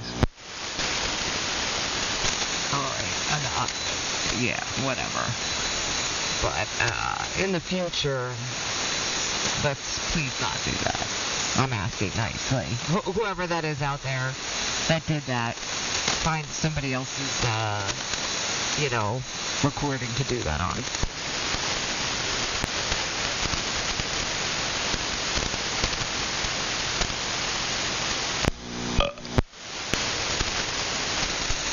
Because Lord knows we don't want to see me get angry.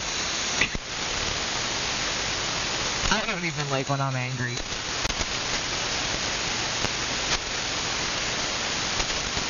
Right, Dave?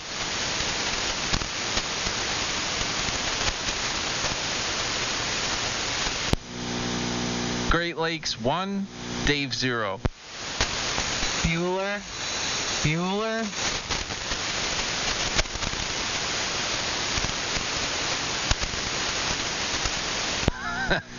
He's out.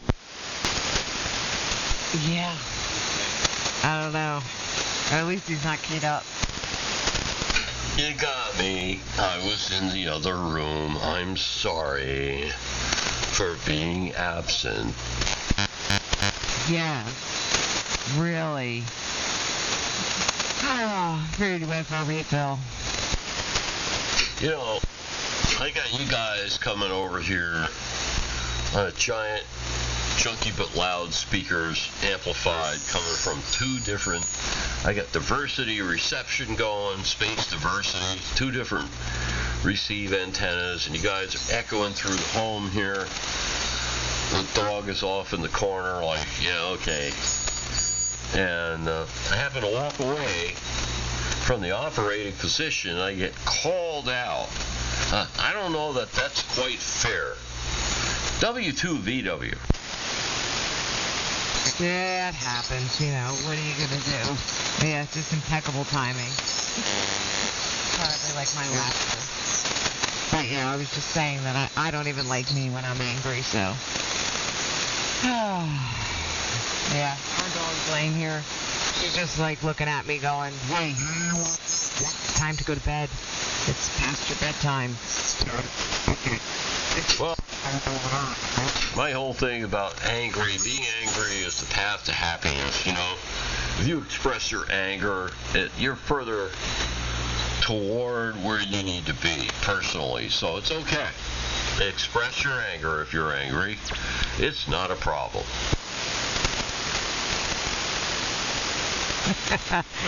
Yeah.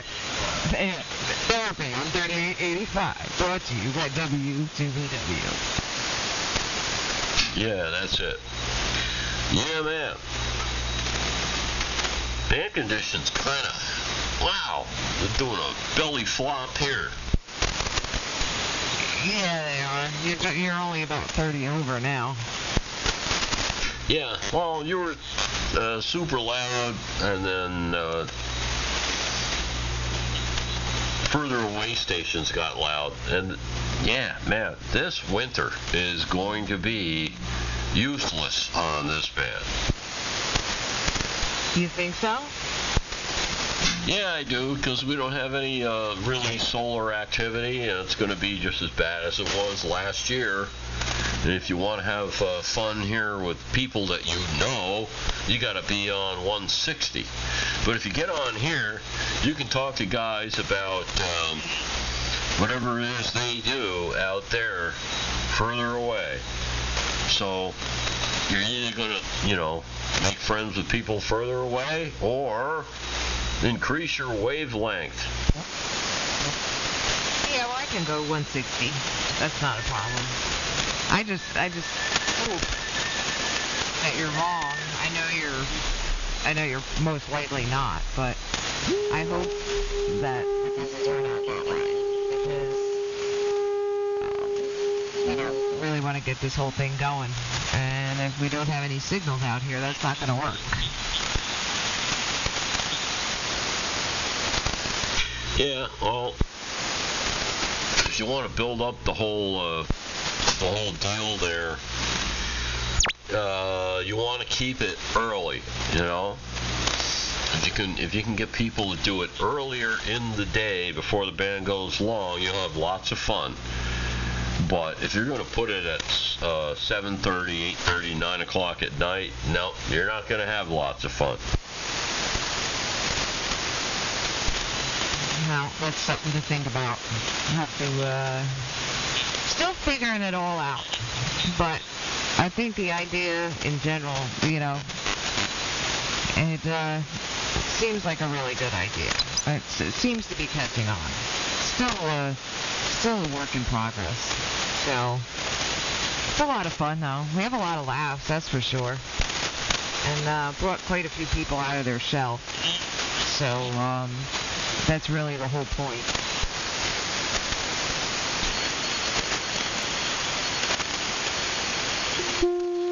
I want to say, supposedly Daryl is supposed to get his wife on the air. That should be a trip. Yeah, that'd be fun. Fine business, yeah. Oh, Daryl's a lot of fun. He's got a real signal. Yeah, it'd be fun to hear his XYL or even him on here for a long time. He's just kind of dipping his toe into this whole thing, the way I see it. He's not really getting out there and saying, I hate this or I love that. He's not doing any of that. It's just like, I can hear you, you can hear me. I got this radio and this is what it is. And that, there's nothing wrong with that. That's fine. But I'd like to hear a little more. So maybe the XYL over there will do that. W2VW. You never know. I've actually had several long conversations with Daryl. It's usually like when nobody else is on, We've talked about quite a bit of stuff.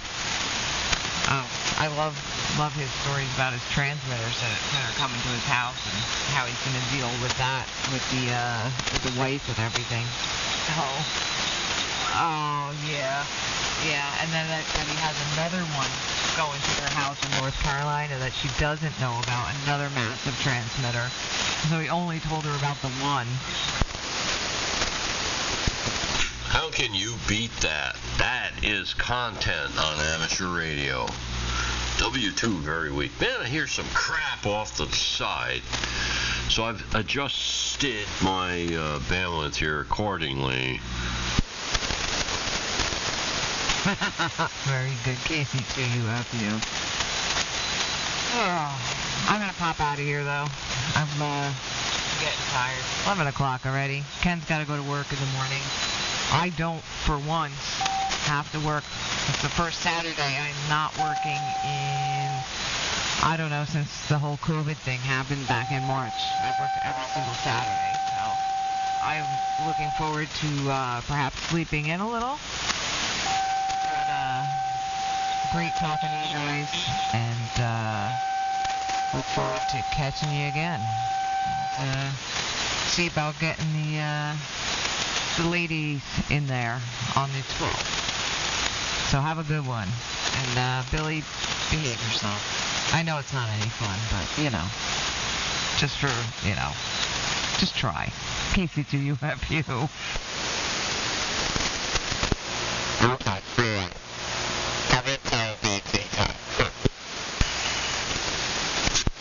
That's it, Billy. What?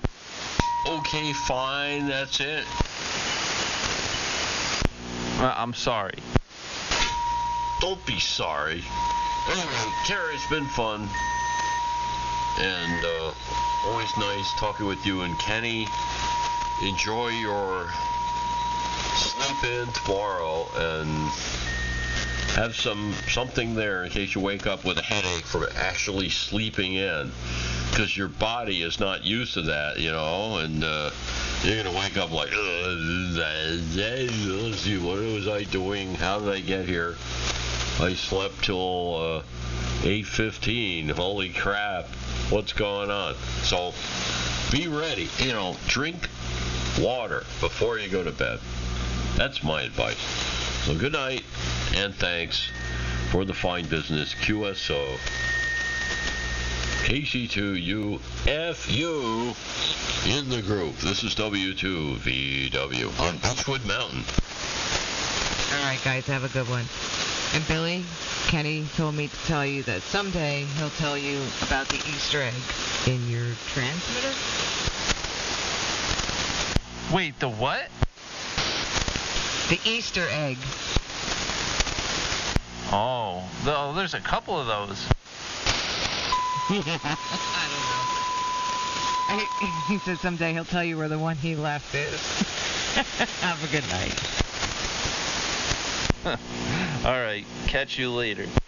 Yeah, we'll all get on 11 meters sometime. All right, we'll continue this. We should. You know, I think we could. It would take a little bit of engineering. I think we could all work each other on 11 meters. The stretch between you and Carrie's place is going to require some real gain, though. Oh, we still have some gain lying around. I'd need a real antenna, and I'd have to put my tower up. Yeah, when are you going to do that, man? You put a tower up, people are going to hate you. Well, yeah, I don't know. It'll happen. That other tower, the 70-footer, my buddy, he contacted me again. He's got, like, some other stuff he wants me to fix, like, you know, CB amps and crap, and he's going to give me that tower. Yeah, you got to get some concrete in the ground. I think you should put up a generic concrete base and let it cure, and you figure out what you're going to put on it. Yeah, you get your antenna up like 75 feet in the air, you know, on this band. I think that they're going to line up in front of your place with pitchforks and torches. I'll be able to check into pre-net. You can get on the air and you could be stupid. You know, there's a lot of people. You listen on this here band late at night, and you know you hear about all this America and red, white, and blue, but the people that are they got nothing. They don't understand how things work. They don't want to hear it.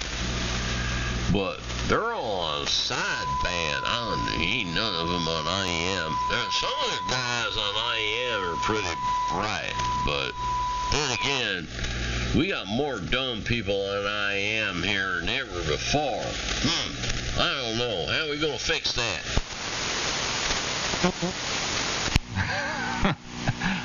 IM. Yes, IM. What's the matter with you? Can't you talk? You sound like the guys at work from the GC. Like, hey, you think you're gonna get to installing that pipe by today? What the hell's wrong with you? You don't know how to talk. You got wax in your ears, man. You gotta go see your general practitioner. He got that stuff you put in your ear and it melts it all and it runs out. I ain't got a problem. Listen, pipe, electrical pipe, P-A-H-P pipe. Yeah, what are you, one of them Yankees? What? Oh gosh. It's like, no, yeah, I'm from New Jersey. New Jersey? Oh. Wait a minute. Cormer, can you come again? Please repeat that, Cormer. I'm trying to dig out the Cormer from the noise. I'm trying to give you a chance. I know you're a new Cormer, and you're just trying to break into the world of being a Cormer, and I don't want to really stomp too hard. I don't hear anything. I see carrier just above, and that's notched out, but I didn't hear anything.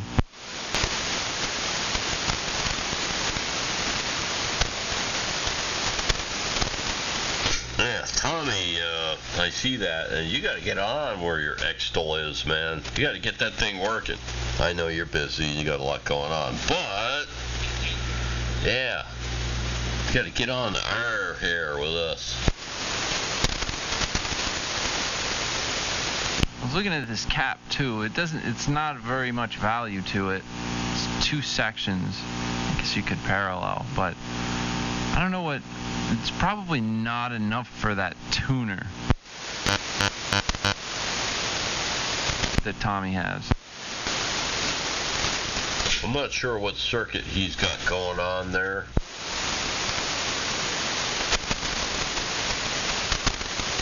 And that would be K2TJH, who is on the internet, but we can talk about him because he's a licensed amateur. That's right. And the back and forth between streaming and on the air is very important for public service. So those of you out there that might have a problem with Billy and myself addressing people on the Twitch stream, you should stuff it, because one of the real important things about ham radio is interfacing with other communication services in preparation for when you know what hits the fan. And have a nice day. Yeah.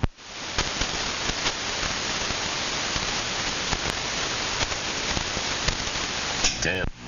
Man, we've been at it for 4.5 hours. What happened? Been up for 4.5 hours with this. Yeah.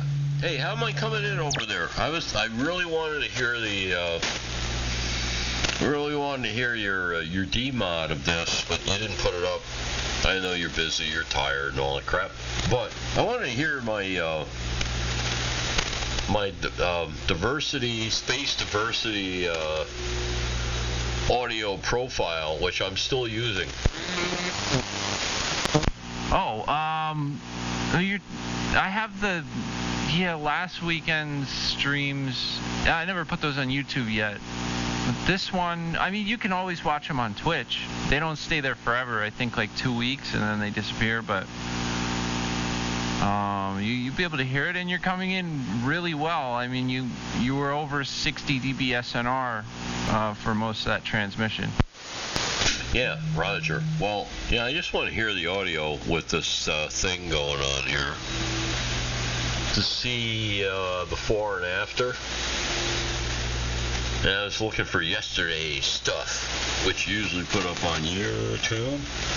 But who knows? You might have been out in the yard picking weeds or chasing chipmunks that are trying to dig underneath your whole house so it sinks in a giant sinkhole, and you got no more house. Oh yeah, those guys. I don't know why I didn't upload that yet. I will. I've been kind of saving the YouTube uploads, like, to spread them out a little bit because of the whole YouTube algorithm stupid crap. But yeah, those chipmunks were no good. I think they moved out. But the damn lantern bugs is my new thing. But I've got the poison injected into the tree now. Dave, you wouldn't believe it. There's probably there's thousands of dead lantern bugs all around the base of this tree. Like, it's just the ground is completely covered. Yeah, and so who's going to eat those? Yeah, I don't know. Like everything. Can you hear me? What happened? Somebody breaking in? Yeah, guys. Did you know that?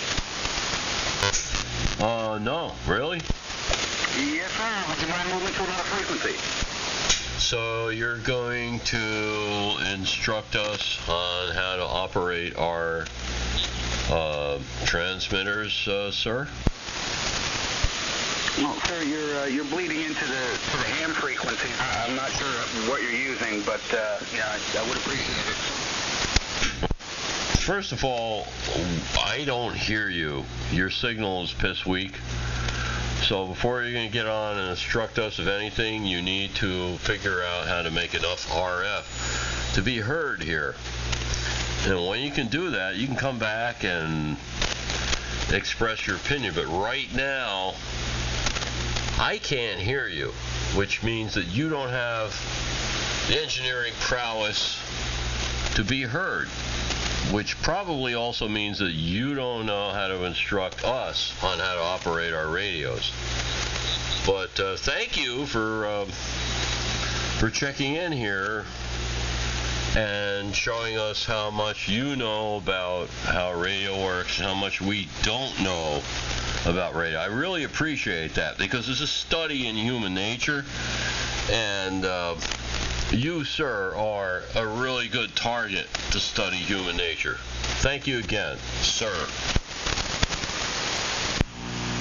Wait, what did he say? We were bleeding?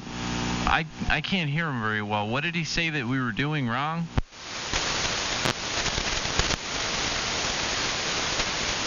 There's some slop bucket. There's somebody going here, and they're hearing my high frequencies, I know. Because they're obnoxious, and so I'm obnoxious. And that's how it goes. Well, that's, oh well. Yeah, I had to, when they fired up there in our passband, I had to notch them out before, but once after I did that, you know, it's not really that big a deal. But yeah, nice 4-hour, 35-minute, and 29-second QSO so far here on 3885 kilohertz AM. So yeah, a little bit of notch action. Those guys that fired up in our passband are gone. I don't hear them anymore, so it's all good for me. W2 BTK. Roger. W2 very weak. Yeah, it's been a lot of fun. I had a lot of fun here. And nothing is blown up or burnt up or anything, and my transmitter has only drifted a little bit.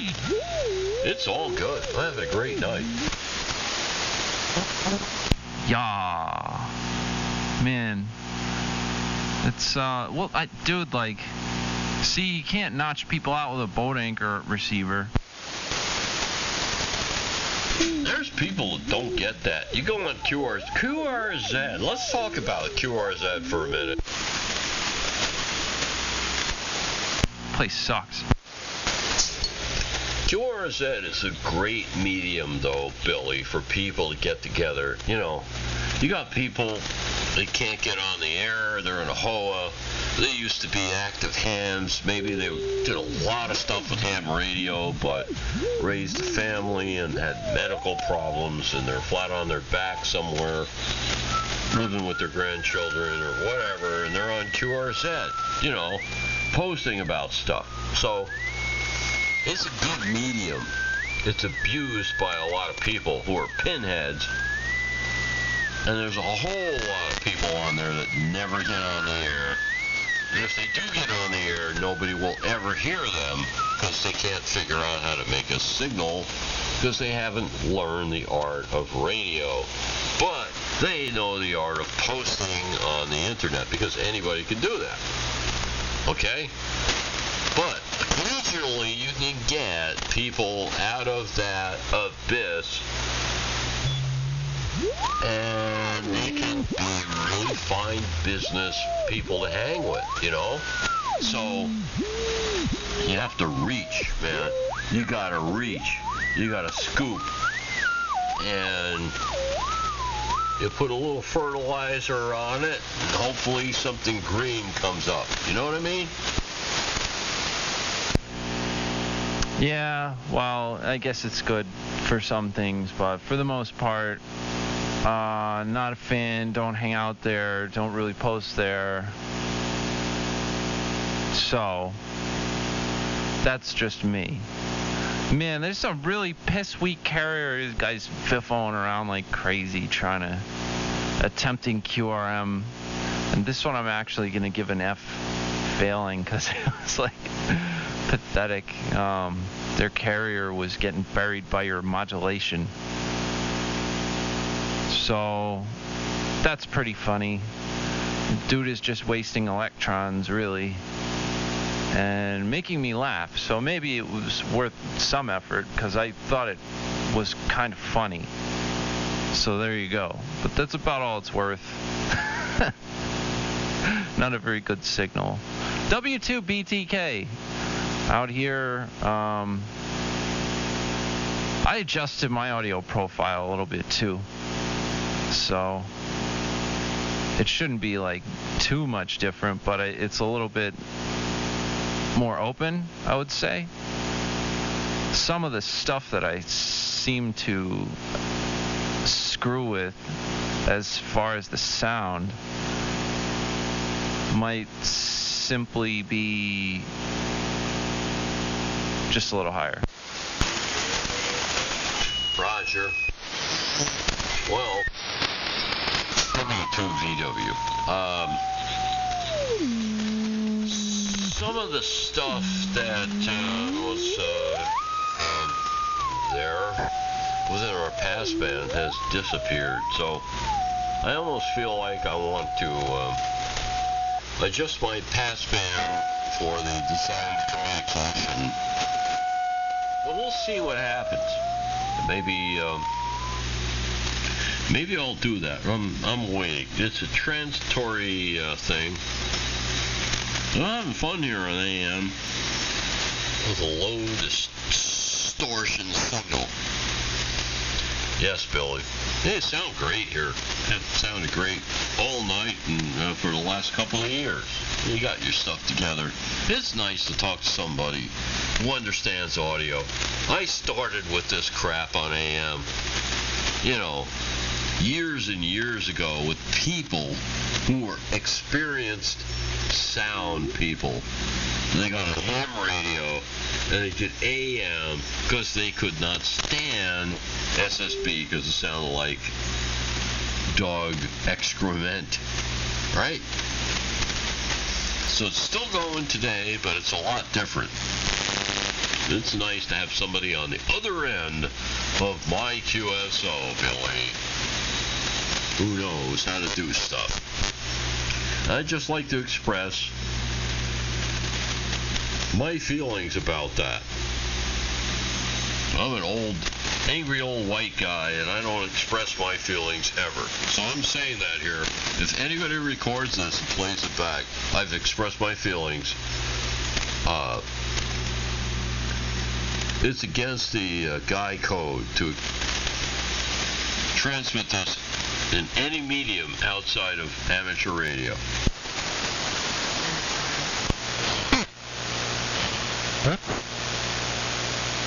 I'm in the notch. Oh, that's cool, Dave.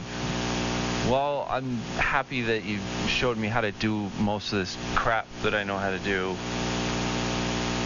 So that's great. See how that works? What are we doing over here? Oh, geez.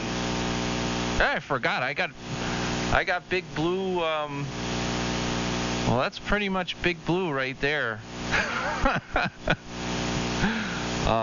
If you know what I mean. Wow. I forgot I was here. Forgot I was doing this. Wow. No wonder. That's cool. that dude was still quirming the whole time, except I stuck like a fat notch on him, and like all the viffoing around he did, he like stayed within that notch, so it was just completely silent. It's amazing.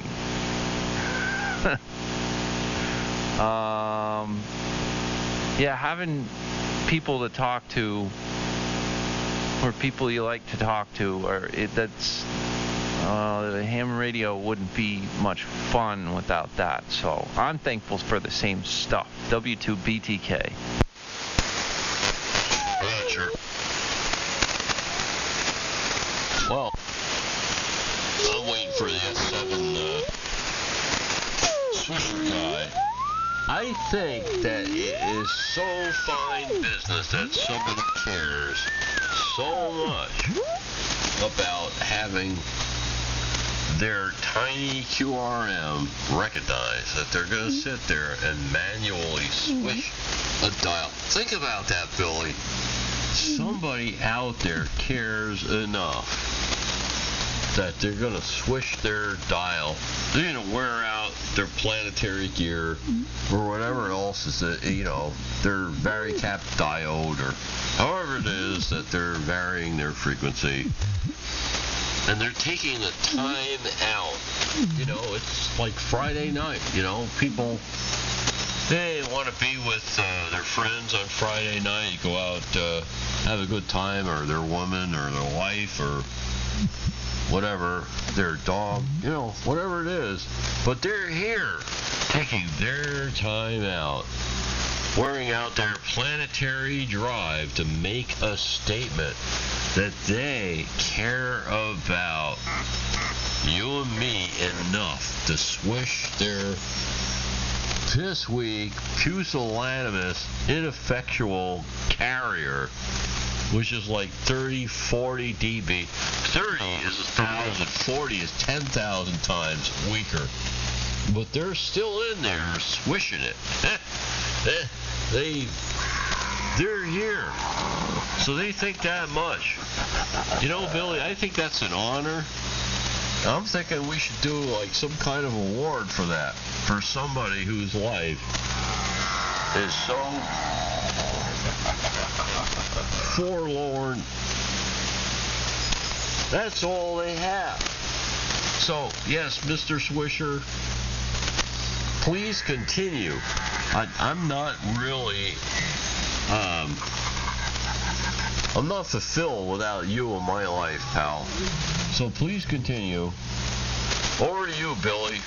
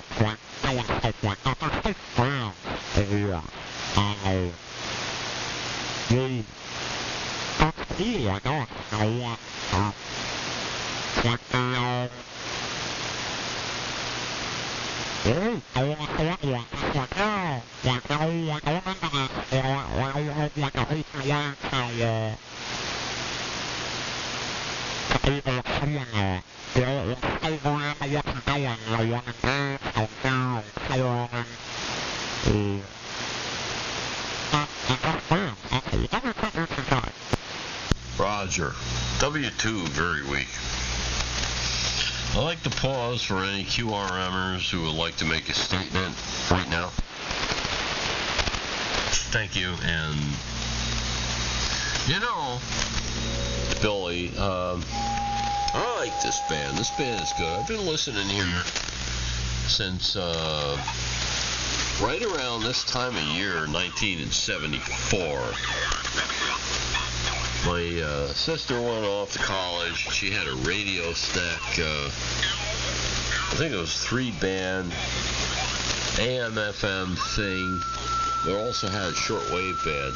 And if you tune all the way down to one side of the shortwave, you could just hear 38, 70, which is where the AM guys hung out.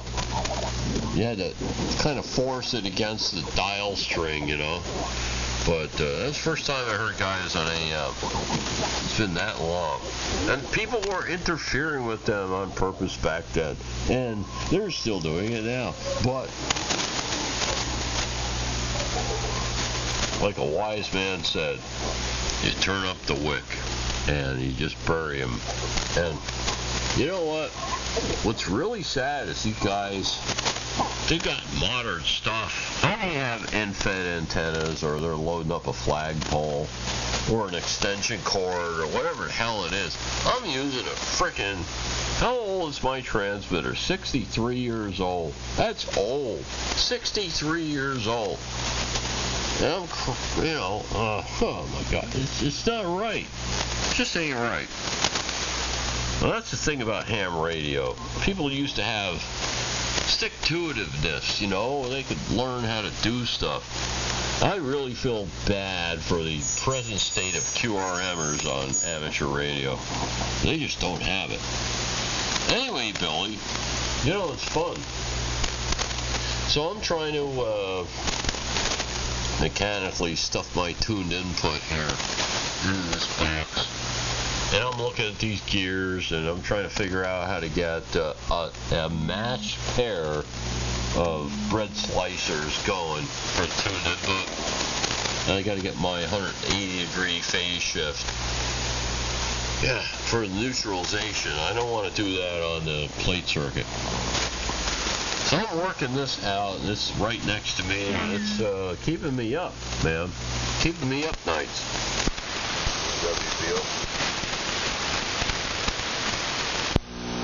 I heard somebody else in there. But Dave, that's not... well, I know exactly what that's like. It's kind of like what my 810 rig was doing to me for a while. But it's still cool. You're still way better at that stuff than I am, you know? It takes a lot to, like, do all that and, like, guess your way through some of it. And, you know, it's one thing if you are good at it, but I don't know, you'll never get good at it unless you do it. I really got to work on that 810 rig, man. Yeah, who's breaking in again? I don't know if I'm going to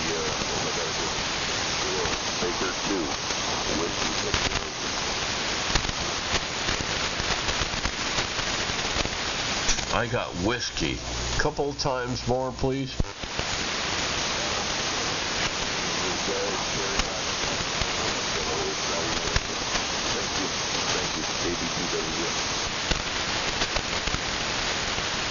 I got a KB2W. Please try again.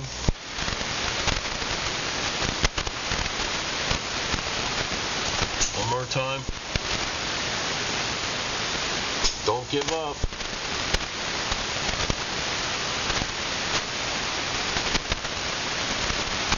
Dave, you're way down. KB2W something. Got enough signal, and you know, you might want to fine tune it. Making the contact is part of my prowess as a ham radio operator, so I'd be a total failure if I didn't try that. So can you do that again, please? I don't know if that helps at all. Three. Whiskey, Victoria, Ocean. Whiskey, Victoria, Ocean. All these.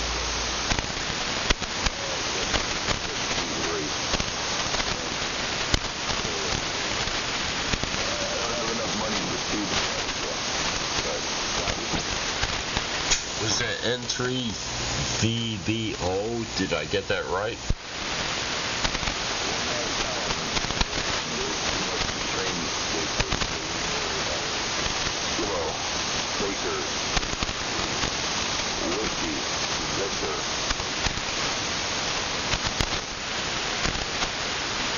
It's KB3WVO, right? I think it was VBO. Please be patient. It's not easy because your audio is kind of peaky. There's not enough carrier there to demodulate it, and it's kind of like fuzzy. But yes, and thanks for stopping in here. We really appreciate it, Billy. Yeah, that's pretty cool. I got some of the phonetics real good. I swear he said WVO was a suffix.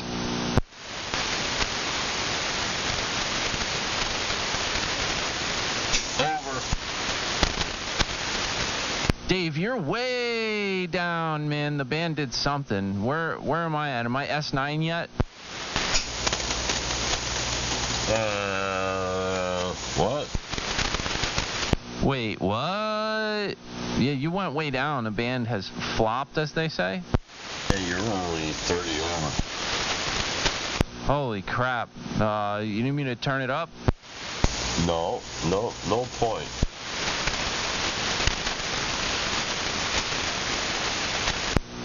$30 over. I guess that's fine. I mean, it's kind of weak for, in relative terms. Yeah, but all the local corners, all the Timmies and all the local Luke Drunken Paws, all those people are gone because they have marginal signals to begin with. Now they're gone. G-O-N-E, gone. Yay! So you're probably really loud to me. So here's how it works. When the band goes long, the people with the high antennas disappear, and the people with the low antennas hang in there for another 12 minutes, and then they're done. Yeah, well, my antenna's pretty damn low, man. Yeah, man, I can lower mine, but then I'd set my roof on fire. I don't think it's worth it. Huh.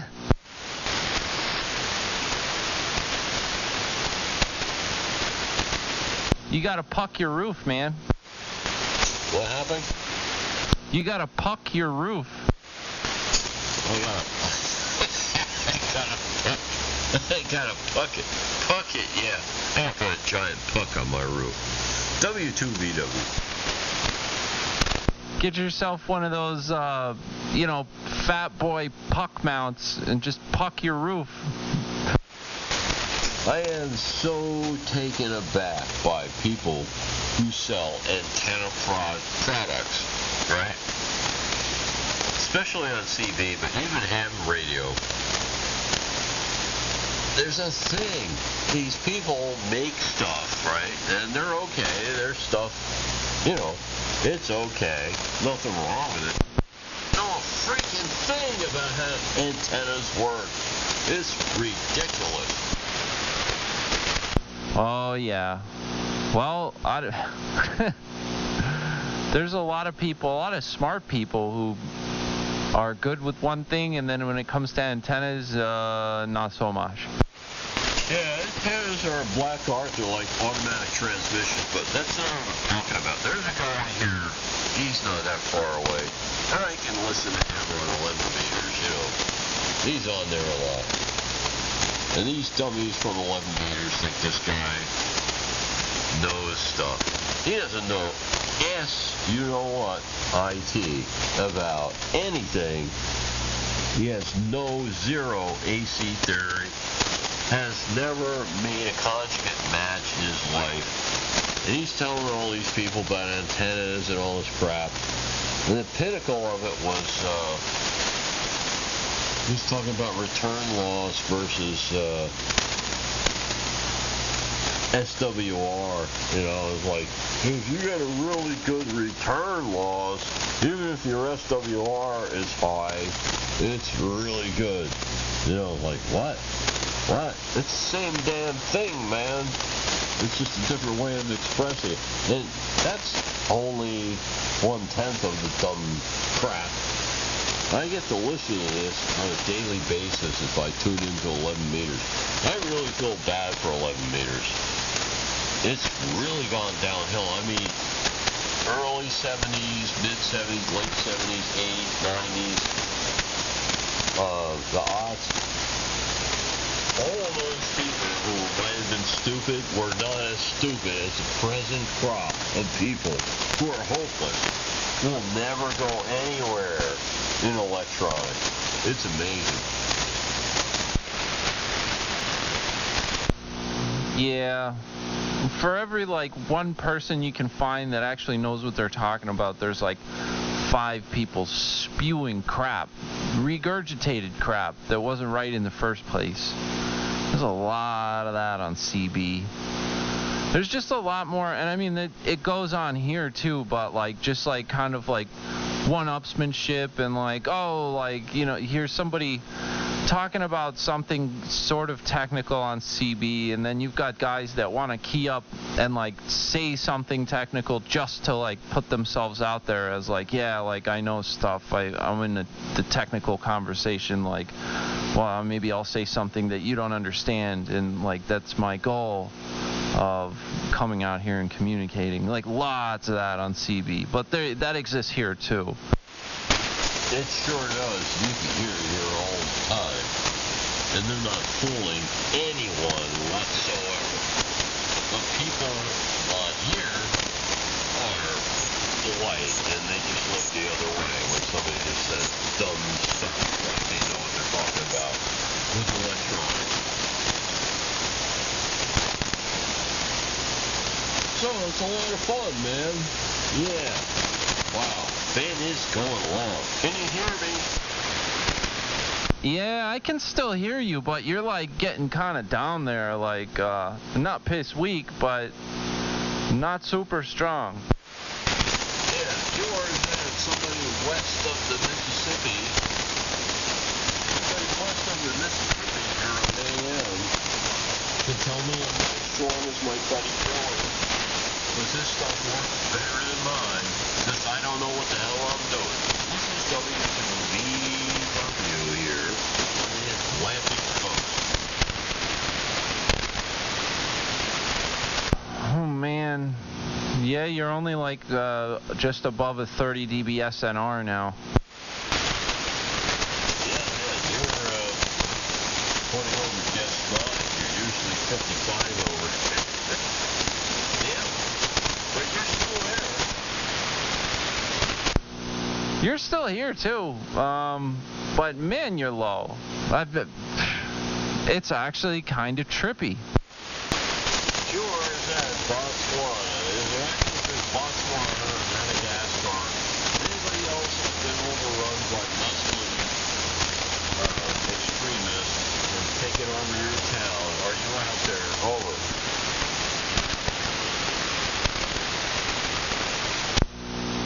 Botswana? What?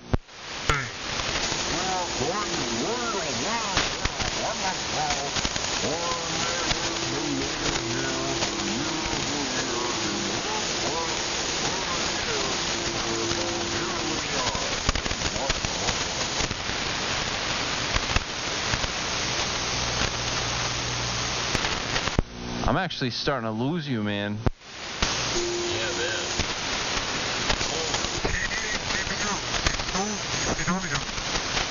That's crazy. The band is long. You're long. This is the way it's going to be. This is it. This is your future if you don't get on 160. I got to put some more wire outside if I want to get on 160 and not create arcs. Roger. Well, this circuit is finished, man. So thank you for the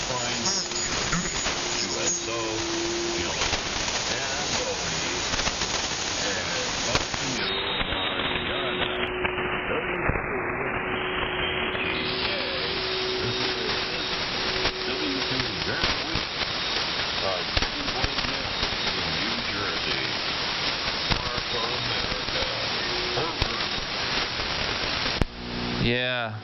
Man, you're disappearing. I'm resorting to like playing with the SDR and changing bandwidth and stuff to pull you out, man.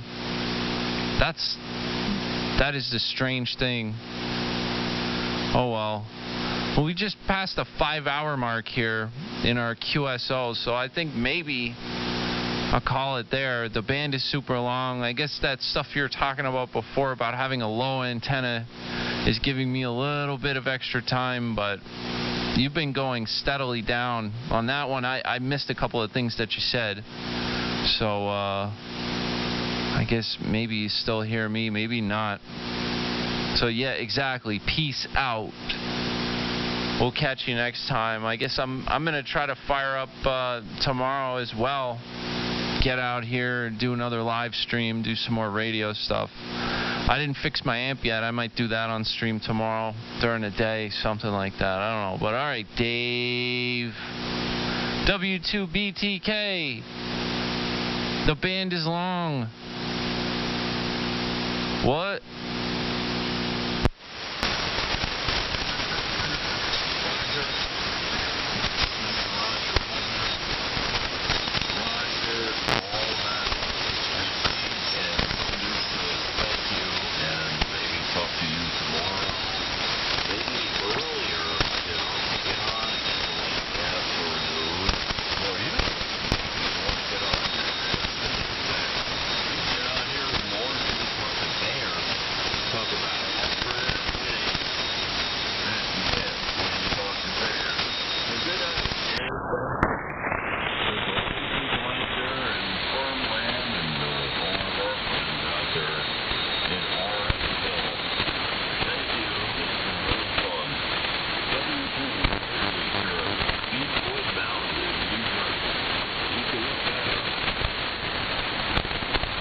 Yeah, we should get on in the afternoon. We got to get Tommy out here with his HT40. Catch you later, Dave. W2BTK.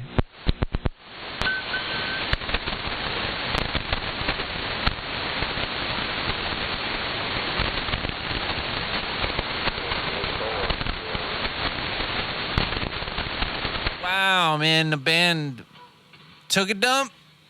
Went super long. That was it. Couldn't even hear Dave that well. Holy crap, band's real long. Oh well. Look at that. 5 hours and 6 minutes right there. Pretty nice little stream. I'm gonna call it for tonight. Shut all this crap off. Go relax. And I'm off tomorrow, Sunday, and Monday. So probably to be doing another stream tomorrow. Get on the radio. Dave, yeah, it's time for bed. It's pretty late. Oh, crap. It's almost midnight. Yep. So I'll watch a couple shows or something, pass the hell out. Got a couple things I want to accomplish tomorrow. So, yeah, I hope you guys had fun in the stream tonight. Sorry I don't stream as much as I was when I was laid off, but it's not enough free time to do any more than I'm doing. But so glad you guys are hanging out tonight, Friday night. Maybe we'll see you tomorrow. I'll catch you guys in the Discord server. And enjoy the rest of your Friday night. Actually, I should check and see if anybody I know is streaming. Not really. All right, I'm just going to end this thing. Peace out, everybody.